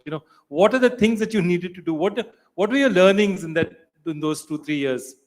Oh, tough question. I guess I played for 3 different franchises when I played for the PBL, and all were different, to be honest. I played for Delhi, I played for Bombay, I played for Ahmedabad, and when you start to play for a league, that's where you realize that there is a lot of expectations from a lot of people, and they don't care what you did on an international circuit. They just care for that 2 weeks, to be honest. So I think that's a good pressure also at the end of the day, because that kind of gives you an extra motivation to work harder. But I guess for me, it was all a learning experience on meeting new people, on to know how things work from a league perspective, because it was a little different for us, to be honest. We were playing only individual tournaments, and all of a sudden we are getting into a system where we had to play like a team. And as I said, that took a lot of time initially. I had to learn. I had to literally watch everybody, how they're preparing for these kind of matches, because it was not an easy thing to do, because you're not playing for yourself. You're playing for the 20 member who is sitting probably beside your coach. So I think that feeling was a little different, but I think over a period of time, got used to it. And so I would say it was a much different experience for me, and I would love to be again a part of those kind of leagues, because that gives a lot of learnings as a sports player. I mean, as a person who have played the sport, at the end of the day, one more different kind of a tournament is always a learning, and I think I take it in that way. Excellent. I want to come to a related question to you, Samir, and it's a tough one because we've grappled with it for a while, which is that suppose I am a sport, okay? So when Sindhu played, this Saina's playing Sindhu, say 5 years back, and they were really big in those days. My question is, Saina playing Sindhu is what everyone knows. Do the franchises have value in individual sport? How difficult is it for you? So you have a Magnus Carlsen. Are you watching Magnus Carlsen play chess, or are you watching his team play chess? How do you make sure that the franchise gets value when an individual name is so big? Because see, in team sports, whatever it is, a Sachin Tendulkar plays for MI, but MI also is a franchise. But how difficult is it to build a franchise, to build a name in an individual sport? Joy, it's $1 million question, probably $1 billion question. Sorry. Checkmate. Yeah. I'll tell you, that was the genesis of our production discussion. Like I said, chess had no history of televised. Cricket, when IPL started, was being televised for decades. Volleyball has a history of being televised. Badminton has a history of being televised. Chess had YouTube and Twitch, so nothing great about it. Now, we learned again, like I said, we learned from different sports. We also grappled with this question on how do you get a Magnus versus Vichy or a Magnus versus Levon. Is that bigger, or is that the teams they play for is bigger? We eventually, to be honest, decided to park that question for later. We wanted to go ahead and build around the icon player. So we called one player in each team an icon player, just like IPL had done it in First season. season. So we got Magnus as icon for one, Vichy as icon for the second, Levon as icon for third, Neponachi for fourth, MVL for fifth, and others. And then icon always played icon. So we always had a mega match in every encounter. Okay. Now, the important thing was, it's not that that match is more important than the other in terms of the point system. You win 3 or 4 points, even on that, and the under 21 also win 3 or 4. But that marquee match gave you the eyeballs. Gave us the eyeballs, because we know that even today, when you have an individual sport being translated into team sport, it's the fans of the individual that will be brought in. So we went ahead and built those up. But eventually, as we go along, even they are wearing the team jerseys. Now, if you see chess, they all wear different when they play individual. Somebody's wearing a jacket, somebody's wearing a shirt. So we brought that in and we built on the player versus player. But team also came in a big way because it was all underwritten by the team. And that's the journey we have now started. So that I think over a period of time, I think the teams will eventually take over. Excellent, because I think that's a very honest answer, because it is a tough thing. I love the way you guys are looking at that problem squarely in the face, acknowledging it and using it to your advantage. Sagar, one basic question. Leagues in the world, everywhere in the world, we Indians are a shadi culture. We do an event very well for 1 month, 2 months. Okay. But here is the challenge. If you're doing a football league in the world, the Premier League plays for 8 months. Basketball plays for 7, 8 months. Every league in the world which is established plays for 6, 7 months. The longest season we have now, ISL is moved to about 4, 5 months, but it's struggling. Kabaddi tried to move larger and is struggling. How do you bridge this gap between this league being a shadi event or being a long-term event where it's week on week?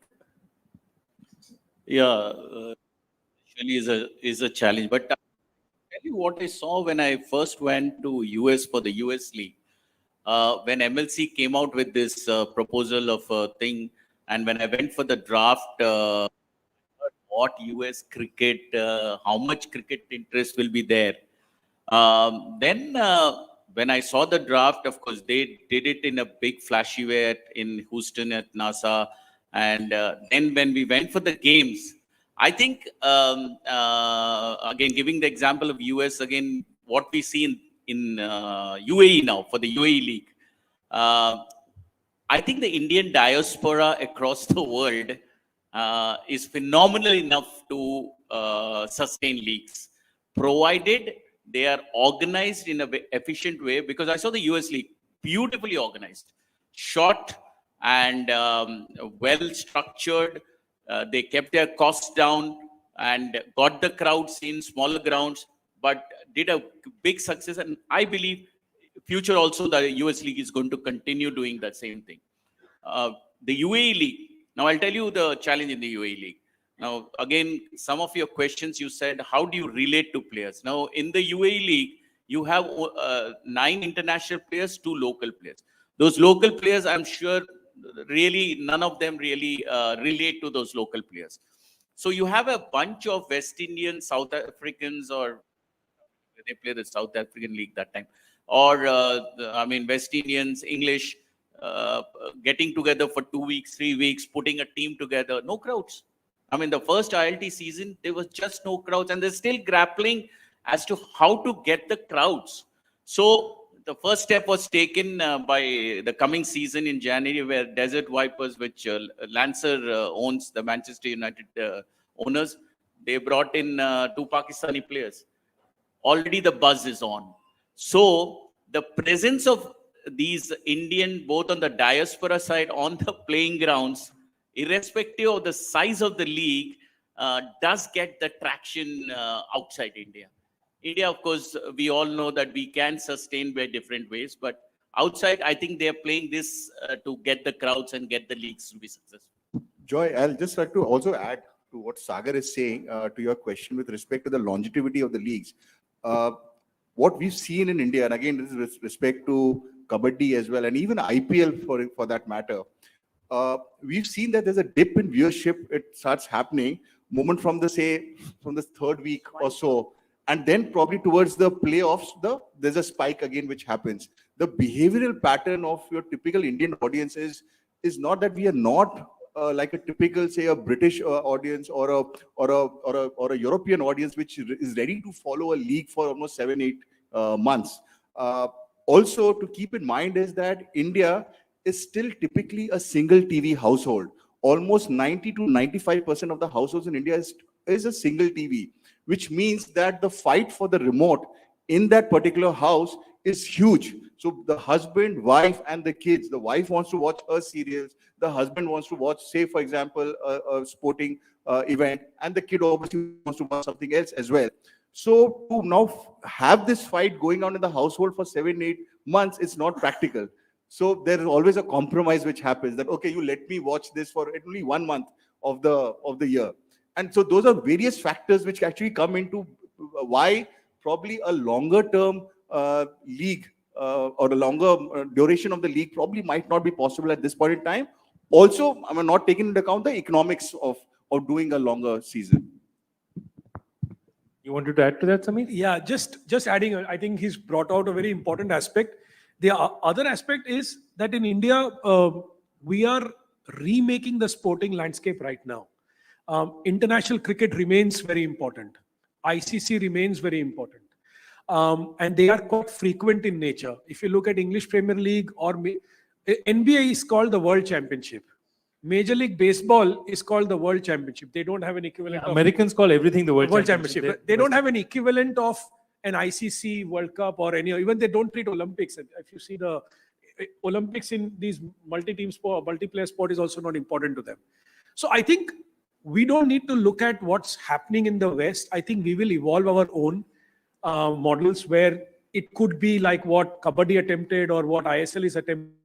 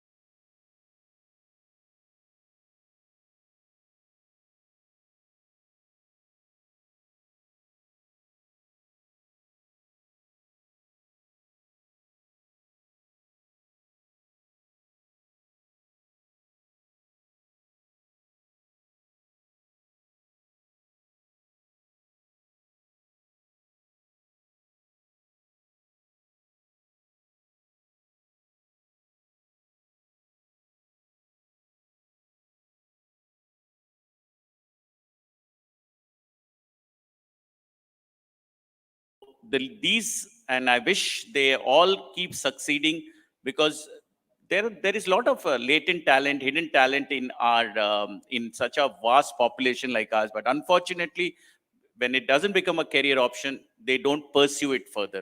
But given this, I'm sure this as an opportunity, they're going to pursue, youngsters are going to pursue these as careers, not only in cricket, but most other sports. Perfect. So you've got your answers out here. Well, that's the end of our group discussion on leagues in India. Thank you, everyone. I'd particularly like to thank TASCon has been absolutely amazing. TASCon 23. I'd like to thank Meghnad and the rock stars at SDAT. They've been absolutely fantastic. The Honorable Minister for his support, and all of you out here in the audience. Thank you very much. Thank you. Thank you, all of you. I would like to invite Mr. Meghnad Reddy, IAS, Member Secretary, to honor the moderator and the speakers. First felicitation to Mr. Joy Bhattacharya.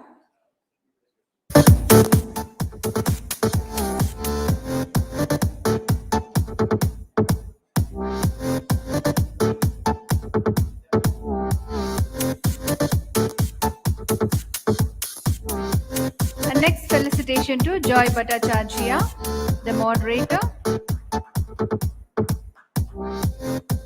And next felicitation to Samir Pathak.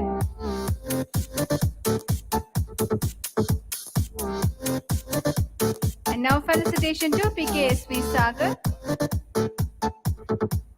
and Tuhin Mishra.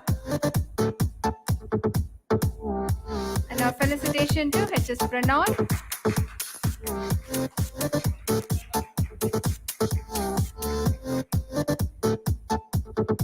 I would like to thank you, Mr. Joy Bhattacharya, for moderating the insightful session on Fantasy League. Your expertise and guidance added immense value to the discussion. I would also like to extend my thanks to the special speaker, Mr. Tuhin Mishra, Mr. Samir Pathak, Mr. PKSV Sagar, and Mr. Pranoy. Their contributions and insights were truly enlightening and made the session a memorable one.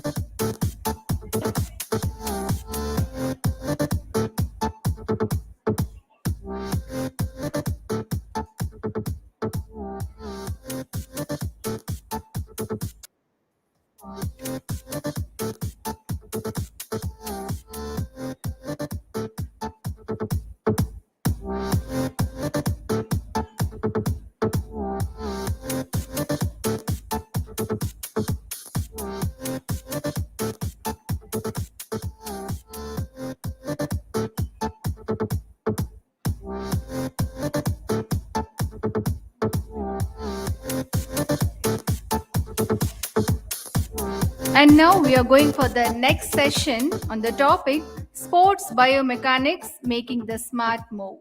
Let me introduce the moderator, Vijay Damodharan.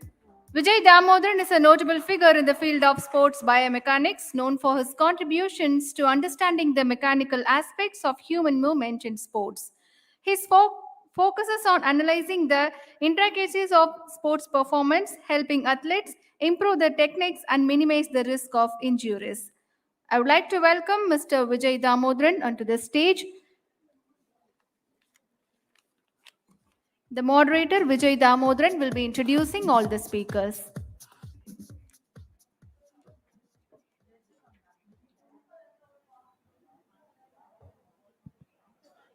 Hello. And the first speaker in this panel discussion on biomechanics is Dr. Mark King from Loughborough University. So, Dr. Mark King is a towering figure in the field of sports biomechanics. His research in the field of cricket and in badminton is already a very big topic, and many have read his research papers as well. Welcome, Dr. Mark. And the second speaker is Dr. Peter Alvey from Loughborough University. Dr. Peter Alvey's research focuses more on injury prevention and applications of machine learning in biomechanics. Welcome, Dr. Peter. And the third speaker is Dr. Saju Joseph. He was a former high performance director with Sports Authority of India, Bangalore. And he's also used to be the high performance coach in hockey. Welcome, Dr. Saju. And the final speaker is Dr. Rajni Kumar. He used to be my mentor. He was my teacher as well. And he's a very good biomechanist. Welcome, Dr. Rajni Kumar. So, yeah. First off, I request Dr. Mark King to share his insights.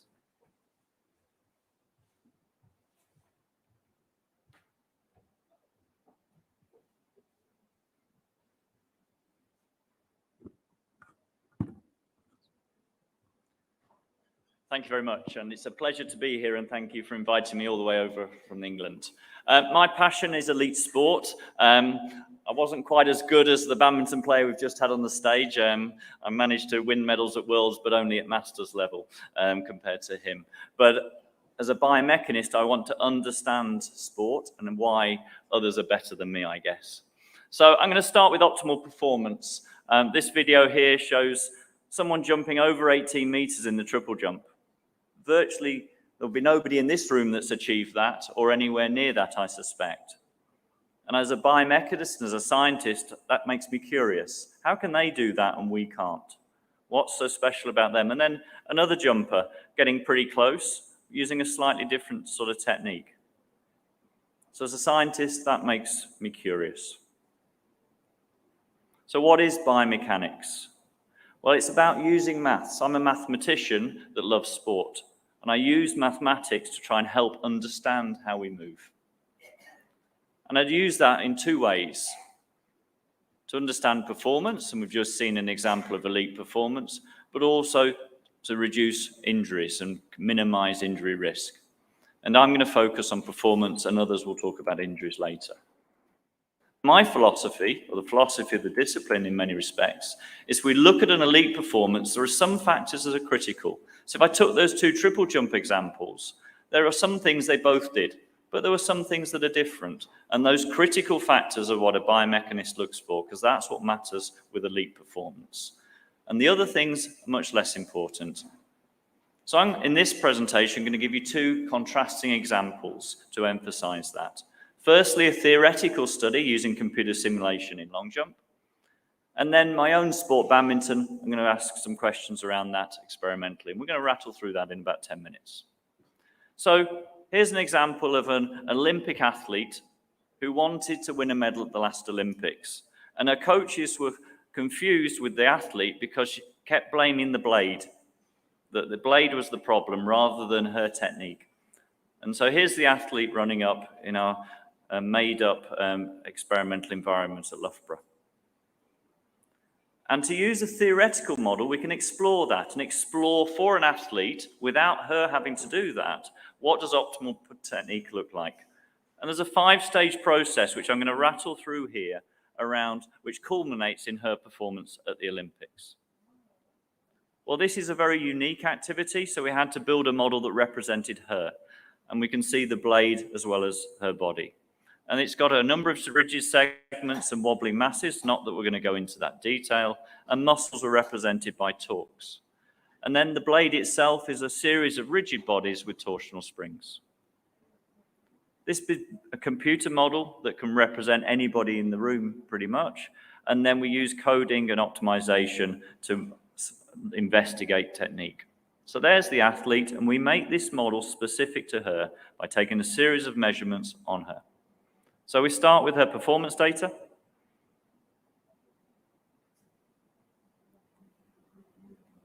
And from that, using motion analysis, we can reconstruct what she did in an environment. Once we've got that, and the video on the left is going to show that, I've then got the computer model that is completely theoretical on the right. And to start off, before I'm going to use this model to answer any questions, I firstly need to see if the model works.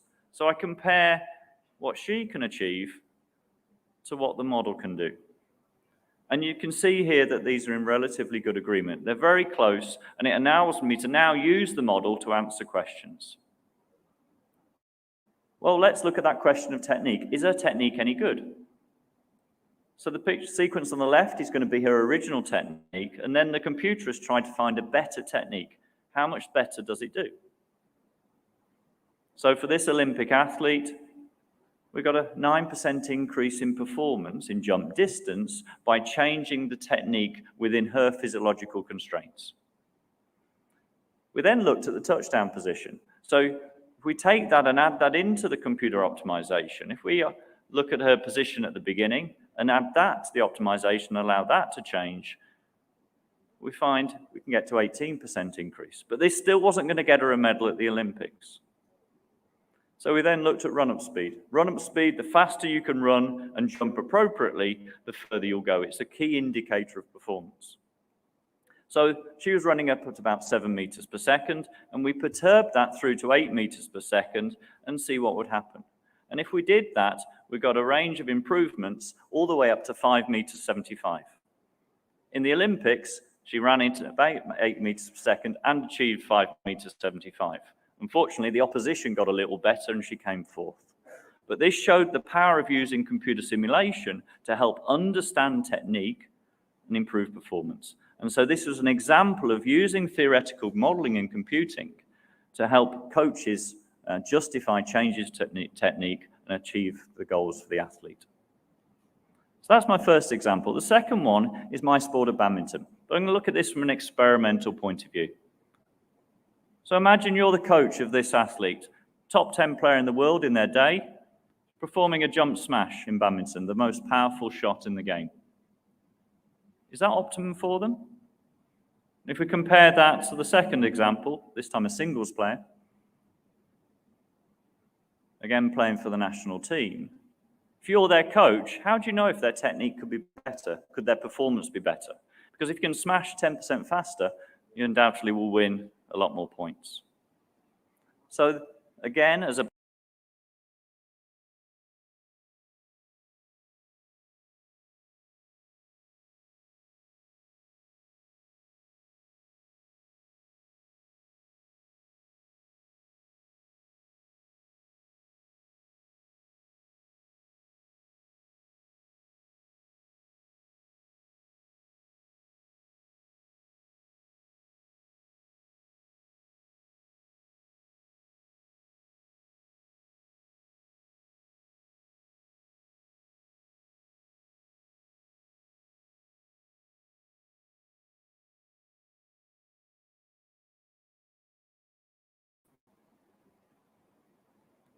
and then from there, we can drop a skeleton on because we know where the body is under the markers. A very standard technique nowadays in biomechanics.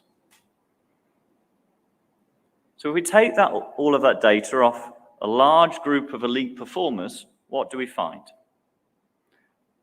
Well, it's all about the buildup of speed. And that was too quick. But if we split it out, we can start to see that the red, the brighter colors, start in the middle and then move towards the arm. In other words, the pace comes from the middle. We can now start to understand where speed comes from in this movement. And just like other sports, the X factor, the torsional movement of the trunk, is really important, along with trunk flexion. In other words, you don't just move your arm here, you use your trunk and your bigger muscle groups in the body to help generate speed. With that, if we look at that in a bit more detail, the key variable will be in shoulder internal rotation. The more you rotate, the better. And this graph here shows on the left the average of all of the data across all the participants in one study. And on the right, we've got the solid line, which is the change in internal rotation angle for the fastest player in the solid line, and dotted line as the other one. And you can see how the shoulder internal rotation increases much, much more for the athlete who does best. Next variable is trunk twist. This is the X factor, similar to what we see in golf. And again, on the right, that solid line, you can see a much bigger change in the trunk rotation during this smashing performance. Again, that's linked to speed.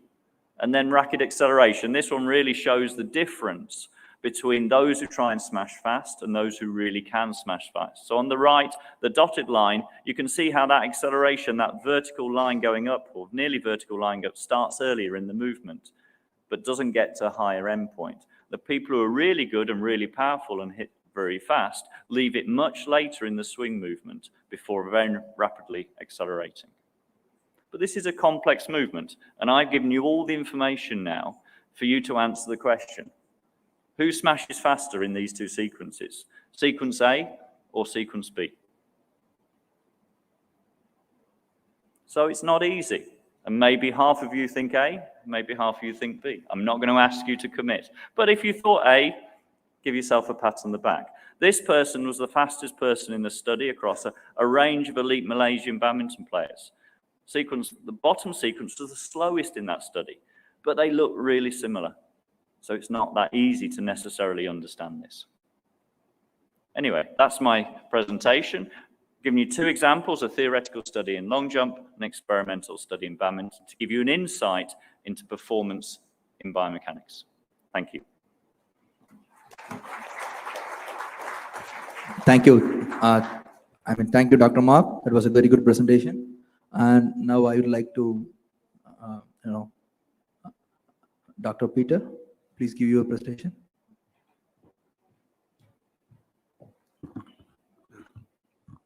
Hello, everyone. It's a great honor to be here. Thank you so much for inviting me.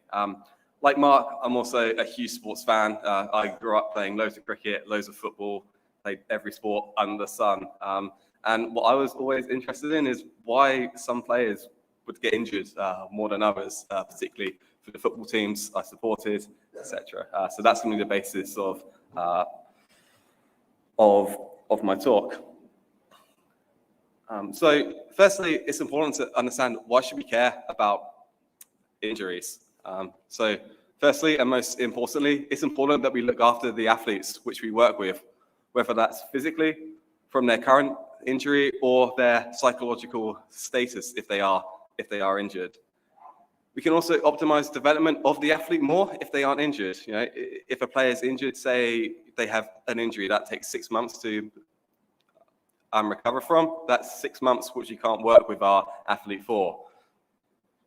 We can use this to improve coaching. So if we can understand more about the injury, we can bring some coaching science into it. How can we coach better to make our athletes less likely to get injured? Again, we can improve performance, not just of the individual, but of the whole team as well. If you're in a team sport and you've got less players being injured, you're going to have better team coherence. Therefore, it's going to relate to greater performances. This has been seen in research in the Premier League, in football, as well as in county cricket. The teams that have less injuries, those are the ones who end up with more points at the end of the tournament and therefore have a much greater chance of success. Also saves money. Injuries are expensive, particularly at the top end of sport. Scans, surgery, rehabilitation, all require bespoke expertise and facilities. In addition, at the recreational level, injuries keep people out of the workforce. If they can't work, they can't make money, etc. And finally, injury prevention can tie into equipment design as well to make the sport safer. So how can we prevent injury? So it's quite simple. Right? Our body is comprised of a load of different structures. If we put too much load into those structures, they will break. So a simple solution to begin with is just to increase the strength of the tissue, which should make it more resilient. There's a number of ways to do this through simple exercise plans, but also through things like nutrition and things like that. We can also look at technical changes. So like from a biomechanics perspective, we look at how someone moves and try to make them move in a way which takes loading off areas which are prone to injury. We can explore protective equipment. For example, in football, the shin pad takes a lot of the force away from the tibia bone itself, which helps to prevent leg fractures. Equipment design, if you think about racket sports, you can change the weighting of a racket to take some of the load out of the wrist, out of the elbow, and decrease chances of injury there. We can strengthen the surrounding muscles of joints liable to injuries to take the load off those structures within joints. And we can plan workloads as well, not just on an individual athlete level across their season, but also as a sport as a whole. So can we design schedules for sport where players get enough rest in between games? And finally, we can lobby governing bodies to change the rules of the game. For example, in rugby, it's illegal to tackle people above a certain level of the body to prevent concussion or other head injuries. So why do injuries in sport happen? So it's quite a simple equation for this. We have an external load. It interacts with the strength of the tissue, and this creates a structural strain. If this strain is too high, the tissue will fail and cause injuries. And there's two main ways which this happens. We can have an acute injury, such as this fractured tibia here. This may happen from a fall in a gymnast, the impact from a bad tackle in football. The other mechanism that we have for this is perhaps an overuse injury. In this example, we have knee tendonitis. This is typically where we have strains that are lower than the single load required to cause an acute injury, but the repetitive nature of a sport may cause the structure to slowly deteriorate and fail over time. We see this in bone stress injuries in athletes. So I've got a bit of an example here from two different injuries. I've got ACL injuries, so working on some of what Dr. Pat presented earlier. So as we know, this typically happens across sports where there are a high degree of cutting or landing. So we have football, basketball, field hockey, volleyball, and gymnasts. And that is the trait which they all share, but large loads through the knee, particularly in those turning positions. So as a biomechanist, it starts to give us a clue to why these injuries might be happening. And then through research, we can tell that there's two types of ACL injuries. The first one, we have a non-contact ACL injury. So just by turning, this player is able to put their knee into a position that causes injury. On the right, we have a contact ACL injury where the player's knee is forced into a similar position, but the outcome becomes the same. So through the biomechanics, we're able to understand that this knee collapsing is something which we term knee valgus. And the factors which contribute to this are the torso, side flexing, and also rotating. We also have the position of the foot, which is externally rotated away, as well as the hip adducting away from the knee as well. So from biomechanical research, it looks something like this. So anytime which you see an athlete in this position, their likelihood of getting an ACL injury is considerably higher. So a lot of people have then wondered, how can we reduce knee valgus? And as we saw earlier with Dr. Pat, they have the exercise plan, which has also been followed by other sports as well. So typically, these aim to change two different things. So we can improve the strength and the muscular activation around the knee, or we can modify technique of the movement to prevent falling into those situations where players are more prone to get injured. Of the strength and muscle activation, we're looking at the muscles of the calf and also the muscles which surround the hip. If you make them stronger, can we take the load away from the knee and allow us to not get into those injurious positions? If we're looking to modify technique, can we increase knee flexion? Can we improve our upper body control? Again, to avoid getting into a position which is linked to high knee valgus. Does this actually work? So I've seen a paper follow a field hockey team for 2 years. The season before, this team had 4 ACL injuries in their squad. What they did is they followed a 9-week intensive preseason training program to focus on all those different factors around strength, around how they move, just improving their movement competency and improving the resilience of their knee. What happened was amazing. Across the next 2 seasons, they had no ACL injuries just through following this science-led, evidence-based plan. Our next injury, which we're going to explore, are bone stress injuries. Bone stress injuries are seen in sports which are repetitive and high intensity. So what we see here is we have different parts of the body, and the bone stress injury happens to the site of the greatest loading in that sport. So In baseball, they're typically seen in the throwing arm in pitchers. In runners, hurdlers, and military populations, we find them in the lower body, particularly in the feet, tibia, and the femur.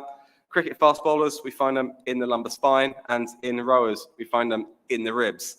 And they're usually really specific to their sports. So what is a bone stress injury? Bone is like any other material. Under stress, it deforms and changes. So this is why we have a bit of metal in here. And all these cycles form micro damage. We can see this little crack in the bone here going through loads and loads of cycles, which is exactly what we do as athletes, particularly those who do endurance sports. As we keep doing these sports, the crack gets bigger and bigger, longer and longer, until eventually this crack has enough energy to go all the way through the structure of athletes that forms as a stress fracture or bone stress injury. Of course, the outcome of this is catastrophic for the athlete. They can be out for times of up to 6 to 8 months, in particular, which again takes away from their athlete development. This can take hundreds, if not thousands, of cycles, and it's just important to understand the athlete. So, as I said, this is the cycle which typically goes through. You get that micro damage, the continued exercise, increased strain per cycle because of the damage, which then in itself increases micro damage. So the athlete may go around this cycle a few times until the bone stress injury manifests.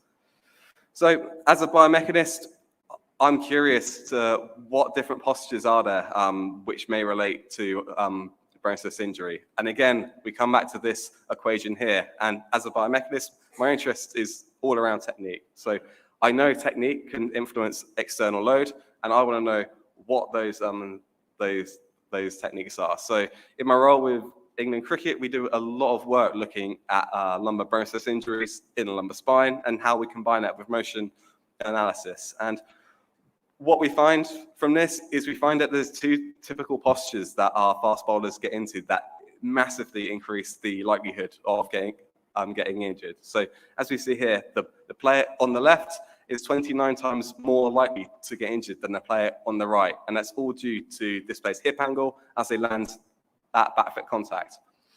Again, we have the lumbar spine angle. So this time at front foot contact. Again, it's a player on the left 19 times more likely to get injured than the player on the right, even though the difference in degrees is only relatively small.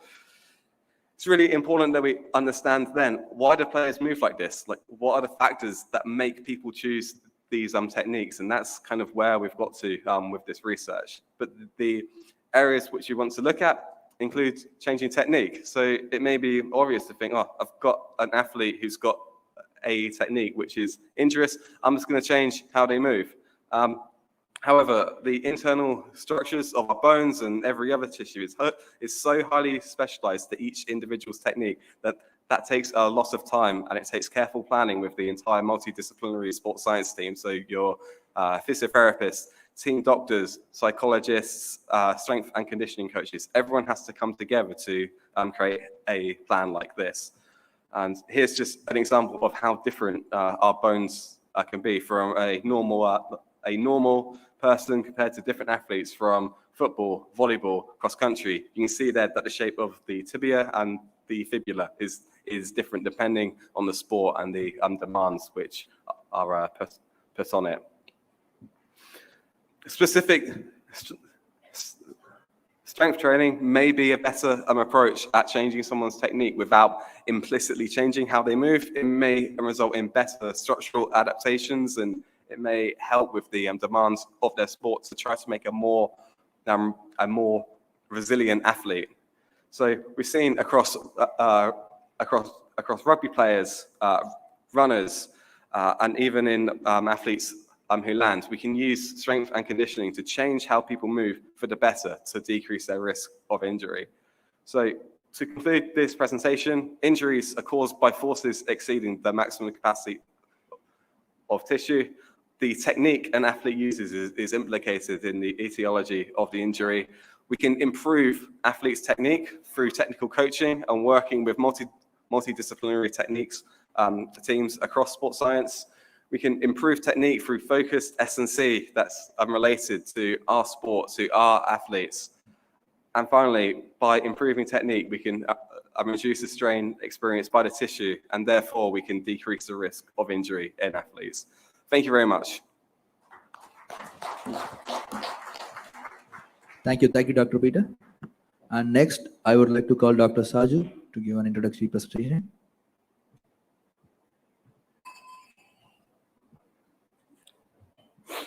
Good afternoon.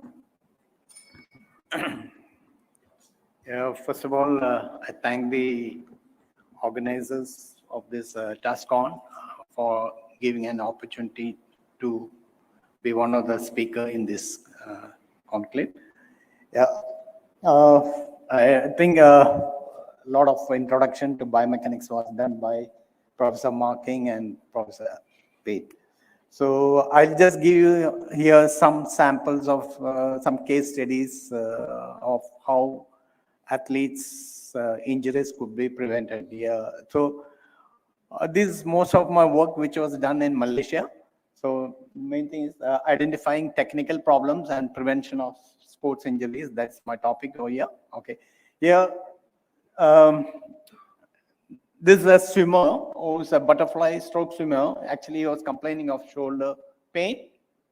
And what we did was that, okay, we put some EMG electrodes onto his various working muscles, which are actually involved in the stroke mechanics. But water and electrodes does not work together. So what we have done is that, okay, we have just mimicked the situation, and we have done this testing on a functional trainer, which mimics the butterfly swim stroke.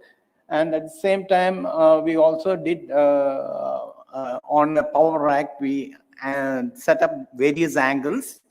In fact, for every 10 degrees, we set up the angles, and we looked into the muscle activation during that various stages, starting from the entry of the hand into the water to the push phase. But here I'm just putting only just 2 slides. You can see here. Basically, I've just projected only 4 muscle groups here. Pectoralis major and anterior deltoid. If you look into that, you can see that the anterior deltoid starts activating in the entry of the water. Okay, maybe in that particular push angle, probably anterior deltoid activation is required. But when it goes to the next, where it's actually the power phase, where the stroke mechanics, where the person is actually applying maximum force, it's almost around 90 degrees, where you find that shoulder, elbow, and wrist is in one angle. And you can see still the anterior deltoid activation more on the right side, and whereas in the left side, the activation is less. Whereas in the pectoralis major, the left side is activating. See, the injured shoulder is the right. So the pectoralis is activating on the left side, and whereas in the right side is not activating. So here, actually, the issue is in this situation is that the athlete, that swimmer, basically has over-rotated his internal shoulder. So basically, in swimming, this athlete has been doing something around 2 kilometers to 6 kilometers in a day. 2 kilometers to 6 kilometers means in a butterfly stroke, average swimmer, they go for doing between 20 to 25 strokes in each lap. So something around 2 to 6 kilometers means something around 3,600 strokes they are doing.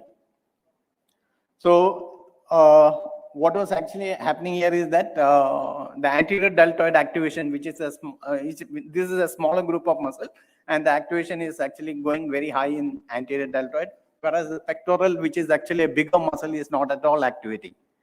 So the main thing is that, okay, in swim mechanics, when you are actually applying force, you need to see that the shoulder, elbow, and wrist should be almost parallel. And you also can try out, if you keep your hand on your pectoral muscle, and when you are having these 3 segments in one line, one alignment, and when you press down, you find the pectoral is activating. But if there is a slight change in the elbow portion, that means if shoulder and wrist is in one alignment and the elbow is slightly higher, there is internal rotation of the shoulder joint, and that is cutting off the pectoral muscles activation, and it is only activating the anterior deltoid. And that is actually a smaller muscles activation for so many repetitions of the swim is cause injury for the swimmer. So that was actually the issue. So we just looked even to his stroke mechanics in underwater. You can see the right hand is slightly higher than the left hand. And that is even from the sagittal view, if you look into, there is actually, if you can see, you can find that there is a slight internal rotation of the shoulder joint. And that was actually causing the problem for the athlete. Now, another case here, this is a cyclist. Actually, he is a current cyclist. He bought a new bike, and what was actually happening was that every second day he was having knee pain. So normally in cycling, we do bike fitting before the athlete is made to train on the bike. So this guy had done some bike fitting somewhere else, and we just assessed him, and we found that, okay, when he's doing cycling at a low speed, okay, he's sitting on this bike. But when he's doing at a higher speed, what was actually happening was that he was shifting his seat, that is buttocks from the seat and going ahead. And if you look at the knee joint also was shifting around 7 centimeters from the his original position. So now the line of force application in relation to the pedal is changing. So if you look at 11 o'clock position of the pedal and the orientation of the knee in relation to that, it is totally changed. So the loading was taking place on the knee joint, and that was actually causing the problem for the cyclist. So what we had to do was that, okay, we had to modify the orientation of his handle and also the bike position in terms of the seat. Whether you need to shift it higher or to back, that has to be decided. Now, even in even for children also, we need to see that, okay, this change has to be made because when children train, they actually put in a lot of effort by doing cycling. And if the orientation of this knee joint or this hip joint is wrong, or the sitting position is wrong, then probably they are likely to get fed up of cycling at the early stage, and they may stop cycling. So this is something which we modified on the cyclist. We had to do 2 or 3 trial sessions in order to look into that, and we set up the bike, and thereafter he never had any problem in the cycling. Okay, just skip this. Okay, we also do the same bike fitting with EMG, just to emphasize or to make people understand, okay, why you need to do the bike fitting. Now here there is actually a case of a cyclist when he was actually using more of his calf muscles in the cycling rather than the quad muscles. So a modification in the bike setup has enabled him to make use of his quad more than the calf in the later testing. So that can be shown by EMG test results, and made the people understand, okay, this is how you need to use bigger group of muscle in exercising rather than making use of smaller group of muscle. Right. So this is another example of an athlete sprinter. Basically, when he was running, you can see that his left heel comes and hits the right buttocks, and the right heel goes and hits the left buttocks.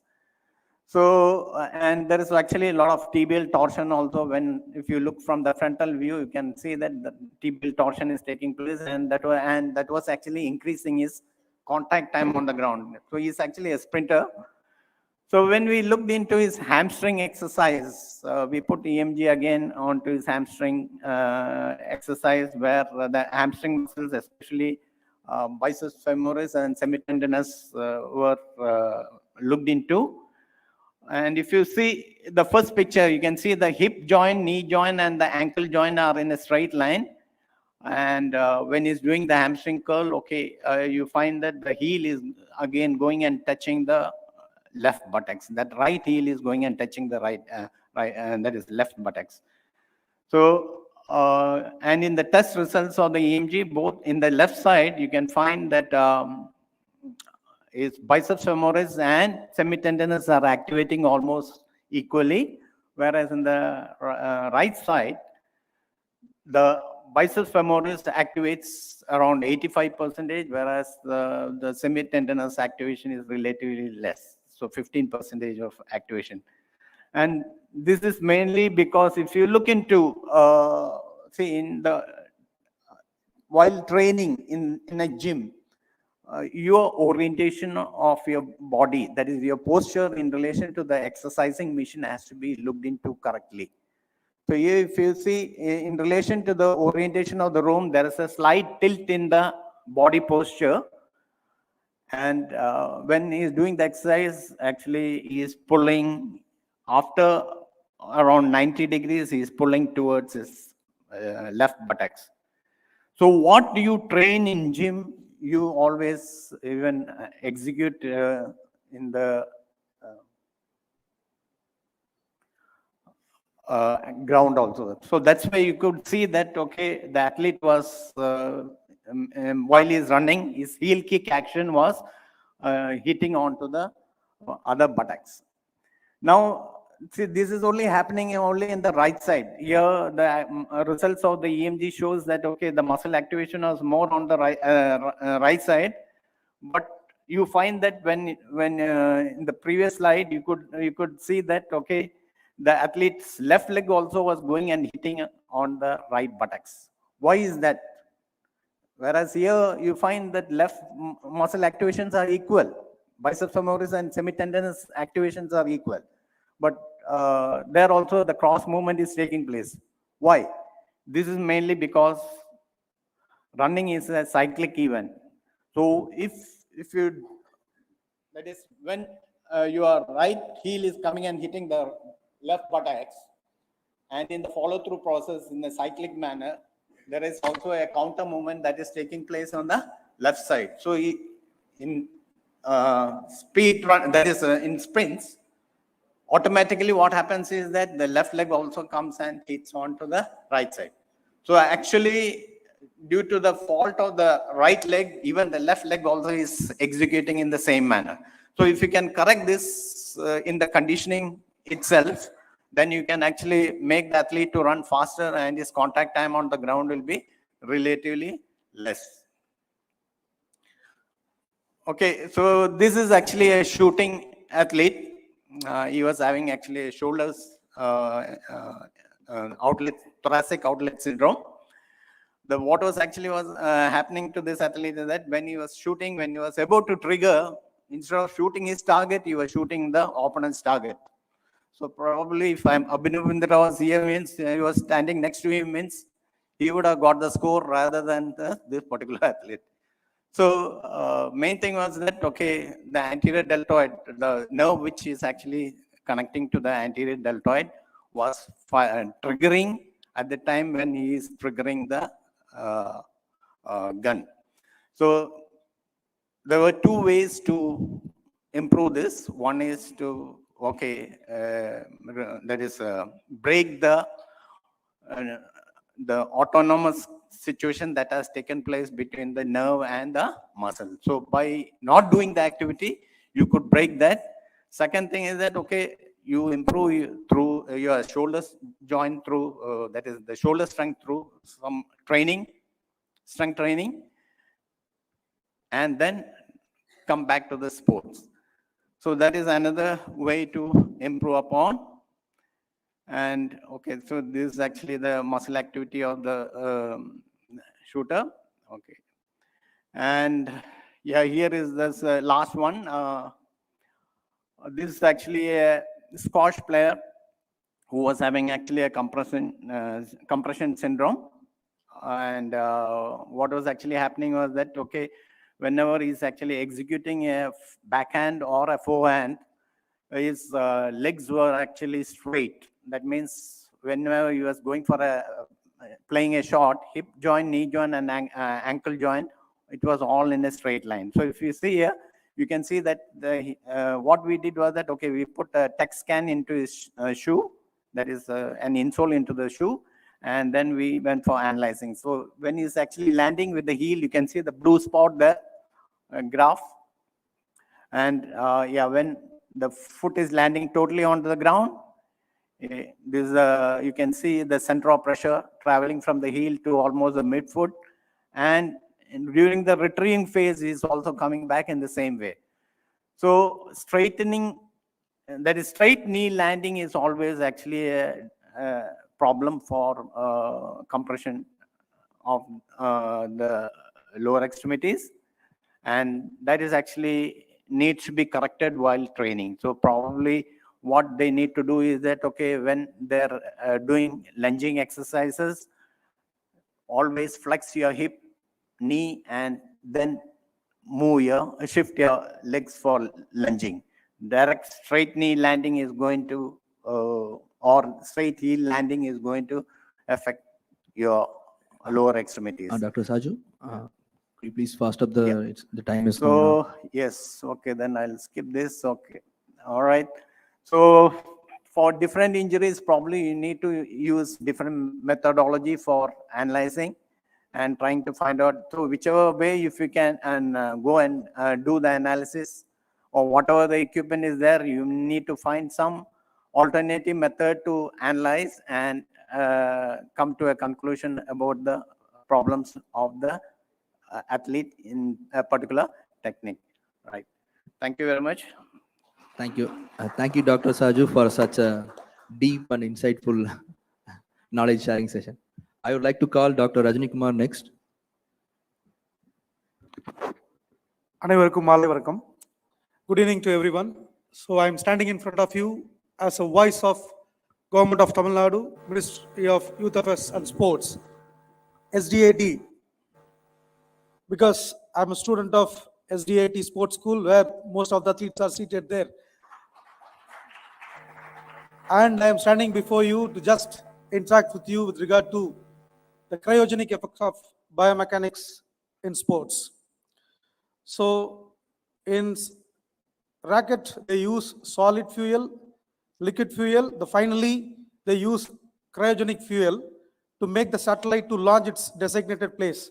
So biomechanics is the science which make an athlete to land in his goal, land towards the goal. That's what we are going to discuss here. And moreover, my friends Mark King and Pete and Dr. Saju all spoke about very technical and injury prevention and enhancement of performance. And here, how we can bridge the gap between the sports science, biomechanics, and coach is the talk we are going to have today.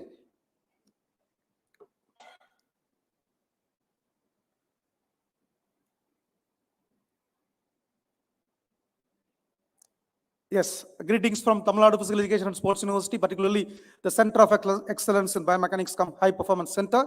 And our great athletes are born or made. Here, the great athletes are scientifically screened because they are born and they are identified. They are made with great sports science support with the help of the coaches. And here the biomechanics works. So we cannot apply the biomechanics principles to all. There is no one size fit for all. Each and every athlete has different anthropometry and different fitness profile. And there is a data of each and every athlete to be profiled in his performance, functional and technical. And these are all the application or the allied subjects a biomechanist should have a knowledge with, where they talked about. Can you see this picture? Can you guess what is this? Biomechanics is not the new age old science. It was an ancient science because physics they applied right from the ancient Olympics.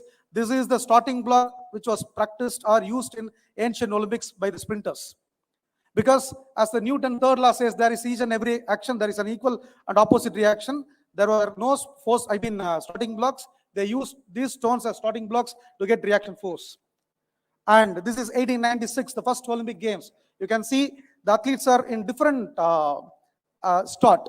Some of them are with standing start and crouch start, and there is no starting block.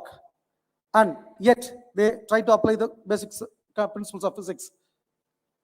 And can you guess who is this? Jesse Owens, 1936 Olympics. In 1936 Olympics, there were no static block, but still they use, right? They dig pit in the ground and use that one as a starting block. And this is 1948 Olympics. This is the first Olympics they used starting block for the first time. And how this physics application of science evolved over the period of time, and how the sports performance been enhanced over the period of time. That's what we are going to see here. After the fanfares of the Olympic opening comes the most amazing performance by America's black streak Jesse Owens in the 100 meters. The world's most superb runner makes the others look as if they're walking, as he wins the final and equals the world's record time. This and his later victory in the long jump may well be the athletic performances of the century. And now the final struggle is on in the women's javelin throwing. And here's little Sadako Yamamoto of Japan, with a name that spells trouble for commentators and a throw that just falls short of the 40-meter line. But in the end, it's the German girls who leave the rest of the world behind. Louise Kruger, and she's well over the 40 line. Okay. So the distance which was thrown in 1936 Olympics by a gold medal winner in female athlete was 47 meters. But you can see the performance of Annu Rani, who is an Indian who won Asian Games with the distance of 64 plus in javelin throw. So that's how the performance has been increased with the help of sports science. And if you see javelin throw, all well-known coaches in athletics, they say the phases of javelin: approach, run, crossover step, release and follow through. And each and every sport, each and every technique has been evolved, right, with the ideal technique over the period of time by the application of biomechanics. So if you know, people know what are the phases of javelin, here how the javelin was thrown in the initial stages, you can see here.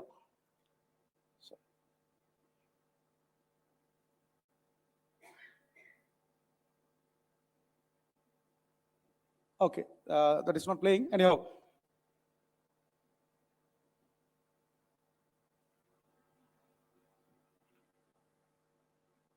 Okay, the difference between the winners and losers is less than 1%. As Mr. Abhinav Bindra said in the morning, in the first session, so the difference between winners and losers are less than 1%. So this less than 1% is bridged by the sports science. And you can see the 2012 Olympics performance by Usain Bolt, Justin Gatlin, and the rest of the people. All these first 4 place winners are having the difference of only less than 1%. That makes the champion and losers. And here, what makes Usain Bolt a better athlete? Here you can see the Usain Bolt, right, reached his maximum acceleration only at the distance of 60 meters. And then what happened? And still after reaching the maximum acceleration, he was able to sustain. His speed endurance was good and he was able to sustain. So this is the graph of 2009 Berlin, right? In 2008 Beijing Olympics, when Usain Bolt created the world record with the timing of 9.69 seconds. Within a week, there was an article by the sports scientist stating that if Usain Bolt could reduce his reaction time, and if he can sustain the maximum acceleration till the end, he can still run 9.55 seconds, was the statement made by the sports scientists, and there was an article in speedendurance.com. And within 10 months, Usain Bolt was able to break his own world record by clocking 9.58 seconds in the World Championship. That is, at the international level, reducing almost 0.11 seconds is not such an easy task. And here you can see the Usain Bolt, and there is a comparison made by the sports scientists. In 2008, if you see 9.69, the last 40 meters, what Usain Bolt took, the timing was 3.37 seconds, but in 2009, it is 3.29. But if you see the video of 2008, he was running right slowly by seeing the fellow athletes back. But he refined in his running pattern and he achieved. So this is what you can see. And now here, how many of our athletes, because I am standing for you, how many of our athletes, right, assessed with regard to biomechanics? How many of you have seen force plate? How many of you have measured your counter movement jump? How many of you have measured your horizontal jump? How many of you have the data of biomechanics with regard to athletes and coaches? The answer is no. I know this is the answer from your heart, I would say. But when biomechanics is the moment when you say the biomechanics term, everyone will say it is in the Western world. It is in the Western world. Now, here we have a facility where, because the assessment of data for each and every athlete is essential right to the elite level. And here, thanks to the government of Tamil Nadu, we established the South Asia's biggest biomechanics lab in Tamil Nadu Sports University with the help of the Planning Commission. Tamil Nadu. So this is the Tamil Nadu Physical Education and Sports University campus.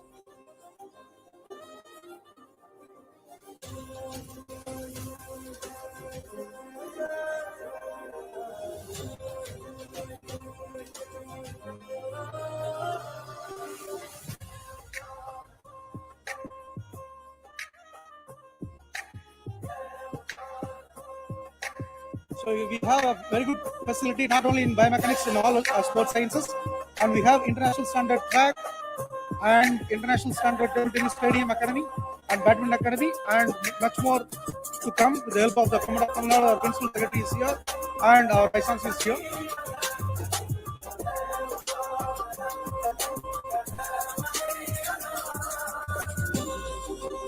And we created this facility where the athlete can perform his movements in the real-time environment. See, inside the lab itself, we have track, we have multiple sport, not only for one sport. We have created this facility for all the sports where they can come and get assessed. And this is the Times of India release recently about our lab. So this is the first plate where you can measure the punching force of a boxer, and in the 3-minute bout, at what time he gets tired and where he attains lactic acid accumulation. All these components can be measured. This is the cricket pitch where we have.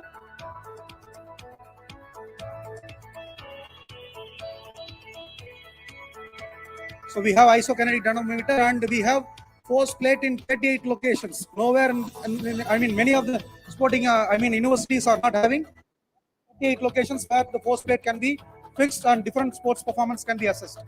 And right from anthropometry, EMG, and inside the lab itself, we can measure the track flick. So Eric is here. And this is the assessment we do for the hockey players. And after 20 years, we did sports screening, scientific screening for a Tamil Nadu athlete senior team. And after 20 years, they entered into the finals and won silver medal. So we supported them. And we do a lot of research, not only in cricket, boxing, tennis, also in hockey. And this is how we integrate the 3D motion capture system with the force plate, the reaction force you can find. And this is the data. I don't want to get into much specific component. Yes, my dear coaches and athletes of Tamil Nadu, where this is the facility available, where now it's time to create a policy where it should be optimally utilized. It is for you people. It is for you people to reach greater heights, right? For an example, we have 2,000 athletes in SDAT. I am also a product of SDAT. But whether we can make everyone champion? No. Because in the morning itself, Abhinav Bindra said, you should have dual career. Dual career. After your professional sports, maybe you are an achiever. What will you do after your professional sports? There should be another career, right? Similarly, I was a sportsman where I could not reach the top podium, but God made me to raise or hold our Indian flag, because I came to Chennai Sports School with the dream of carrying Indian flag in sports field. But God had other visions. In 2018, I went to New Zealand to present my paper, and I had the chance of carrying our Indian flag amongst 400 international scientists.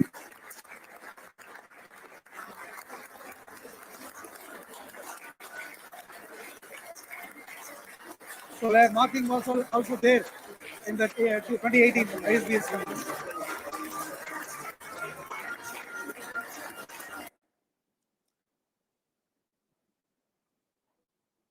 a journey of 1,000 miles starts with a single step. This is how we started in 2015 with empty place. So the progress of the lab and how we fixed force plates, because nowhere it is there to replicate. This is the flooring plan, and Vijay was there. And this is the final version of our lab. Do you want to know the answer for this question, whether athletes are born or made? Yes, athletes are made with scientific sports training as well as with the support of sports science.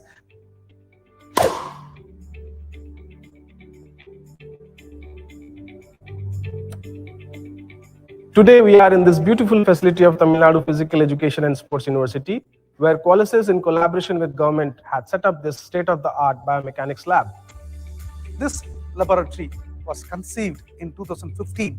After a long journey, we got the grant from Tamil Nadu Planning Commission, and we established this South Asia's biggest sports biomechanics laboratory with an area of 21,000 square feet.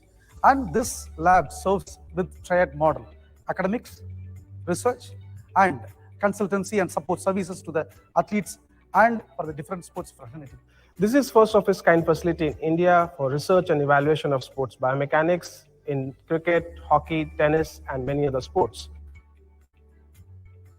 Tennis, we have an exclusive setup where we measure the tennis service in each phase, like ball toss, racket acceleration, and ball contact, and follow through, and give inputs to the coaches as well as the athletes. My first introduction to this lab was during my master's, as I was involved in the floor plan design as well as the 3D modeling of this lab. My research area focuses on muscle tendon profiling, impact of female athletic triad among young athletes, and assessment for strength and conditioning. I have found the system to be more user-friendly because of its seamless integration, and especially the functional assessment module, the PAF module. It helped me to assess a lot of people in a short period of time. Qualisys provides a portable solution for both indoor and outdoor applications, giving a high level of accuracy and precision. So with this motion capture system, we kinematically assess the athletes by incorporating all the key performance indicators, which will give an insight to the coaches and athletes for the enhancement of the performance with remedial measures. We have an externally biomechanics setup for boxing to quantify the key performance indicator using Qualisys and the 3D mocap integrated with the Kistler force plate and Delta CMG. The Qualisys system helps me to quantify the punch velocity, and force plate reveals punch force and down reaction force of the feet. Further, it helped me to correct my techniques in different types of punches and then improve my overall boxing performance. Whenever we encounter any issues, it is easily addressed by the team. That's why we feel very comfortable in using Qualisys. The vision of the lab is to produce more sports science professionals with skills and educating the coaches with regard to the usage of the sports biomechanics. And finally, to produce medal winners in 2028 and 2032 Olympics and ahead.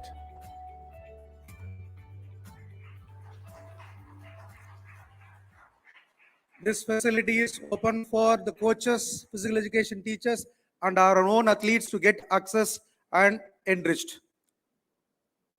So this is our team. We started this department with just 5 students. Now we have more than 100 students who are the manpower, who are from different sports, and they are studying sports science. They will be helping in assessing the athletes and getting the data. And thank you, SDAT and Government of Tamil Nadu and all sports fraternity. Thank you so much. Thank you. Thank you so much, Dr. Rajani Kumar. So I hope you all enjoyed this session, and I would just like to ask a short question. Like, there is a very far many coaches feel very far from the sports biomechanics that is seen in lab and that is seen in actual practicality, as in the game. So if you could say, if you could respond to this in a single sentence, what would it be, Dr. Marking? I think the the role of the biomechanist is to simplify a movement down to what's really important and then work with a coach to help them understand that. And then for the coach to then try and work with the athletes to then improve their performance. And, to Dr. P,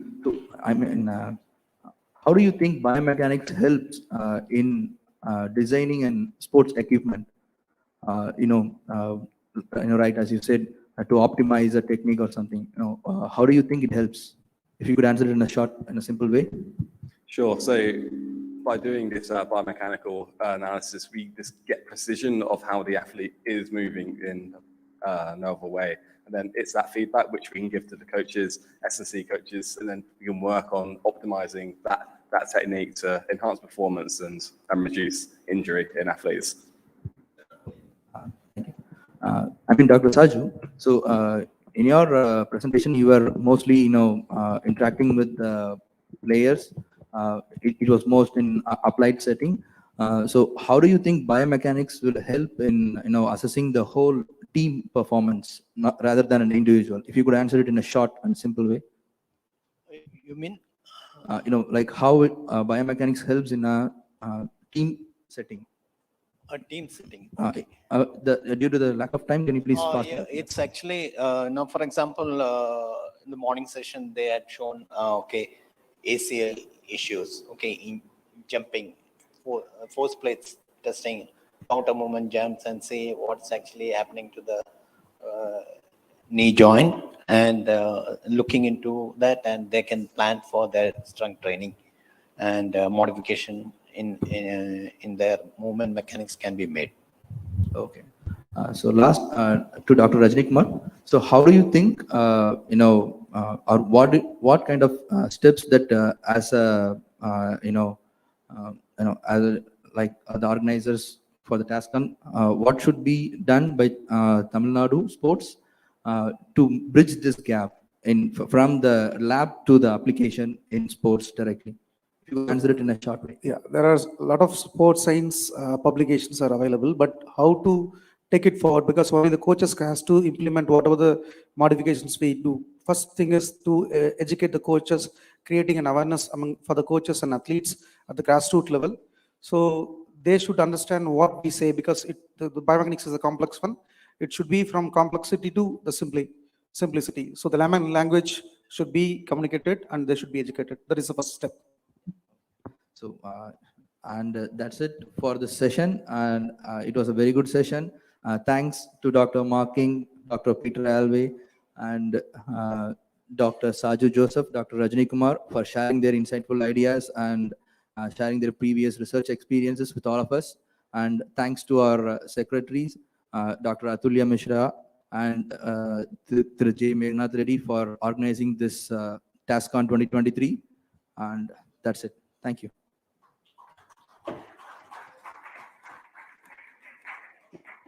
Thank you, all of you. Now I would like to welcome Dr. Sundar, Vice Chancellor, Tamil Nadu Physical Education and Sports University, to felicitate our moderator and special speakers. And first felicitation to Mr. Vijay Damodaran.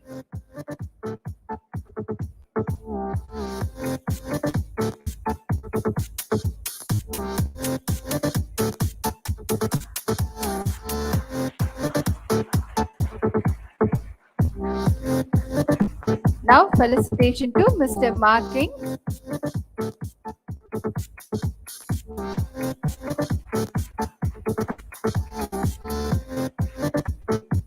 And felicitation to Mr. Rajni Kumar.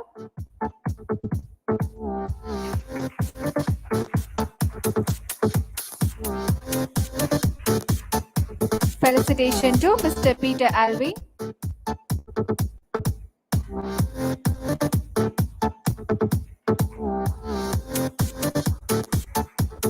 Felicitation to Mr. Saju Joseph.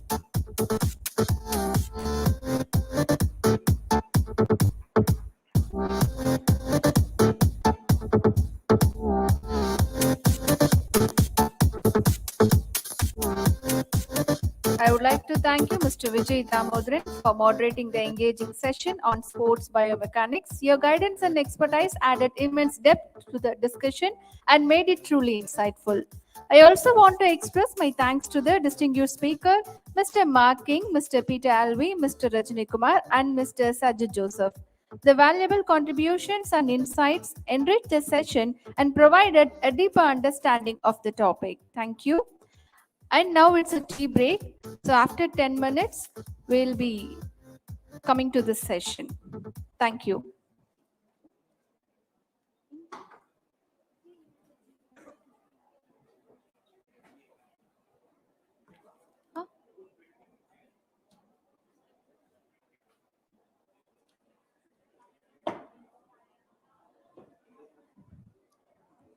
Kindly requesting all dignitaries to come back here by 4:20 p.m.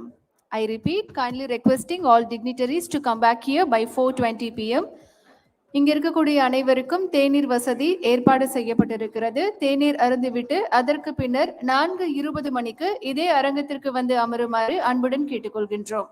மீண்டும் அறிவிக்கின்றோம், இங்கு வந்திருக்கும் அனைவருக்கும் தேநீர் வசதி ஏற்பாடு செய்யப்பட்டிருக்கிறது. தேநீர் அருந்திவிட்டு அதற்கு பிறகு 4:20 மணிக்கு இந்த அரங்கத்திற்கு உள்ளே வந்து அமருமாறு அன்புடன் கேட்டுக்கொள்கின்றோம். நன்றி.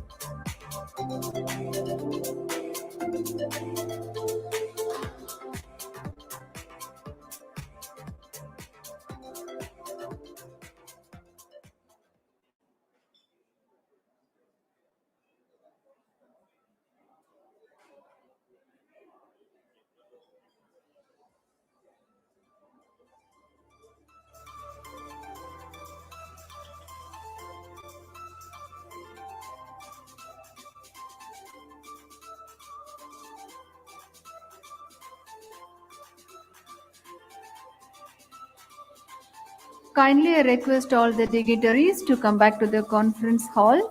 We are going to start the sessions now.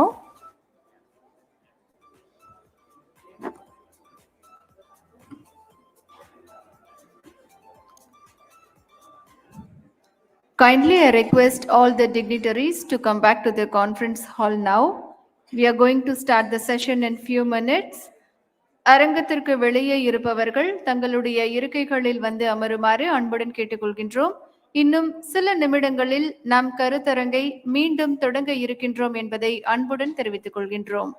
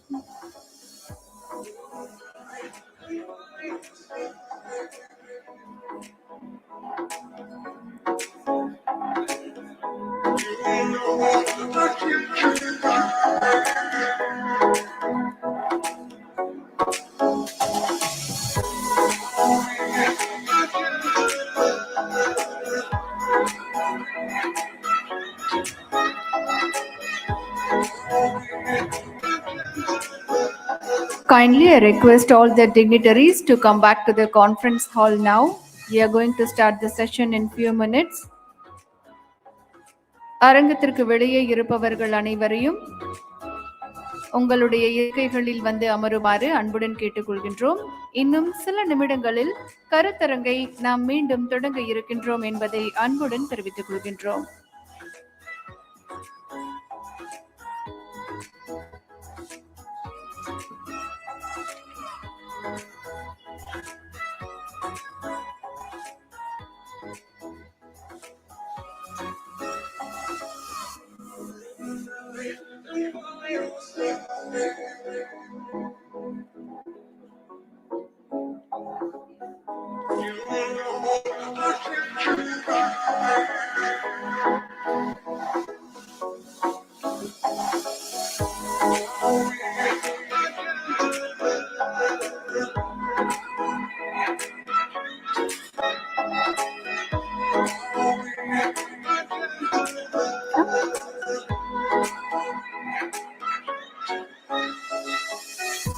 I request all the dignitaries to take your seats respectively.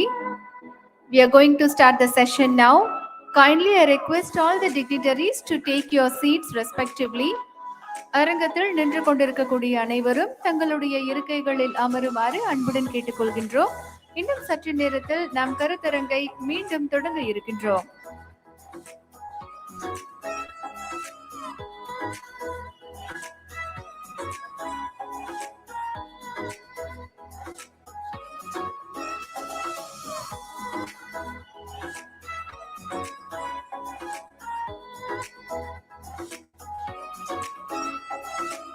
Kindly I request all of you to make your presence in the conference hall. We are going to start the session now. Kindly I request all the dignitaries to take their seats respectively. We are going to start the session now.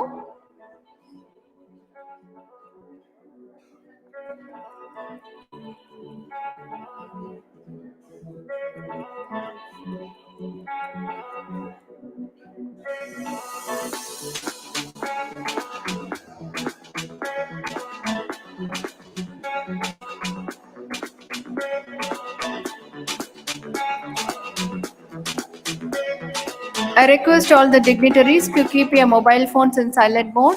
I request all dignitaries to take your seats respectively. And now we are going to start the session.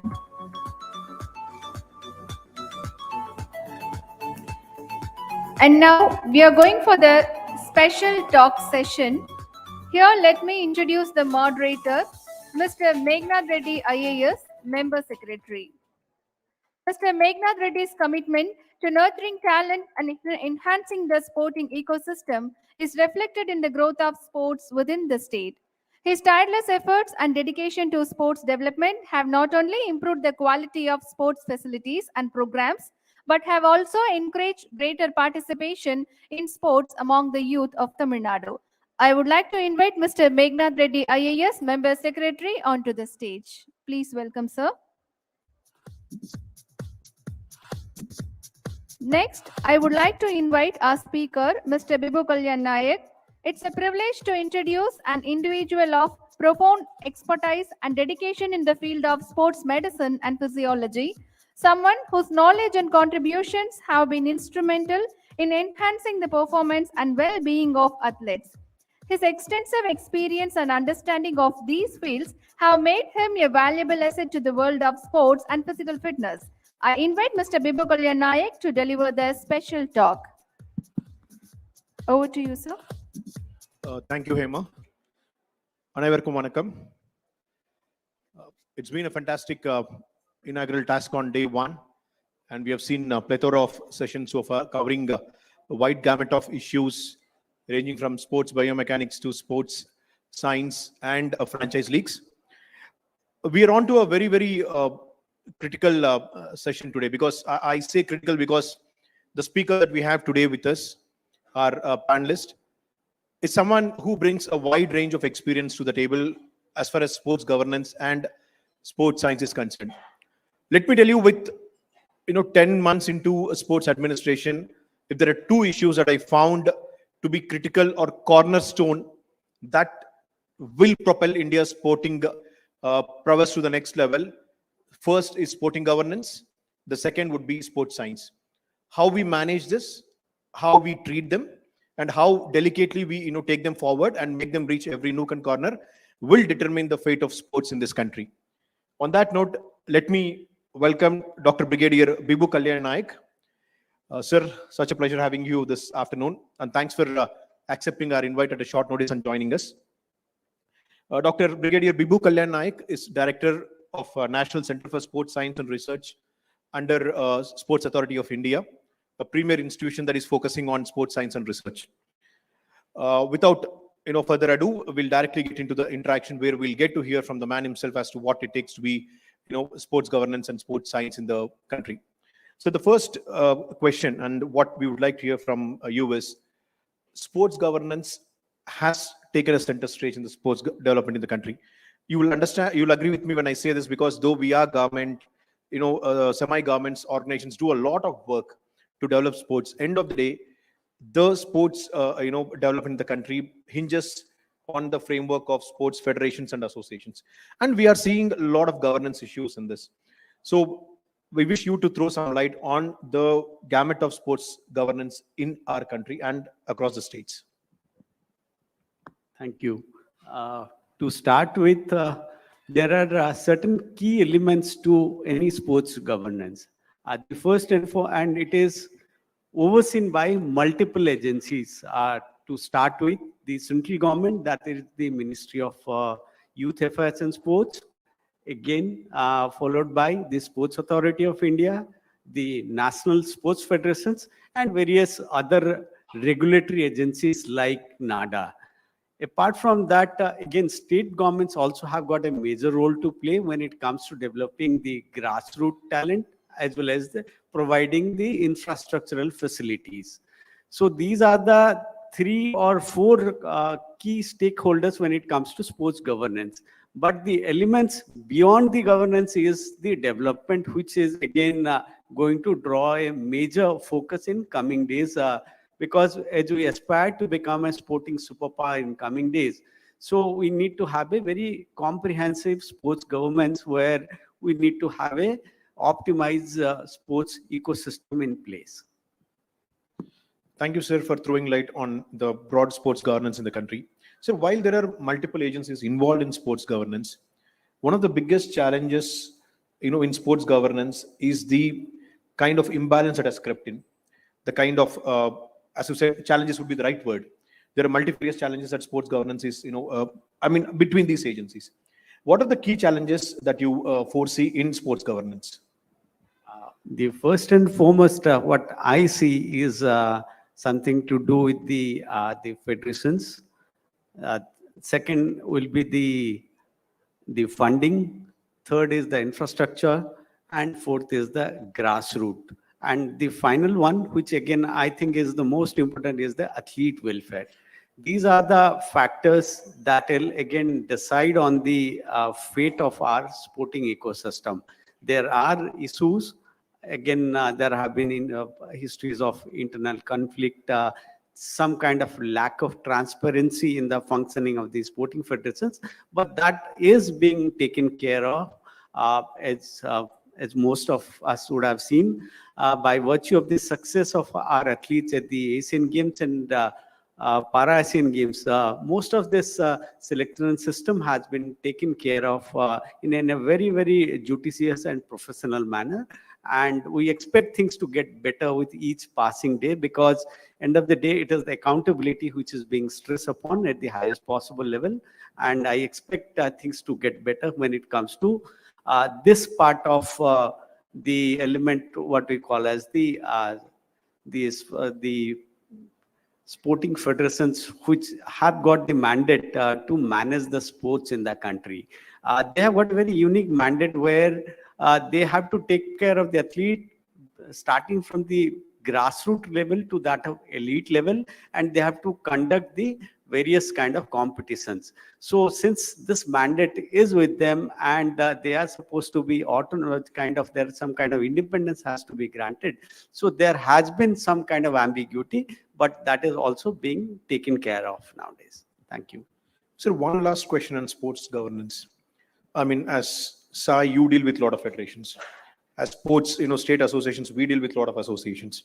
There are conflicts in sports which have got a fantastic future, where the state is doing fantastically well, but you still find the associations internal squabble, not having a proper body, or multiple bodies claiming ownership.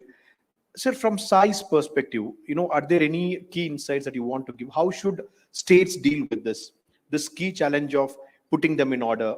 As you rightly said, they are independent, they are autonomous. Our interference in them is limited. And also in light of several judgments, both Honorable Supreme Court as well as High Court judgments.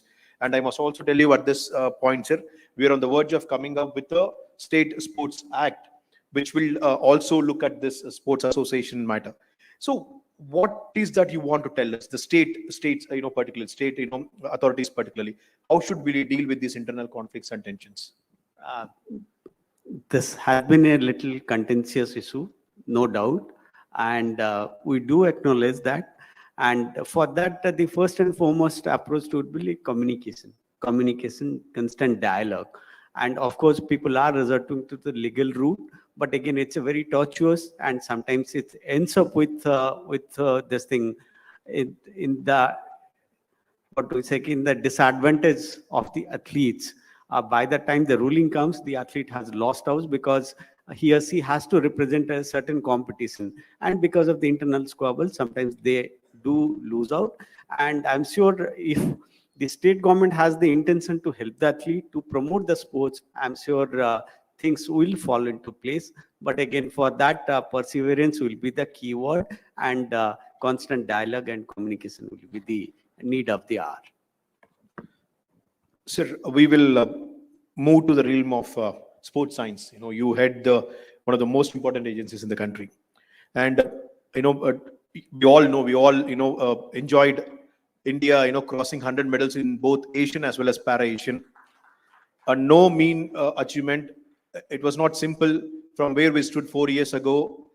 and what we have achieved today, it's fantastic achievement, particularly para sports again, to win so many medals, and Tamil Nadu's contribution is well known. Sir, what from a sports science angle, I mean, what are the contributing factors? Do you see sports science contributing to this huge jump, momentous jump in the medal tally? If so, how did we achieve that? How could we integrate sports science in making our athletes one of the finest in this part of the world? Very well asked. There are two parts to it. First thing, while preparing, see, this Asian game has not happened in overnight, right? There has 4 years of preparation has gone into it, and we have got a system there, what we call as target Olympic podium scheme, where we have got our own research where we know which are the athletes who are capable of podium finish. And accordingly, they are heavily funded for their training, for their exposure, for their equipments, and for their medical facilities. The second part, again, part of the research where we know that these are the athletes who can make into the podium with some kind of support from the sports sciences. Then that component is also explored, and accordingly, those players are funded. At this particular point of time, Government of India supports 119 athletes who are for the Olympic podium finish, and you'll be happy to know that apart from that 119, we have got 166 athletes who we have identified based on the sports sciences test that they are also capable of getting into that top league.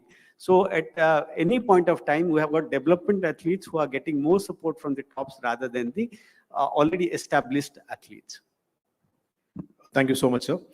Sir, my next question, in fact, one of the things that stumped me when I entered sports administration is people talking about sports science, and it somewhere sounded elitist to me. I mean, I might be wrong. Probably I will be wrong, but somewhere there is a notion around that sports science caters to only elite athletes, top athletes, whereas as sports bodies at the state level, our mandate is to take care of grassroots talent development, identify talent at the grassroots, nurture the talent at the grassroots. For example, sir, we have around 38 hostels wherein we have children from 6th class to college level, just depending on our hostels and excelling in sports.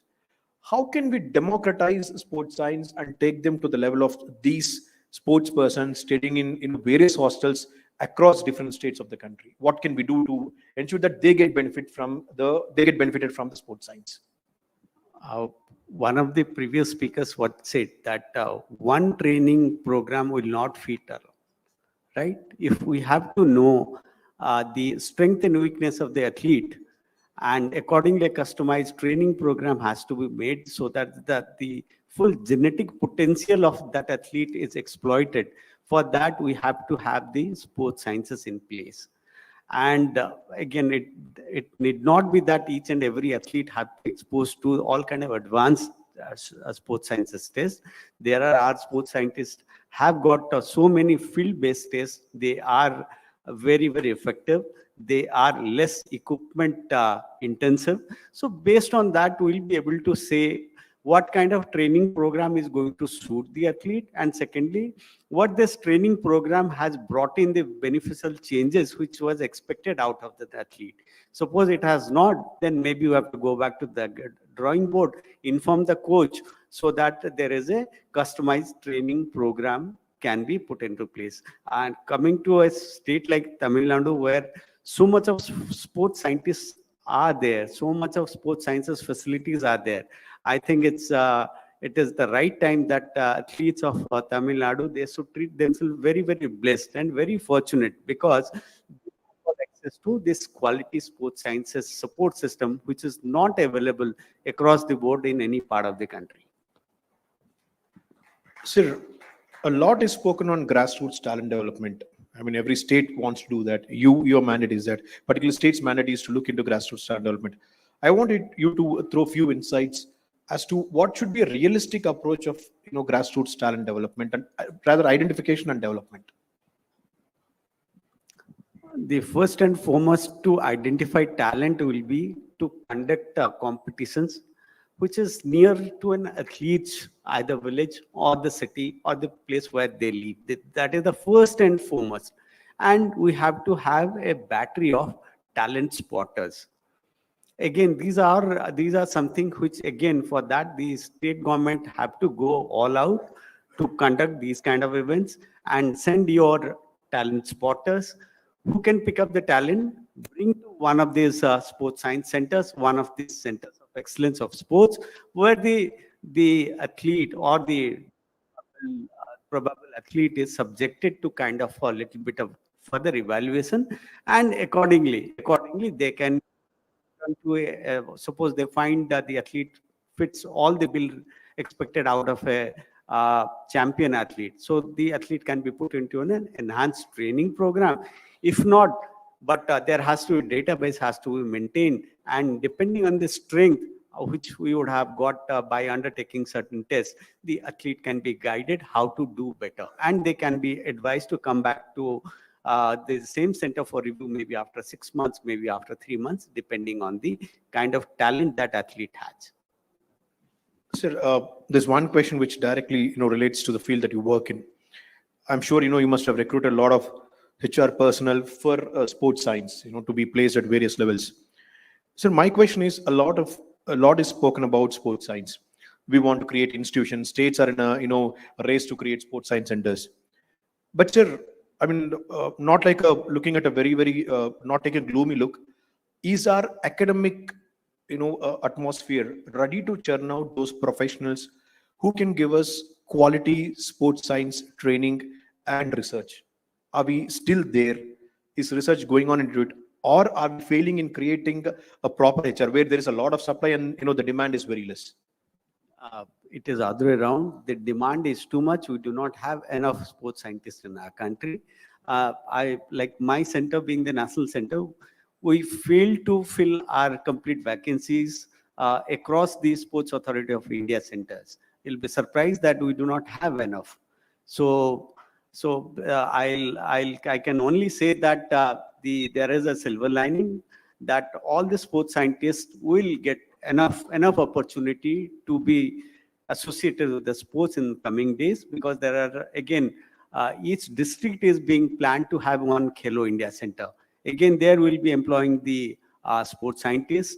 Of course, the states are doing their bit, but at the level of the government of India, again, each district is going to have a Khelo India center. Again, we will have a battery of our sports scientists there funded by government of India. So just to probe further on that, because it's a very important thing, India has been producing all sorts of academic products. Why are we failing in giving when there is already a good demand? Why are we failing in the supply factor? What should be blamed and what should we do to no, it is the transition phase. The previous panelists, they were telling like sporting was not a career few years back. Now with so much of league in place, yes, a lot of sports persons are coming.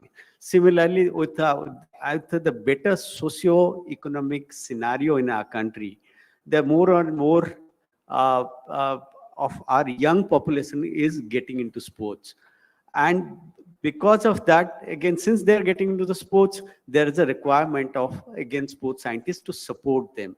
So it's just a matter of time that we will be able to give employment anybody who is coming into the stream of sports sciences. Sir, you made a very important announcement which will go a long way in creating champions across the country, that we are looking at creating sports science centers at the district levels. We already have district centers, and if sports science could also be injected into that, I think nothing like it will go a long way. So one last thing, Sai has been at the forefront. You've been like elder brother to all of us, leading from the front and doing a lot of activities. From the perspective of sports governance and sports science, what are the efforts being taken and how do you see the future? What's the future outlook? To sum it up, future outlook is very, very bright. There is no doubt the kind of support we are receiving from the government, and it is phenomenal. Whatever you're asking, they say just go ahead. We need to emerge as a sporting superpower in coming days. So everything is falling into place. And to start with, if I could be allowed, there are 2-3 slides just I wanted to show to our audience. Like we are trying to streamline the sports sciences in the country. Can we show that? These SOPs. As you can see, like this is how, till now, the testings were different at different sports sciences centers. Now we have been given the mandate to come up with the standardized SOPs where it will be undertaken in all the sports sciences centers in the country, so that the result which comes, it becomes a uniform one. To start with, this is how we have gone. Next, please. This is how we have come up with this thing. It is going to be released very soon. Now it has gone for the international weighting. Once it is clear, then each department will have a standardized operative procedure to run it, so that what kind of test, what age group athlete, what kind of test, how they have to come up with that test results, that will be there, so that what you said, that even though they have a formal degree, but they should be industry ready. This is our attempt to make them industry ready. Sir, thank you so much. I mean, I must tell you, there are several key things you have mentioned. One of the first things I like, probably the biggest key takeaway for me from this session, is the way you mentioned that communication dialogue is the only way forward to deal with associations or federations. In your case, I think that's something we need to internalize and take it forward. Because what happens is, if there is some court case, we assume that it's not our business anymore. Let court decide. But I think you're right when you said that we'll have to take a proactive role and get into communication dialogue. As you rightly said, probably this applies to all of us. Success is never a overnight thing. You got to work hard, and it's a long-term thing. And so we like the fact that sports science, if it has to reach grassroots, we need to customize it and understand what's right for them. And thanks for also letting us know about the talent development, how competitions and tests will be extremely critical. And so we look forward for the standardization of FOPs, whatever you're mentioning. So, sir, on that note, and to the audience, there are a few things that Tamil Nadu is trying to do, which I would be very glad to share. One, sir, we are coming up with a dedicated Tamil Nadu Center for Sports Science, which will be set up in our Chennai Olympic Academy coming up at Jawaharlal Nehru Stadium. You'll see it functional very soon. Also, Khelo India Sports Science Center for the disciplines of athletics, fencing, and boxing will be placed at this Olympic Academy, wherein we also have sports science component. And we are on the verge of creating an athlete management system for all our sports hostel students. As we said, we have 2,000 student sports persons across the state. We'll be putting in place a robust and a dynamic, and more importantly, interactive athlete management system, where coaches and athletes will be able to feed real-time information, what they're doing and how they feel. So we think this will be a game changer in the way we deal with our sports persons in the future. So on that note, sir, thank you so much for all your insights. It's been a pleasure having you and coming here. We look forward to your guidance in the future also. Thank you so much. Thank you very much. Thank you. Thank you so much, sir.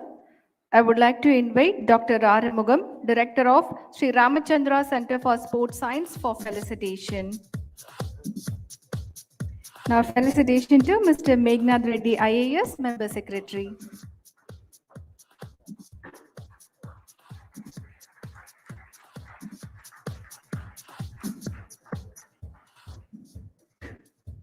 Felicitation to now Meghnad Reddy, IAS, Member Secretary.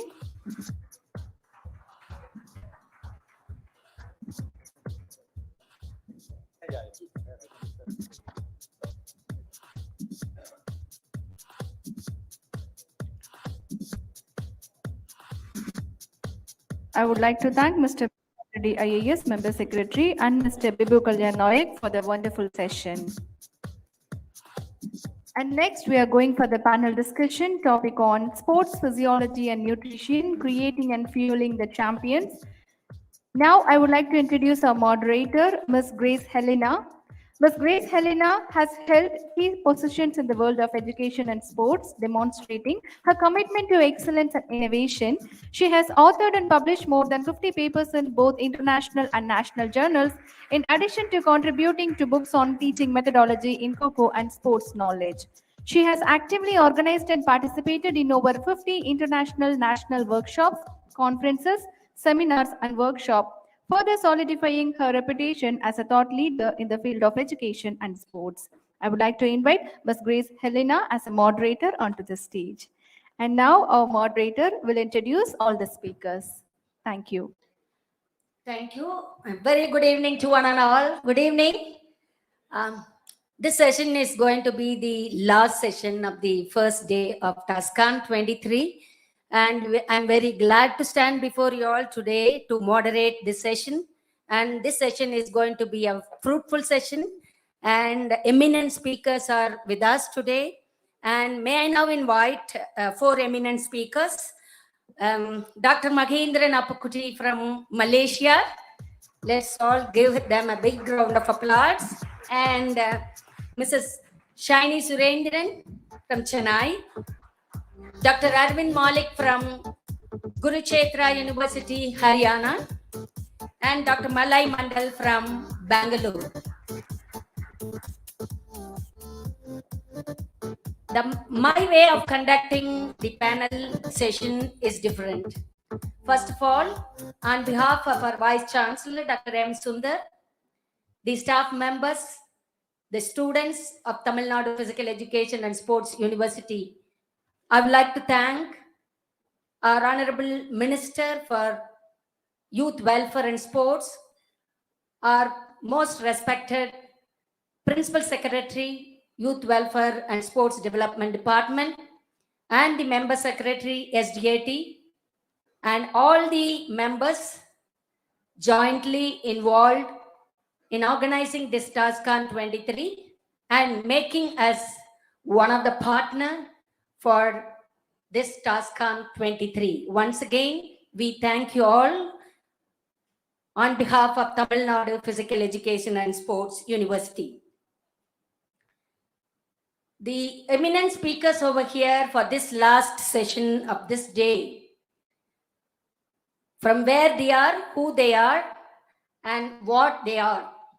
It's an important aspect. I need to give them their brief introduction about each person, and each one will have 10 minutes of time for your presentation, and we'll be having more interactions.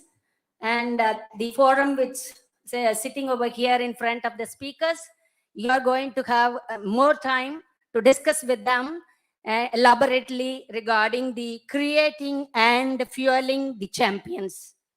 So the sports physiology, 2 members from sports physiology and 2 members from sports nutritionists are here in front of us.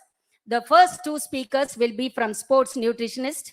So first speaker will be Dr. Mahendran Appukutti, and he is an associate professor and coordinator of sports injury and wellness clinic at Faculty of Sports Science and Recreation University, Technology, Mara. He is the Vice President of the Nutrition Society of Malaysia and Malaysian Association of Sports Medicine and Council member of the Malaysian Society of Body Composition and Executive Council member of the Federation of Asian Nutritionist Societies. He also serves on the Clinical Core Committee for the World Obesity Federation. His research interest and focus on functional food and exercise science has been awarded with a Fellow of the Nutrition Society of Malaysia and a Fellow of the Malaysian Association of the Study of Obesity. He was a key writer for the Malaysian Dietary Guideline. And he is also working closely with capacity building of nutritionists in Southeast Asia Nutrition Leadership Progress, Malaysian Nutrition Leadership Program, and Southeast Asia Public Health Nutrition Leadership Program. Such an apt personality is with us today as an eminent speaker of this session, and he is going to deliver his talk on psychobiotics. Psychobiotics approach in sports. Psychobiotics, this word was coined only, it is a newborn baby like 10 years old in 2013. Yes, sir, 2013, this was coined, and there is no many research had been happened in this area, but Dr. Appukutti is here to what is psychobiotics, and this is nothing but the probiotics and how it is going to helpful for the stressed people, anxiety, mental well-being, and cognitive performance, especially in sports. May I now invite Dr. Appukutti on stage.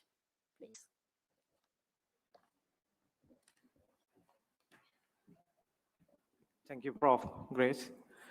I must thank I came from Malaysia. This is the first time I see a state level conference on sports science, and I believe this is a start.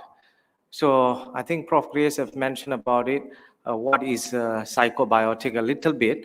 I'm not going to psycho all of you. The psychologists will do that part tomorrow. So I will give you a little bit part of the probiotics and how is it works. Okay, which one I have to press now? All right, this is my thanks to the TASCon for 2023 for organizing it. Very well done. I would say that sincere appreciation is for making me here and giving me the opportunity to share. This is my university. I'm going to skip up a little bit. We are the largest university in Malaysia. We have about 200,000 students, 20,000 lecturers. We are the largest university there. And I have to be, by Thursday morning, I have to be in KL for the Malaysian Palm Oil Congress. So I have to talk about something, a different part of it. So here on probiotic, I will touch a little bit because of the 10 minutes given. What is probiotic? It's nothing new. All of us in India, especially in India, we've been eating fermented food very well. Tair. All of us have eaten, right? So if you have never tried, you should try because this is the ancient food. This is how we have been using it. But unfortunately, to classify for probiotic, the microorganism should be 10 power of 6 and above. That's the regulations going on.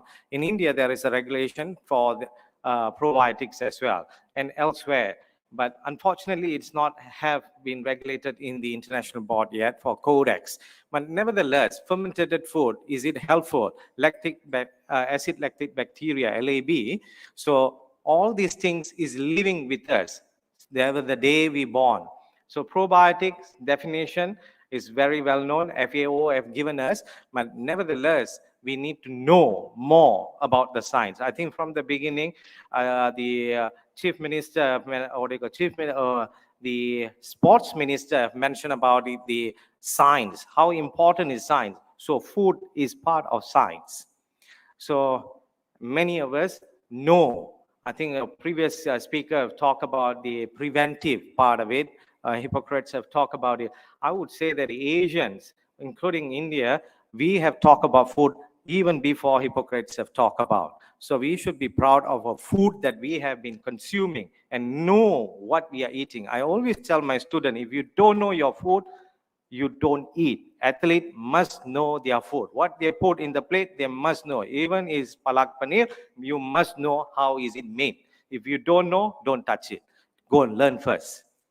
So, as I mentioned, from the baby, in the moment your baby been delivered, you will have, it depends on the vagina delivery or cesarean. Even that also bacteria is already with us. So in the gut microbiota system, we will have gut muscle axis also been taught. Gut is the main center for every single thing. If you look at it, the My Sport Science, Professor Esker from UK, he have started very well on this kind of combination and talk about infographic on the microbiota gut brain. There are more topics are coming. Even in Nature paper, people already start talking. Physiological review paper talking about gut microbiota. How is it help in an exercise? We need all these things. It depends on you.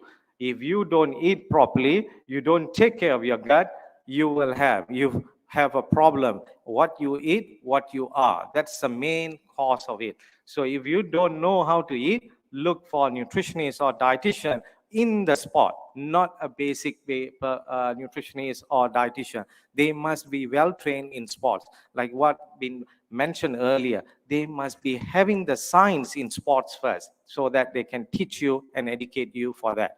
So psychobiotic is nothing so much different. How is it help you in the gut-brain system? So it is such an easy way to go to the brain and help us to treating us. So I recently published paper from JP. We had a conference on the Probiotic and Prebiotic Foundation of India. We have published a book on this. One part of it, my paper on psychobiotic workable approach in sports. You can have a look at it. It is not a PDF book, but it's a hard copy. I hope they don't burn more trees then. So sports and psychophysiology, is it helpful? Because we know how stressed our athletes are. So all these things, traveling, high intensity, coaches, impact, their own personal impact, all these things can affect their sports somewhere or another. I have to work. I'm a nutritionist. I'm not a sports psychology. So I need to see how this thing can help. Nutrition can help in the psychological part. So we have to work not in silo, we have to work in multidisciplinary. If we can work with biomechanics, we have to work with them. But unfortunately, we don't go inside there until we come to injury part. When they are injured, dietitians, sport dietitians are involved because they need to eat proper food so that they can recover. So what is the recent findings where people are talking about? There's plenty. People from the International Society of Sport Nutrition already start talking about probiotic. There are another one is prebiotic, which is the supply for the probiotic food. How we can get prebiotic in our gut system? You make sure, ensure you eat fruits and vegetable. If fruits and vegetable, it's not part of your diet, you are in big trouble. Athletes, those who are here who are major athletes, even young or old or small baby, nutritionists and dietitian, we always emphasize fruits and vegetable. You have to eat that so that the gut system taken care by. So some of the papers are there. There are plenty. If you go in the PubMeds and everything, there are more papers are coming out on this area. Plenty are talking about the gut microbiota. And the world is talking about planetarian diet, which is the plant-based diet. And it's not something new, which is we've been practicing for ages. So this is another way of looking at it. Even you see the healthy plate in the worldwide, 75% of the food in the plate is plant-based. Only 25% we allocate for meat-based. So it's all depends on us. When looking at my focus on the findings on the research, this is because of my master's student is a sports psychology. Unfortunately, it's not me. I didn't do anything. So when we talk about my Sri Lankan student was talking to me, I wanted to do psychology, but she wanted to do under me. I said, sorry, I'm not a psychologist. I'm a nutritionist. So I said, what we can work. So that's where the probiotics, because I was working on probiotics on C and gut system. I said, can you see some papers on that? So that's where we started and see how a probiotic can help. So it was, we look at it, supplementation with the football players and see for 8 weeks what will happen to them in their brainwave. So Prof. Jolie Roy's student, Gary, he started, gave me some impact and he said, Mahen, can we try on the brainwave? Let's see how a probiotic affect the brainwave. I said, okay, that's a gut-brain axis, has already been recognized. Let's see how it's affecting in 8 weeks with the single strain. So that where we found that it do help relaxation and also some of their impact on the psychological part.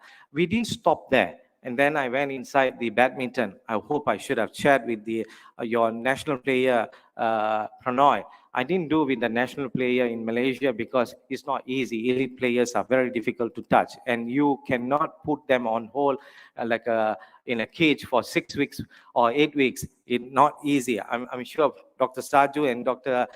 Jolly Roy will understand on that part of it. It's very, very difficult. So we have to work with the school, universities, students and badminton players. And we see how psychologically affected with the questionnaires based on anxiety and also their stress factor, mood swings. So we saw something is impactful there. And I say this is important to look at it. And I also ask my student to look at the aerobic capacity, ask them to do bleep test and find out. Simply just for some hunch of it, is probiotic helpful or not? It do help. I was surprised. That's where, if you remember one of my slides, I put the gut muscle axis. I guess that's another exploration people need to do and see. Gut play a major role in the body system. We need to take care of our gut.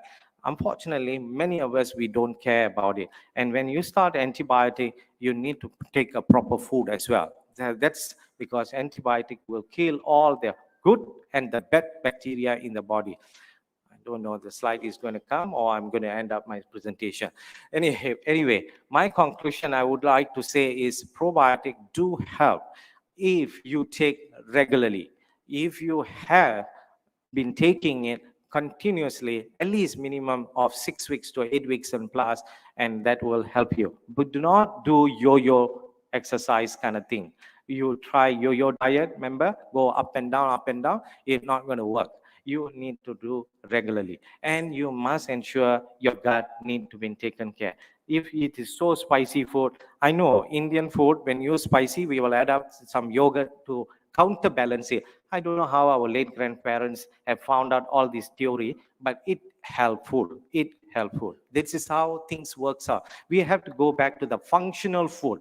Probiotic is one part of the functional food. How is it helpful?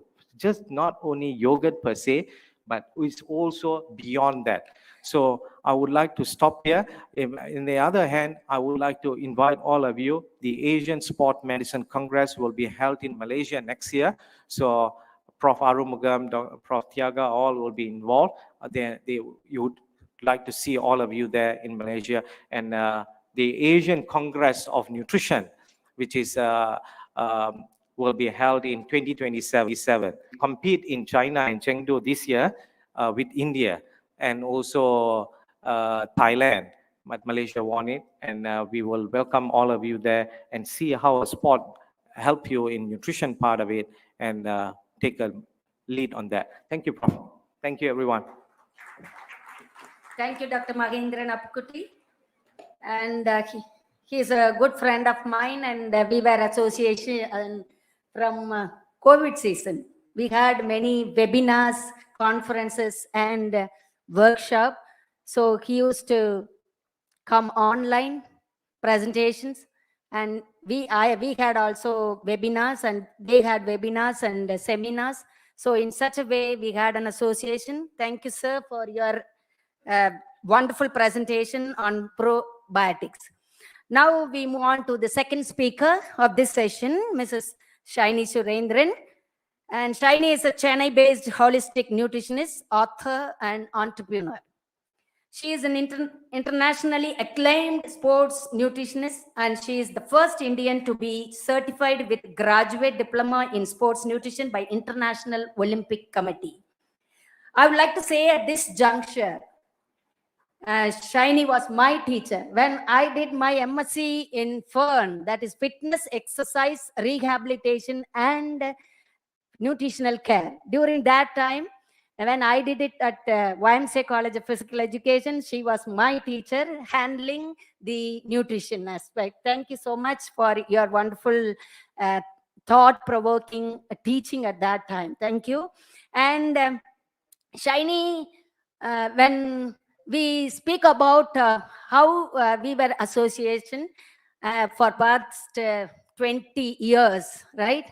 Right from the classmate, like keen anthropometry, first and second level of keen anthropometry we had in our university, and there she also came there as a classmate.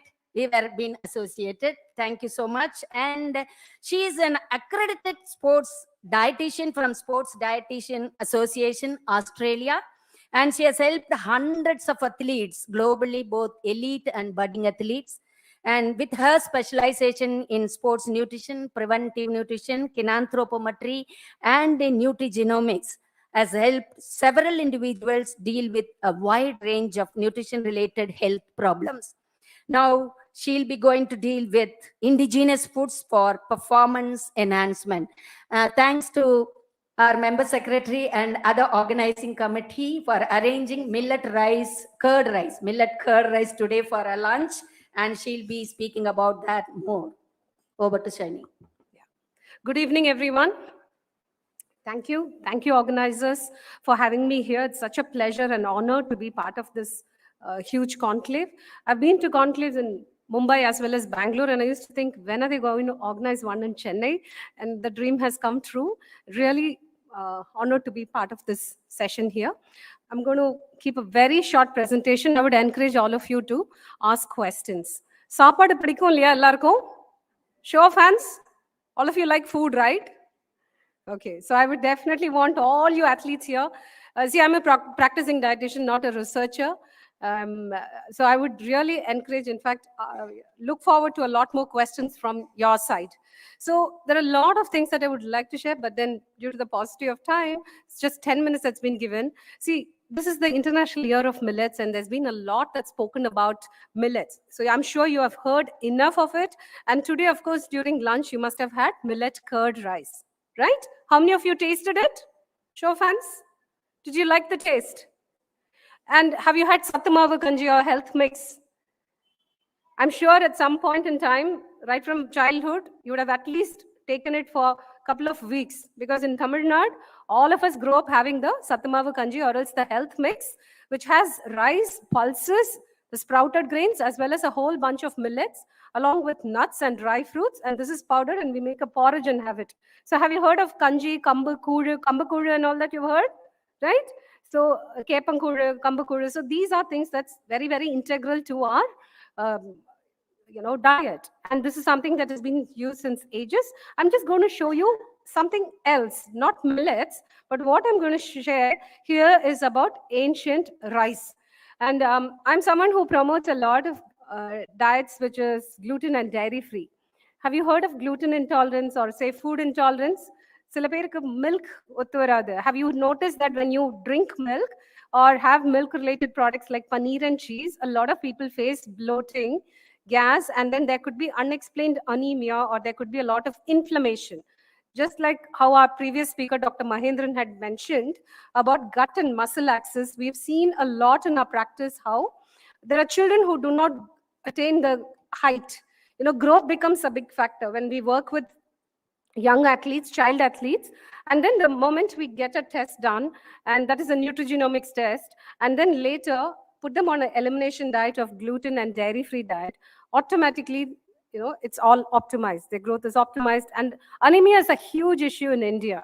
There was this Anemia Mukt Bharat campaign that was going on, and we still get to see in all the strata of our society that anemia is still prevalent. And one of the factors, or another angle to look at it, is to see whether the chapatis, the kakra, the bread sandwiches, and all the biscuits, and also the paneer and the milk products that you're consuming is coming in the way of absorption. So this is one angle. This is a very strong take-home message. I'm sharing what we get to see in our practice. So consider that. Not everyone is able to tolerate or digest milk and milk products, or even gluten-rich products. So there is a lot of ancient rice that's come back into the market, into the circulation. So besides millets, we also have a couple of this rice. I just want to quickly show you, there's something called as Karunkuruvai rice. I don't know, has anyone tasted it? There's a whole lot of dishes that's prepared with this, and it's called as a man of the match with Siddha. All these Siddha physicians usually mention it as that way. And this has a glycemic index of 50 to 55. So glycemic index is a marker for us to know how quickly a food is going to be digested and how quickly it's going to spike up the blood sugar levels. So when we have rice with gravy and then say fish or chicken and a whole lot of poriyal and kootu and all that, then automatically the glycemic index is going to be low. But based on the glycemic index, we also decide whether we should have it before a match or else after a couple of hours after a match. We decide on how the food should be fine-tuned. If it is high glycemic index, it should be given soon after a session.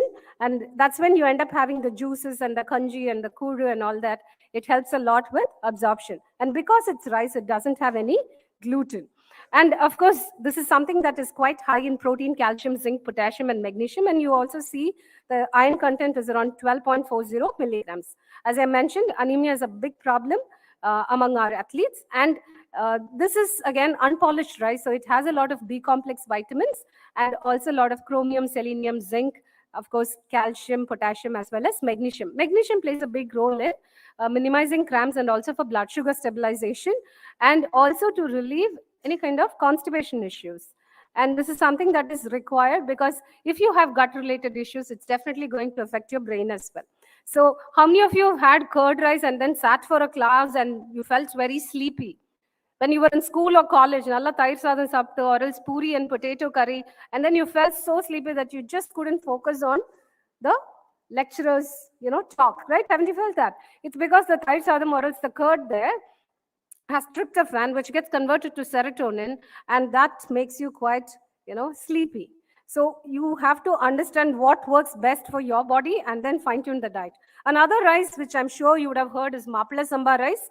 According to folklore of Tamil Nadu, before, or rather, if the girl's family wants to check whether the boy is really strong enough to take care or protect the girl, so the girl's father, or rather the family members, would encourage the groom, before they fix the marriage itself, they would want the guy to show the strength by lifting a stone, or so this is a test in front of the village, and it can be quite embarrassing for this young gentleman. So he definitely has to focus on his endurance and strength, and it is said, according to the folklore here, that he ends up taking a lot of Mapla Samba rice, and it is rich, so it has iron as well as calcium and fiber. So look at the calcium content. It's around 50.4 milligrams per 100 grams. And this is something which is definitely included. It can be part of your idli dosai batter. And as Sir had mentioned, again, this is fermented, so it's good for gut health. Another one is karpukavani rice, a lot of dessert. The black rice pudding, or else the karpukavani kanji, or else the payasam, I'm sure you would have heard about it a lot. This can also be made, like there is an Italian dish called risotto. So risotto also can be made with this. So there are a lot of our chefs here who started dabbling with this rice, and they have incorporated that into a lot of continental dishes as well. And this again is a good source of anthocyanin. So you have seen the purple color cabbages as well as brinjal. So instead of buying berries, see how many of us can afford to buy cranberries and blueberries and avocados? It's quite expensive. Do you agree? So we should start looking at indigenous products, what is available locally, so that we can support the farmers. You've heard about farmer suicide, and I think the best thing that we can do for our country would be to support our local farmers and eat what's grown here. So if you sit here and then if you're going to eat a lot more rotis and chapatis and all that, it doesn't go well with a lot of people. It'll be great if you can look at millets and ancient rice as part of your regular diet, and it does benefit athletes in a big way. So the next one is also something that's worth looking at. That's kulaka rice. This again is a native of Tamil Nadu, and it has a glycemic index of around 52.25. The zinc content is quite high. Zinc is a very important component in a lot of enzymes. And if you were to catch cold quite often, or if you have a compromised immune system, and during COVID, I'm sure you would have all taken a whole bunch of supplements to enhance your immunity. So zinc plays a big role, and this rice is really good. So you can make a kanji or a kur out of it, or just cook and eat. And it is also very helpful for wound healing properties. Another rice is kuriyadchan. This again is really worth considering because of the protein, iron, calcium, potassium, zinc, phosphorus, and magnesium content. Next is Kaivari Samba rice. Again, these are things that can be, if you can't cook and eat as a sadam, you can always include it as part of your pongal or else upma, or it can be a idli, dosa, appam, kuri paniyaram, any of that. Okay. So here again, the iron content is mentioned. It's around 5.8 milligram per 100 grams. Next is Katiyanam.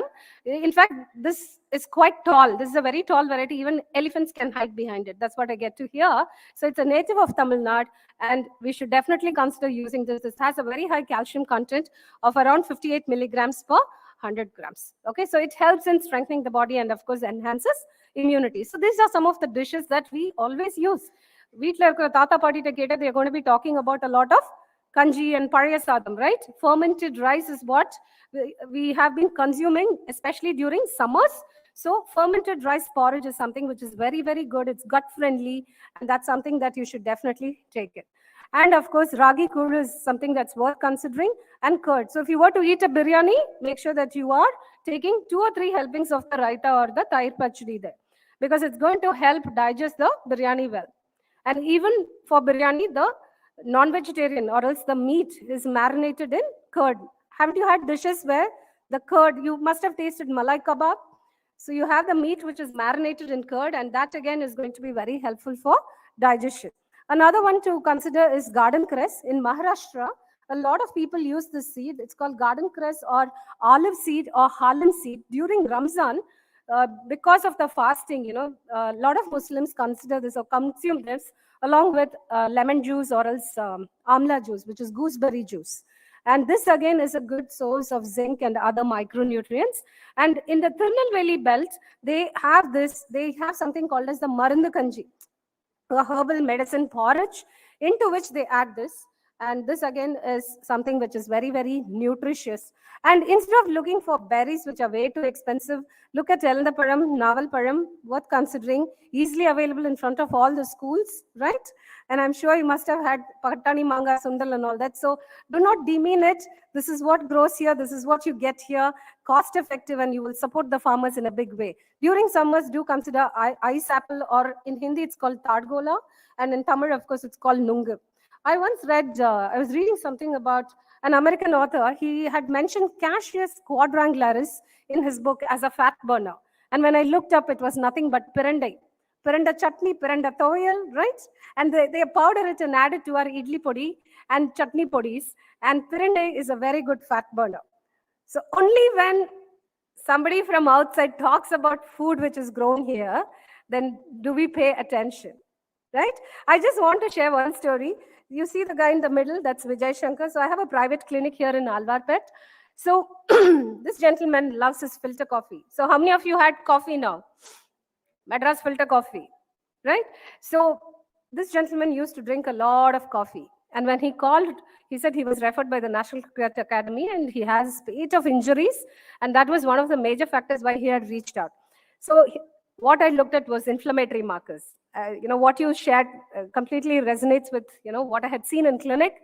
So his inflammatory markers were way too high, and he's a lacto-vegetarian, which means he doesn't take any non-veg, only milk and milk products, and he eats a lot of breads and chapatis. So the first thing that I pulled off from his diet was milk and products, but kept the curd and raita and buttermilk, and replaced all the rotis with rice-based dishes. He did amazingly well during the IPL season. And when we started working with him, his DEXA scan showed a fat percentage of 17.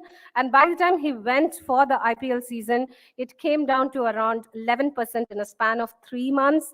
And he didn't lose his muscle mass. So just by eating local food, you don't need anything fancy, trust me. Just work with one of your qualified dietitians in whichever city you belong to, but then get a professionally designed diet plan, and you will see some amazing difference. So what you eat, we have heard always like you are what you eat, but the mantra now is you are what you absorb. Are you absorbing all the nutrients that you're eating? Is your gut health taken care of? That's something that you should really think about. That's the take-home message for today. Thank you. Thank you, Chaini, for your wonderful presentation on indigenous food, which helps in enhancing the sports performance. The third speaker will be Professor Arvind Malik, and he is the sports person, the teacher, researcher, and he is the Dean Faculty of Education from Kurukshetra University, Haryana. And he was a boxer and won silver medal in All India Inter-University. He has attended national coaching camp for 1996 Atlanta Olympics for boxing. And he has got more than 26 years of experience in teaching and research. He has done more research in the area of exercise physiology, doping, and digital finger ratio of 2D:4D and testosterone.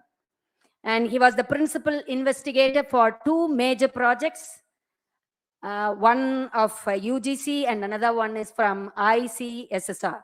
And he has presented many research papers and in international and national level seminars and workshops, conferences in USA, Finland, Australia, London, Canada, and Harvard University, USA.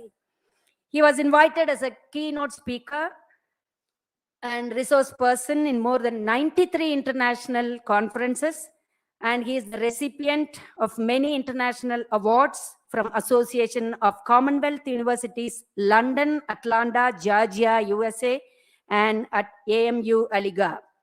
More than 89 research papers published, 9 books authored. He is the board member of LNIP Gwalior and our university, Tamil Nadu Physical Education and Sports University, and many other universities. And he is the paper setter for UGC NET exams and Public Service Commission. So such an eminent speaker is with us today, who is going to speak on exercise physiology, and he'll be speaking on the topic of challenging human physiological limits through sports technology. Over to Arvind Mali.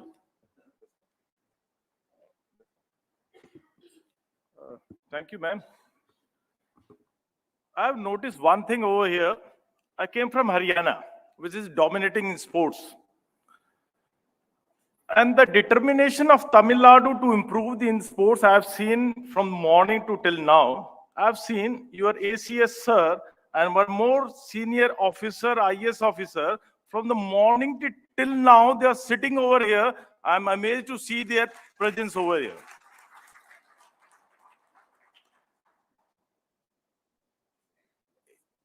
If I'll put a question to you, if you are sending your kid to a physics class, what do you think? Whether he's going to become a C.V. Raman or he's going to become an Einstein? If you are sending somebody to an economics class, what do you think? That he's going to become Amartya Sen? Isn't it? You never think like that. But what happened when the matter comes in the sports field? If somebody starts playing boxing, we start comparing him with Mary Kom. That is going to bring medals for us. That is the biggest tragedy in India with us, we people. Winning medal at an international Olympic level is not an easy task. Look over here. I'll put over a few statistics in front of you. Only 1 out of 100, those who participate in the Olympic, is the chances to win any medal. Those who are 1,000 national champion, there's one chance that you're going to participate in the Olympics. There are 1,000 state champion, there's a chance that they're going to become a national champion. There's a 1,000 district champion, there's a chance that one chance that you're going to become a state champion. Look at the degree of competition over here, and very easily we can say, "Aapka the medal in here," you are not able to win the medals. This is the irony with us. I'll quote one statement over here. India is a sports-loving country rather than a playing country. That's the biggest tragedy with we people. Look over here, the scenario in our schools. Suppose we are having 1,000 students with us. Because everybody, our whole administration, everybody needs medal. Our PTE people are going to concentrate only on 30 students, 30 or 40 students. And rest 970 students are left for the pleasure of sports activity. And I'll quote here one model of PE model. It's a takeaway for all of you. That PE model for the Naperville Central High School for Illinois State, USA, all top-end countries world, they are coming down to that school. What is over there in that school? What miracle that school has done? There's one test, which is known as PISA. That test is to test the scholastic ability of 15-year students in the mathematics, science, and the reading ability. If you look at the score over here, the Singapore and all other countries, it is sort of Olympiad. In every 4 years, this test has been conducted. There's a few statistics over here for the result of this one. There's the shocking result for this school. Overall ranking of America in mathematics was 36th, and reading ability, it was 25th, and the sciences were 28th. But the ranking of this Naperville school was totally different. They were first in science. In mathematics, they were third in reading ability. What was that? All the top-end scientists rushed to that school and got to analyze their system. I quote here a few scientists over here. She's a Wendy Suzuki. I'll request to all of you to please watch her video, a 15-minute video on TED Talks. Your perceptions towards sports will definitely going to change. Look at the one quote I have written over here. I discovered the experience brain-changing effect of exercise. There one more scientist, Dr. Sandrine, is a professor of neurogenesis, and he said one phenomenon is over here, the brain-changing effect of exercise. The one more scientist, I quote 3 scientists, all the videos are over there at TED Talks. Humble request to all of you, please go and watch this video. Your perception regarding sports will be going to change. And do read this book. A wonderful book by this gentleman, The Spark, New Revolutionary Science of Exercise and Brain Changing. What is over here? There's one small place in our brain which is known as the hippocampus. And this is a place for learning memory, mood, and emotions. What these gentlemen has found, they have done few experiments, and what they have found, they have done experiment on mice and all. There's a output of this result. Those mouse who were running, they developed a new brain cell, new cell in their brain, and particularly in the hippocampus. The same thing they have adopted in the Nepal Valley School. They made PE compulsory for each and every student. Just forget about the sports.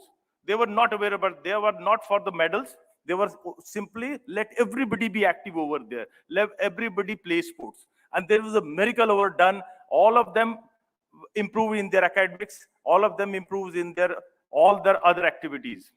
What is the takeaway message from all this with this small story? Exercise is just like a fertilizer for our brain. It is as good as miracle go. And there's a final wisdom. I say this is the most beautiful slide that I'm having. Exercise builds new brain cell, not learning.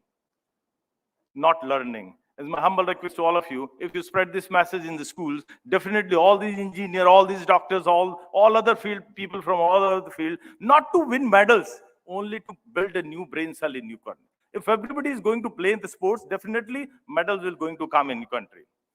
Look, in the morning, the one gentleman showed this slide. His Jesse Owens, he created in 1936. He created world record at Berlin. Timing was 10.2. If you look at his height, he's 5'11", weight 75 kg. If you compare this gentleman with this gentleman, the modern champion, the current world record holder, his height is 6'5", weight is 94 kg, timing 9.5. If Jesse Owens, if you at time, the difference in their time, if Jesse Owens and the Ben Johnson, this one Usain Bolt, the difference in the distance is 15 feet. If you allow, if you look over here, when Jesse Owens were running, he was never been provided with this starting blocks. He was running on a loose cinder surface that don't give that much, you can say, ground force. And if you look at this gentleman, he was been provided with all those starting blocks and all these synthetic surfaces. And these surfaces, we can give you 100% recall from the ground. If Jesse Owens had been given all these track and this particular starting blocks, what would the distance be? When the mechanical analysis of the joint of Jesse Owens was been done, you'll shocked to know the results were there. He was merely one stride behind. Only one stride behind. If you look over here, when Andrew Merck, he created world record for 1 hour cycling. 30 miles, he covered the distance of 30 miles, 3,774 feet. And in 1996, with all carbon fiber cycles, with all the modern equipments and all that thing, the record was being improved by, you can say, 1 hour. It was 35 miles and 1,530 feet. If you compare the both of them, the improvement was 4 miles. 4-mile improvement was there. But then in 2000, Cycling Federation said, no, we're going to consider only that record if the gentleman is going to drive the same bicycle, and make the record.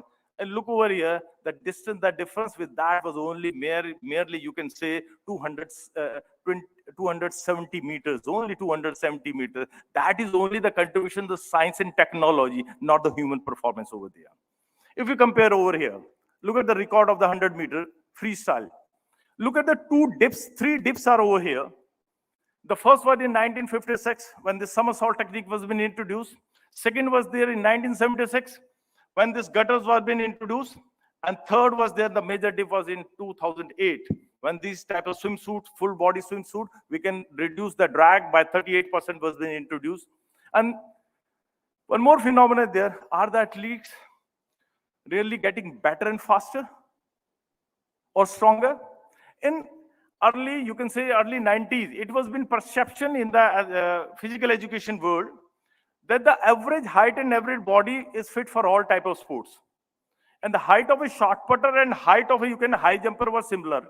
If you look over here, this is the statistic of early 20th centuries, the graphical representation of 20 odd sports that has been shown there similarly in the one symbol line. If you look over here, with the changing technology, the the concept of artificial selection of particle bodies, the taller become more taller, the shorter become more shorter. And look at this lady, and look at the today's Big Bang body theory.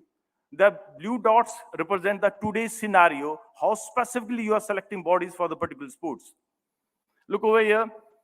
In NBA, the average height is 6'6", which is around about 8 inches more than the average American heights. Look at that. This is the scenario for the 100-meter Olympic record, how the height and weight of the athletes have been growing.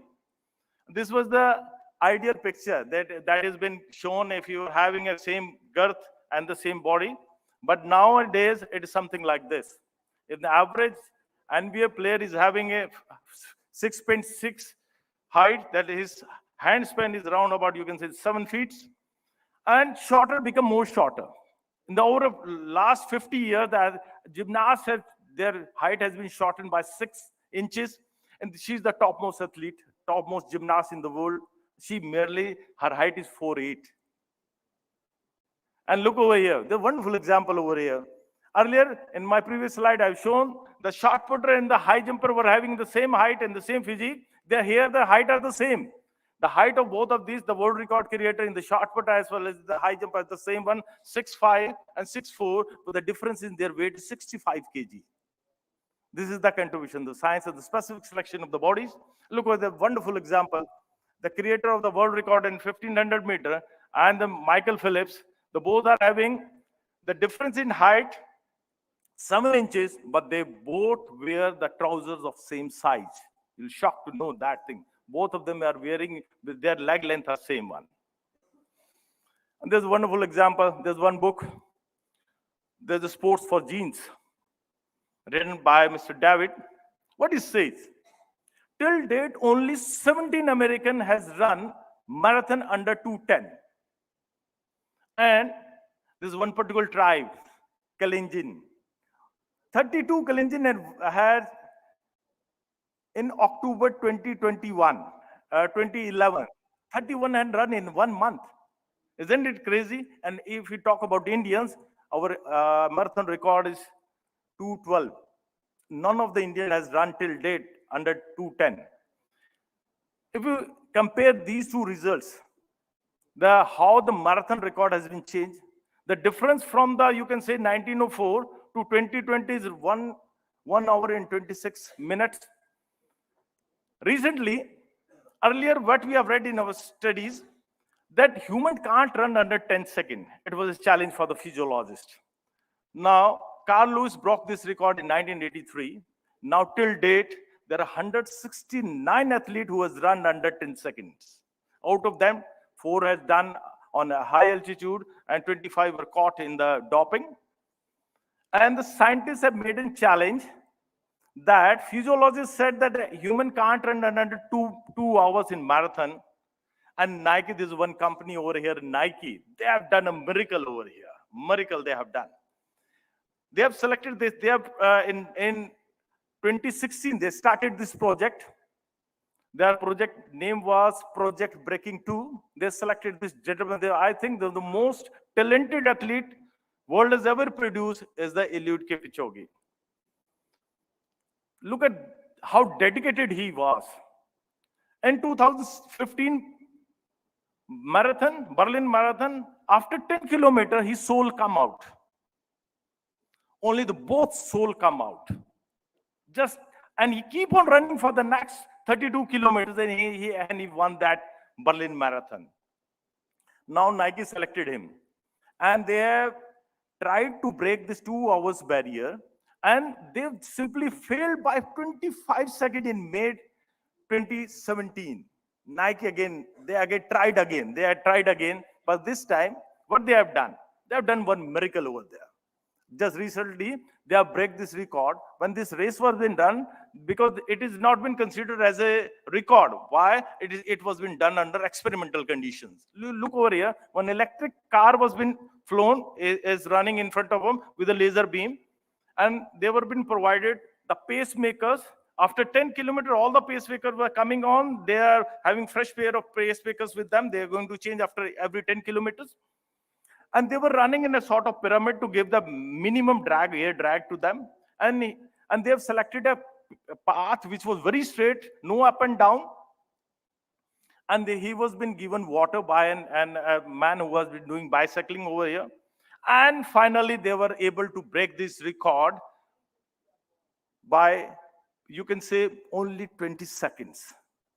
But that was not merely a record. If you look at the shoes, what these gentlemen was wearing, Nike has invested millions of dollars in designing these shoes. What was these shoes? I don't know how many of you are aware, because I used to, it's my hobby to invent new things, what are going on in the world. What was there? This was this Vaporfly. This is the particular shoes. With that, they have broken this record. And this was the platform. With that, they have launched that shoes. And what is this shoes is capable of? Nike claim that running efficiency can be improved by 4%. And what is there? If you look at the sole of this one, it has been made with a very light material, which has been used in the aeroplane insulation. And they have introduced new concept. The first time such type of shoes in the world has seen, they have introduced a carbon plate into it. Carbon plate has been introduced to it. And what was there? Look at this, the carbon plate. There's the one black plate is you can see over here. This is the carbon plate. There's again the carbon plate is in between. And Nike has introduced 4 more shoes into market. They have launched 4 more shoes. And what this shoes is capable of? Simply look at this small video. These are normal shoes, which are, if you press them, they're going to fall over here. They won't give you that much recall over here. There will be red shoes will be coming down over here. And look at the miracle that these shoes can do. Look at this shoes. This is Alpha Fly. This is Alpha Fly. And Nike has introduced these shoes with this race, and they make elude to run under 2 minutes, 2 hours. And along with that, I think this is not wrong. I'm going to show you 4 more shoes that Nike has introduced. But spikes, this one over here.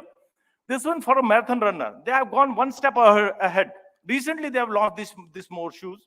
It is having carbon plate, along with that ear pockets. An ear pocket with the tensile fibers. They have introduced this shoe, speed running shoes. They have introduced this one for the track running shoes. This one then spiky, Vaporfly track spikes.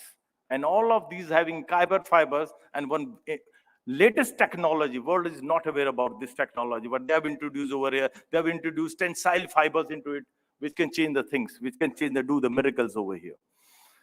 And with all this, there's a last quote over here. There can be numerous advantages of this technology, and it should be, in my opinion, it should be within the rules of the games. And innovation and maintenance with a fair play and ethical competition. Let not all these advantages restrict to all the developed countries, because these are the expensive technology. And I don't know how many of you might be aware about all these things. Thank you very much for my patience. Thank you. Thank you, Dr. Arvind, for your wonderful presentation with the videos, more videos, examples, and illustrations.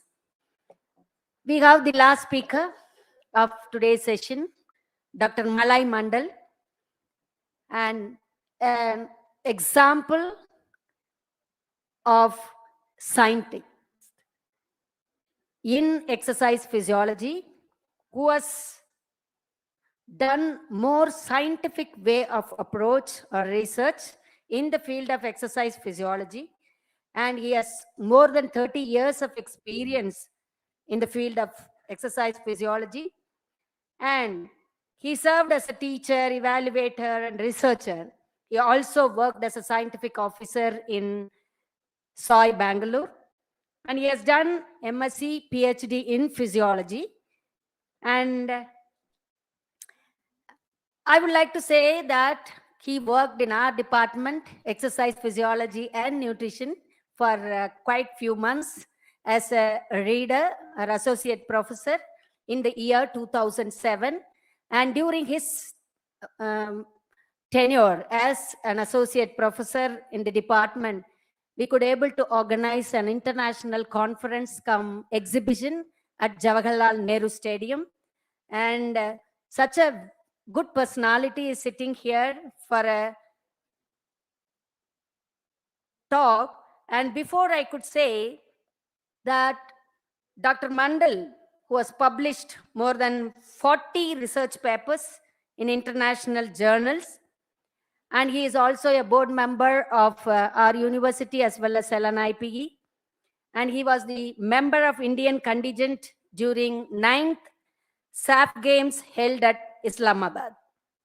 And he is going to be the last speaker of this session. And in this hall, we have eminent personalities sitting over here as coaches or trainers or athletes and speakers from various parts of the world. And this exercise physiology is evolved in 250 years ago. But in India, came into existence as a special subject only in 2005, when we started, the first of its kind in India started, this Tamil Nadu Physical Education and Sports University, and we brought all these sports sciences. So we are very proud to say, and all the vice chancellors of this university brought many infrastructure in this sports university, where situated at Malakottayur. You would have seen when Dr. Rajini Kumar presented how our campus is. So such a vast area, 125 acres of area we have, and many facilities we have.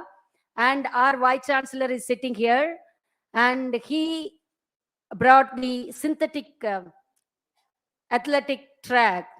Only the track which has got 10 lanes in straight is our university, which we have, and he has brought it.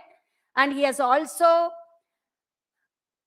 brought conducting of Southwest Zone Inter-University Athletic Championship and the All India Inter-University Athletic Championship. So the credit goes to the vice chancellors who come and work for the institution development. So in such case, this exercise physiology plays a vital role, and our PhD scholars over here, and they know how this department has evolved right from the 2005, and now how this department is. And in such a way, this exercise physiology is one factor. Many speakers, right from morning, they were talking about many factors which are helping in enhancing the sports performance. So this exercise physiology plays a vital role in enhancing the performance. So Dr. Malay Mandal is here, an eminent speaker, and who is going to speak on physiological evaluation of high performance athletes. It's a very important topic to be understood by each and every one of us sitting over here. And such an eminent speaker here who is going to show us how this assessment will improve the performance. Over to Malay Mandal.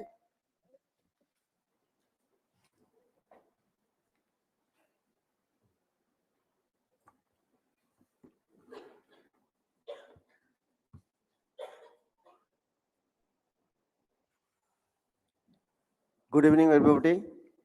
I am very much thankful to SDAT for inviting me, and it's a proud privilege to be here in front of my fellow athletes and coaches.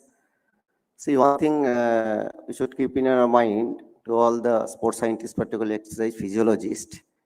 See, the athletes, they are the god to us, and the play field and laboratory, to consider them as temple.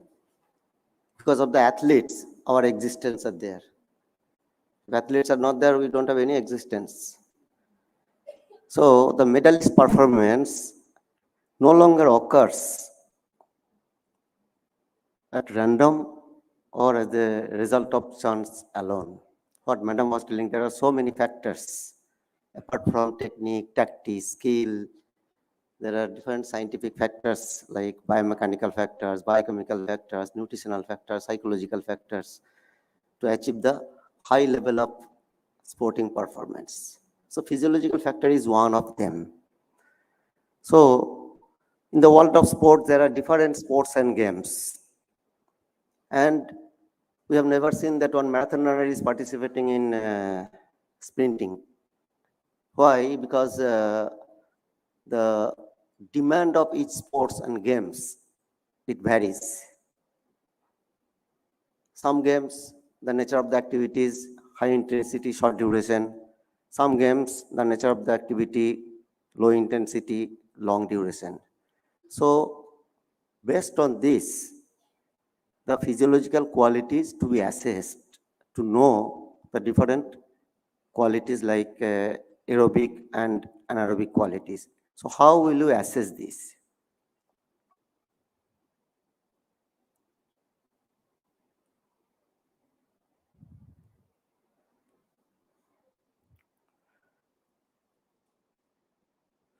So the aerobic quality we assess by measuring the parameter VO2 max, that is the maximum oxygen carrying capacity, and it indicates the endurance of the athletes, and there is a direct correlation between the VO2 max and the endurance. It denotes the cardiorespiratory endurance. Then it gives the information about the training induced improved.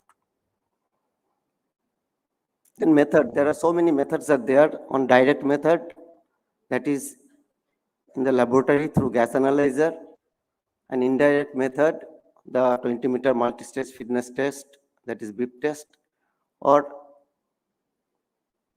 yo-yo intermittent recovery test.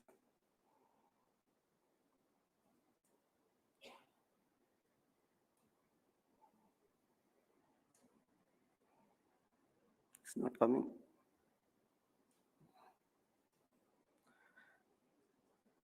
So while assessing direct assessment of VO2 max, it is very, very risky test, because when the athlete sometimes is reaching 22 to 24 kilometer per hour speed, so that time you have to see all the parameters, and you have to see first the safety of the players. So how he is performing. So there are different criteria to know that whether he reached his VO2 max or not. So accordingly, that one, definitely one predicted maximum heart rate is there. So that is 220 minus age, but this is a crude formula, but exact heart rate you will get during this assessment of VO2 max, that is a graded exercise, and other derived parameter. Because what we do that through gas analyzer, that only VO2 max measurement, it will not solve the purpose. There are so many derived important parameters are there, which can be useful in field assessment.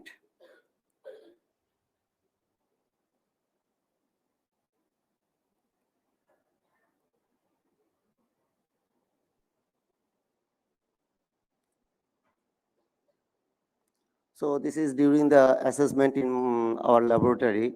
So this is one of the important parameter by which you can know the subject has reached his maximum VO2. So here, the important parameter, that is the leveling of VO2, the plateau will reach. So in the graded exercise, when that load is increasing, so your O2 consumption will be increasing. But the time will come, in spite of increasing the workload, there will be no further increment in the VO2. So that point is that another factor is there, that is the RER, that is respiratory exchange ratio. So that should reach 1.1 or above. So these are the criteria to know you can reach the VO2. So that only you have to stop the exercise. Before that, if you stop, you will get the less VO2. After that also, it will be more taxation to the athlete. Now, while assessing that VO2 max, that exercise test, it is very important what device we are using, that game specific. Like for when you are assessing the max of an athlete, definitely will make them run on the treadmill. But when you are going to assess the VO2 max, certainly not will make him or her run on the treadmill. That time we have to assess the VO2 in rowing ergometer. Similarly, when you are going to assess the VO2 max of a cyclist, So we will give the exercise in the bicycle ergometer. So like that, if it is more game specific, the exact result will come. So here we have tested the 2 kilometer rowing. So that VO2, this one. Here we have calculated the O2 uptake kinetics. So every 500 meter, what is the O2 consumption? So you can see here, the most of the, we have seen the Indian rowers, they reach the VO2 max in the first 500 or within 500 to 1000 meter. After that last phase, they're struggling. You can see the blue line, that is the VO2. So that is it started declining while the end of the race. So this is that very familiar test, that is beep test. Then yo-yo test. This is very popular test for hockey players, for the soccer players. So even in the cricket players, everybody is using this one. Now the anaerobic quality. Assessment of anaerobic quality, there are also direct and indirect method is there. The direct method is the Wingate test, that is a 30-second test and 30-second maximum cycling test. And that RAS test, that is the field test, that is the running-based anaerobic sprint test. So this through Wingate test and both RAS test, you can calculate the peak power output, the average power output, and the minimum power output. So it indicates the explosive power. It helps to assess the speed as well as speed endurance. Now, the laboratory test is not the end. After assessing the physiological qualities in the laboratory, until and unless you are utilizing these test results in the field monitoring, it is of no use. So my always sincere advice to the bodying exercise physiologist, don't be restricted inside the laboratory. So you have to visit the play field. You have to present in the play field during actual training session. Each and every training session, you should make yourself available. So that's why always I say that exercise physiologist's job is 24/7 job. So morning 2.5 hours, evening 2.5 hours. So 5 hours you have to be in the play field. And in between 4 to 5 hours, you have to be in the lab. And Sunday, so generally holiday, that you should utilize for analyzing the data. This is very, very important. And that implementation of the laboratory test results into the field. Because this field monitoring, mainly what I have done, that is heart rate monitoring and lactate monitoring. So what it will help, it will help to optimize the training program and to get the maximum benefit out of the training. So that's why field monitoring is equally important as well as lab test. So here in 2021, before leaving my job, so I started this one. I don't know whether they are continuing with this. Now the portable gas analyzer available. Earlier that MET, all of you know that MET is metabolic equivalent. The metabolic equivalent, it is a very good parameter. That means when you are in completely resting condition, that time what is the oxygen consumption? That is 3.5 ml per kg per minute. So based on that MET value, that in the literature you can see that for jogging, for running, for cooking, for walking, for sitting, for archery, for shooting, for soccer, all the game, the MET value we will get. Like some game it is 12 MET, some game it is 8 MET, some when you are sitting completely in resting condition, that is 1 MET. So like that, MET earlier, if you see the literature, it used to be calculated based on the heart rate. So through heart rate, that regression equation, so that they used to predict that oxygen consumption. But with the help of this present development of the technologies, the gas analyzer, directly you can assess the VO2. Like taekwondo bout, the 3 bout, I have assessed this VO2. So you can see this is the first bout, second bout, third bout, in between the what is the recovery. So like this, direct assessment of MET, it will be very, very useful. And heart rate response also. Now, before doing any, to all my exercise physiologists, before doing any exercise test, there are some important points to keep in your mind. The first thing here, Brigadier Vibhu sir is here, so he must have applied already there, that before doing any exercise test, the detailed examination should be done, and the clearance certificate should be obtained from a medical doctor. That doctor will certify that this athlete is fit to undergo exercise test. That is very, very, very, very important. Next, the detailed procedure of the test, any physiological assessment, any test, it should be explained, properly explained to the athlete, because you are dealing with the country's cream, top sports person you are dealing, even in the budding athlete you are dealing. So he or she should know what he or she is going to do. Like VO2 max test, you have to explain that every 2 minutes, that speed will keep on increasing by 2 km/h. And after that, one time will come when you will not be able to cope up with the speed. So that time, that is another criteria, that is the volitional exertions. When the athlete, he or herself will surrender that he will not be able to cope up with the speed, so you have to instruct them, because that time the face will be covered with the face marks. They cannot speak.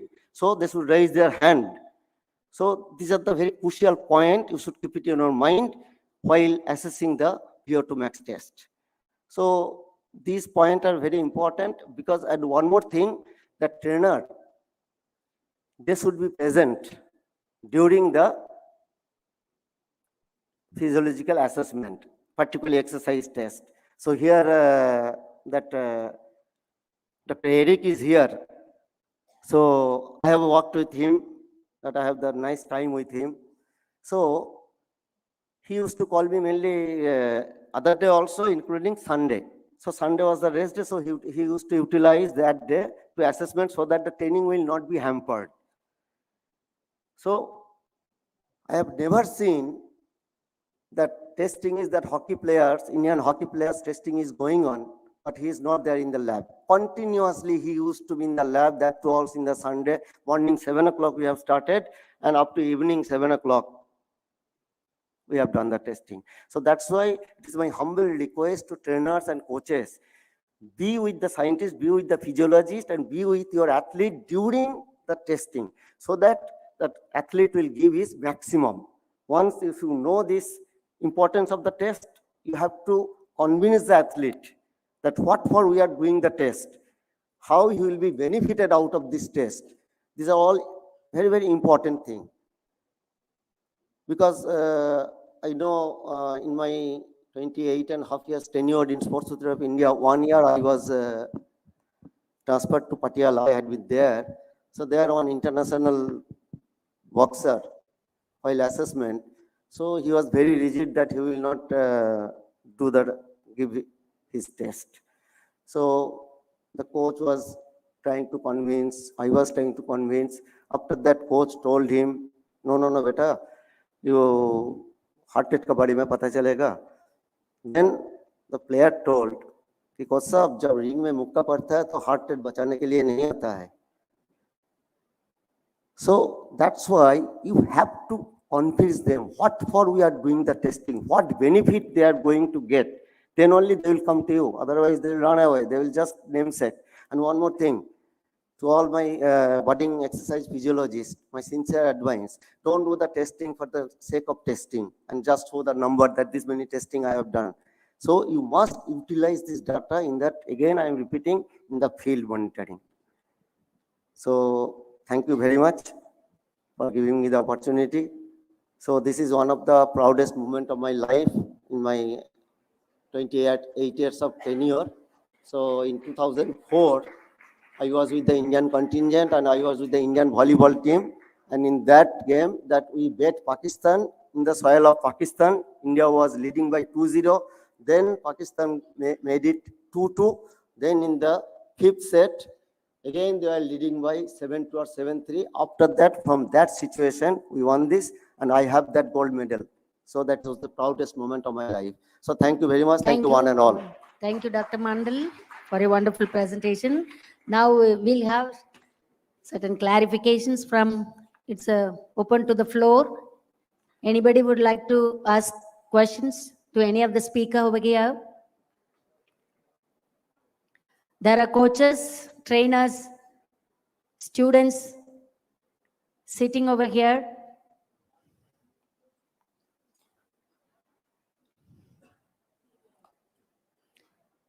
Okay, if not, I wanted to ask a few questions already.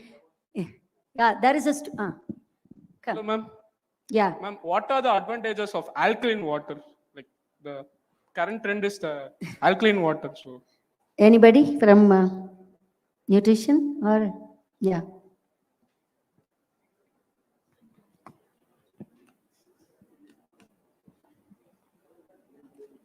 Here? Yeah. Can you hear me? yeah, yeah.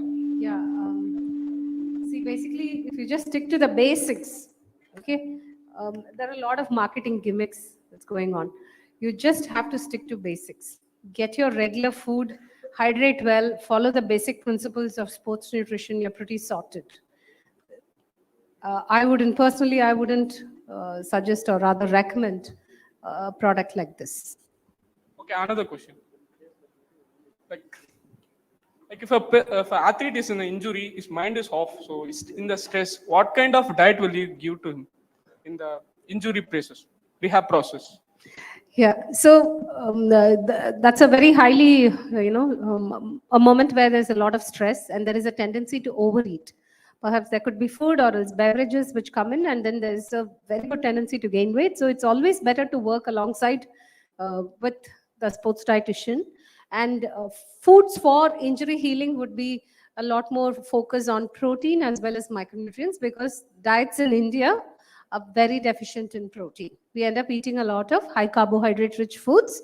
So I think it's time to minimize the overall carbohydrate intake, but focus a lot more on protein and also zinc, as well as vitamin C, a lot of your other nutrients like even magnesium, chromium, selenium, B complex vitamins and all. Yeah, whatever you had during the COVID season, no? The same food. Yes. Right. Right? And now Don't forget about probiotics as well. Yeah. Don't forget that. All right. One question to each speaker. Now question to Mahendran Apkuti, right? What and how the mechanism we can postulate from probiotics consumption for athletes' benefits? Thank you, Prof. I think this is a thing that always we are linking it up. I think back to the same question, how probiotics can work. It also, what we are trying to say is eat by the food.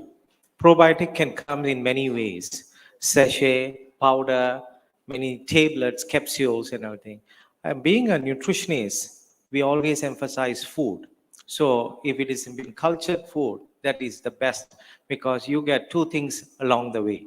You get the milk, which is already, if you have a lactose intolerance, don't need to worry. When you have been cultured part, the lactase has been removed there. So it is the curd that you've been eating, taire. Don't worry about it. You can consume that. So when it comes to the gut, now the mechanism is showing to the brain.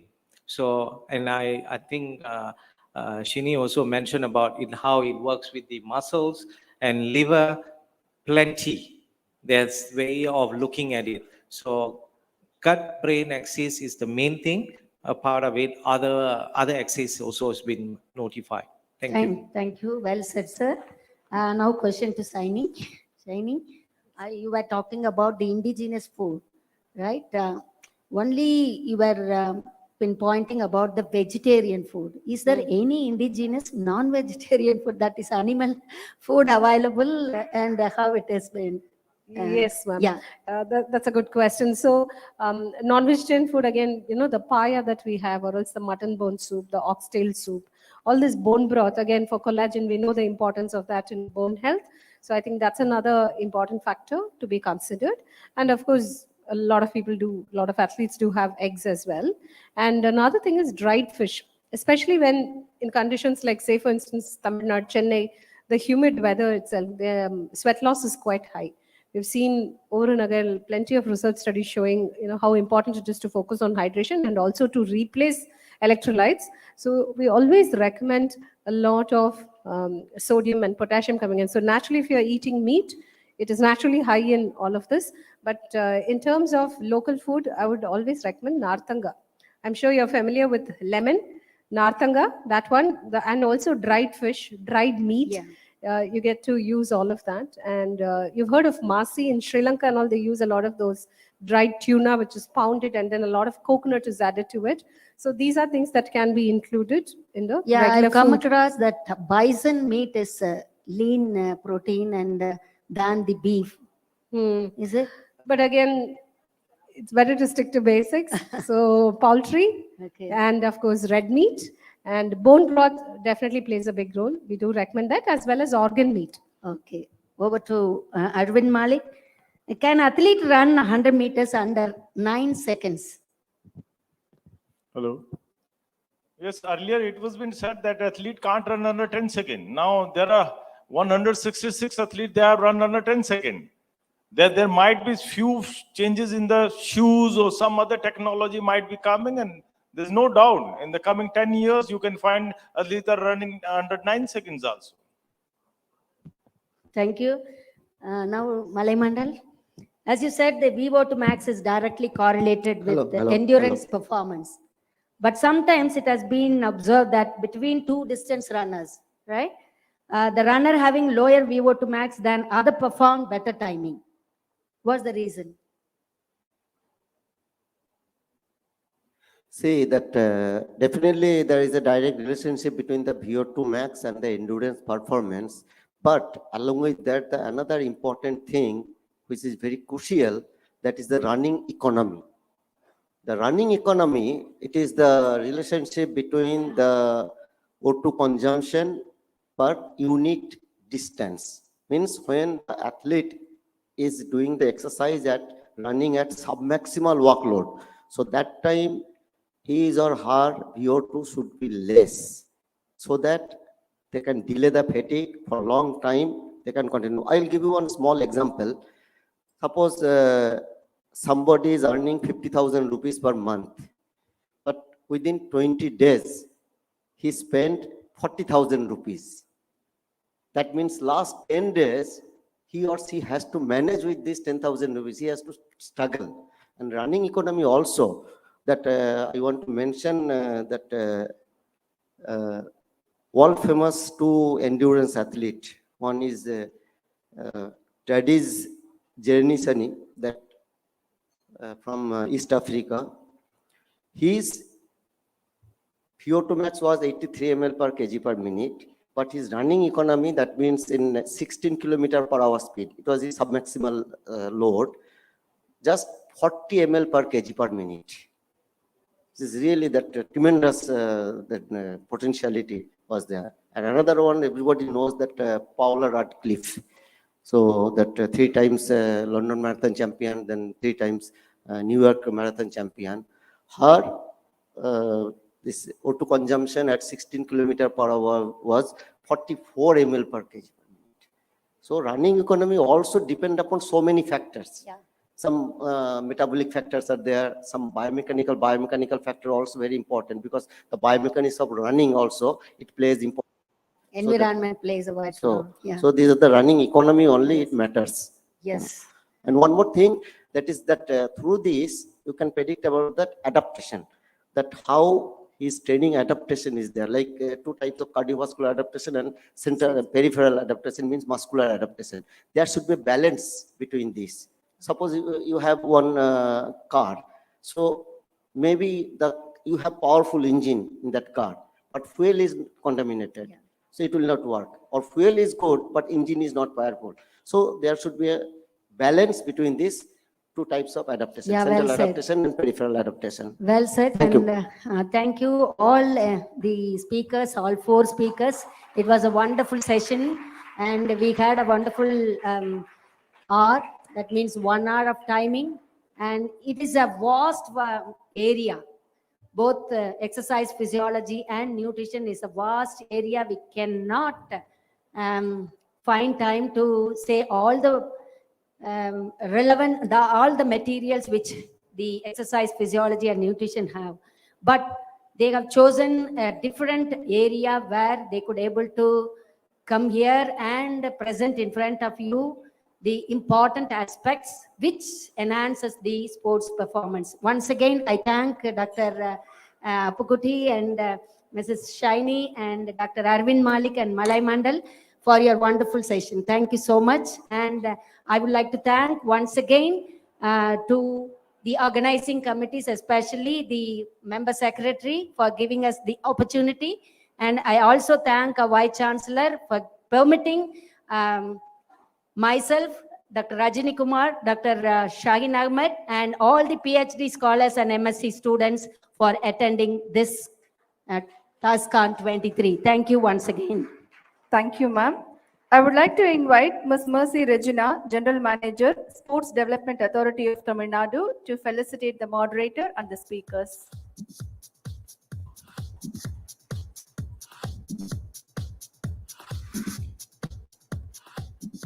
First felicitation to the moderator, Ms. Grace Helena.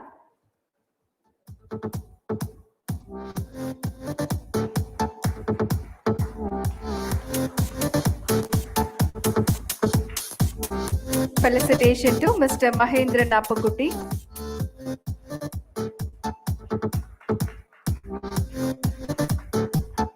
Felicitation to Ms. Shiny Surendran.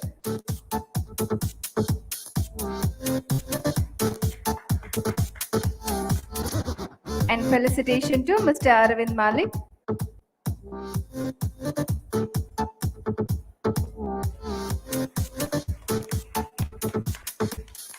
And felicitation to Mr. Malay Mandal.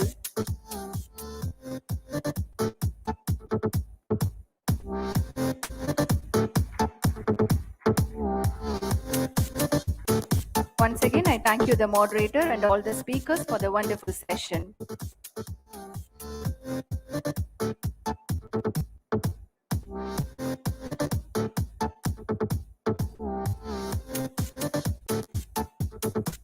Coming to the final moment, I extend my heartfelt thanks to all our ST moderators, speakers, who have shared their insights and knowledge on a wide range of topics in the field of sports science. Your presentations have been enlightening and your expertise is invaluable in advancing our understanding of sports and human performance. Also, I thank everyone who made your presence here for Tamil Nadu Sports Science Conference. We will reconvene tomorrow for another day of exploration, learning and collaboration. Tomorrow, we will be starting the sessions by 9:30 a.m. Kindly requesting all dignitaries to be here by 9:15 a.m. Thank you. Have a wonderful evening.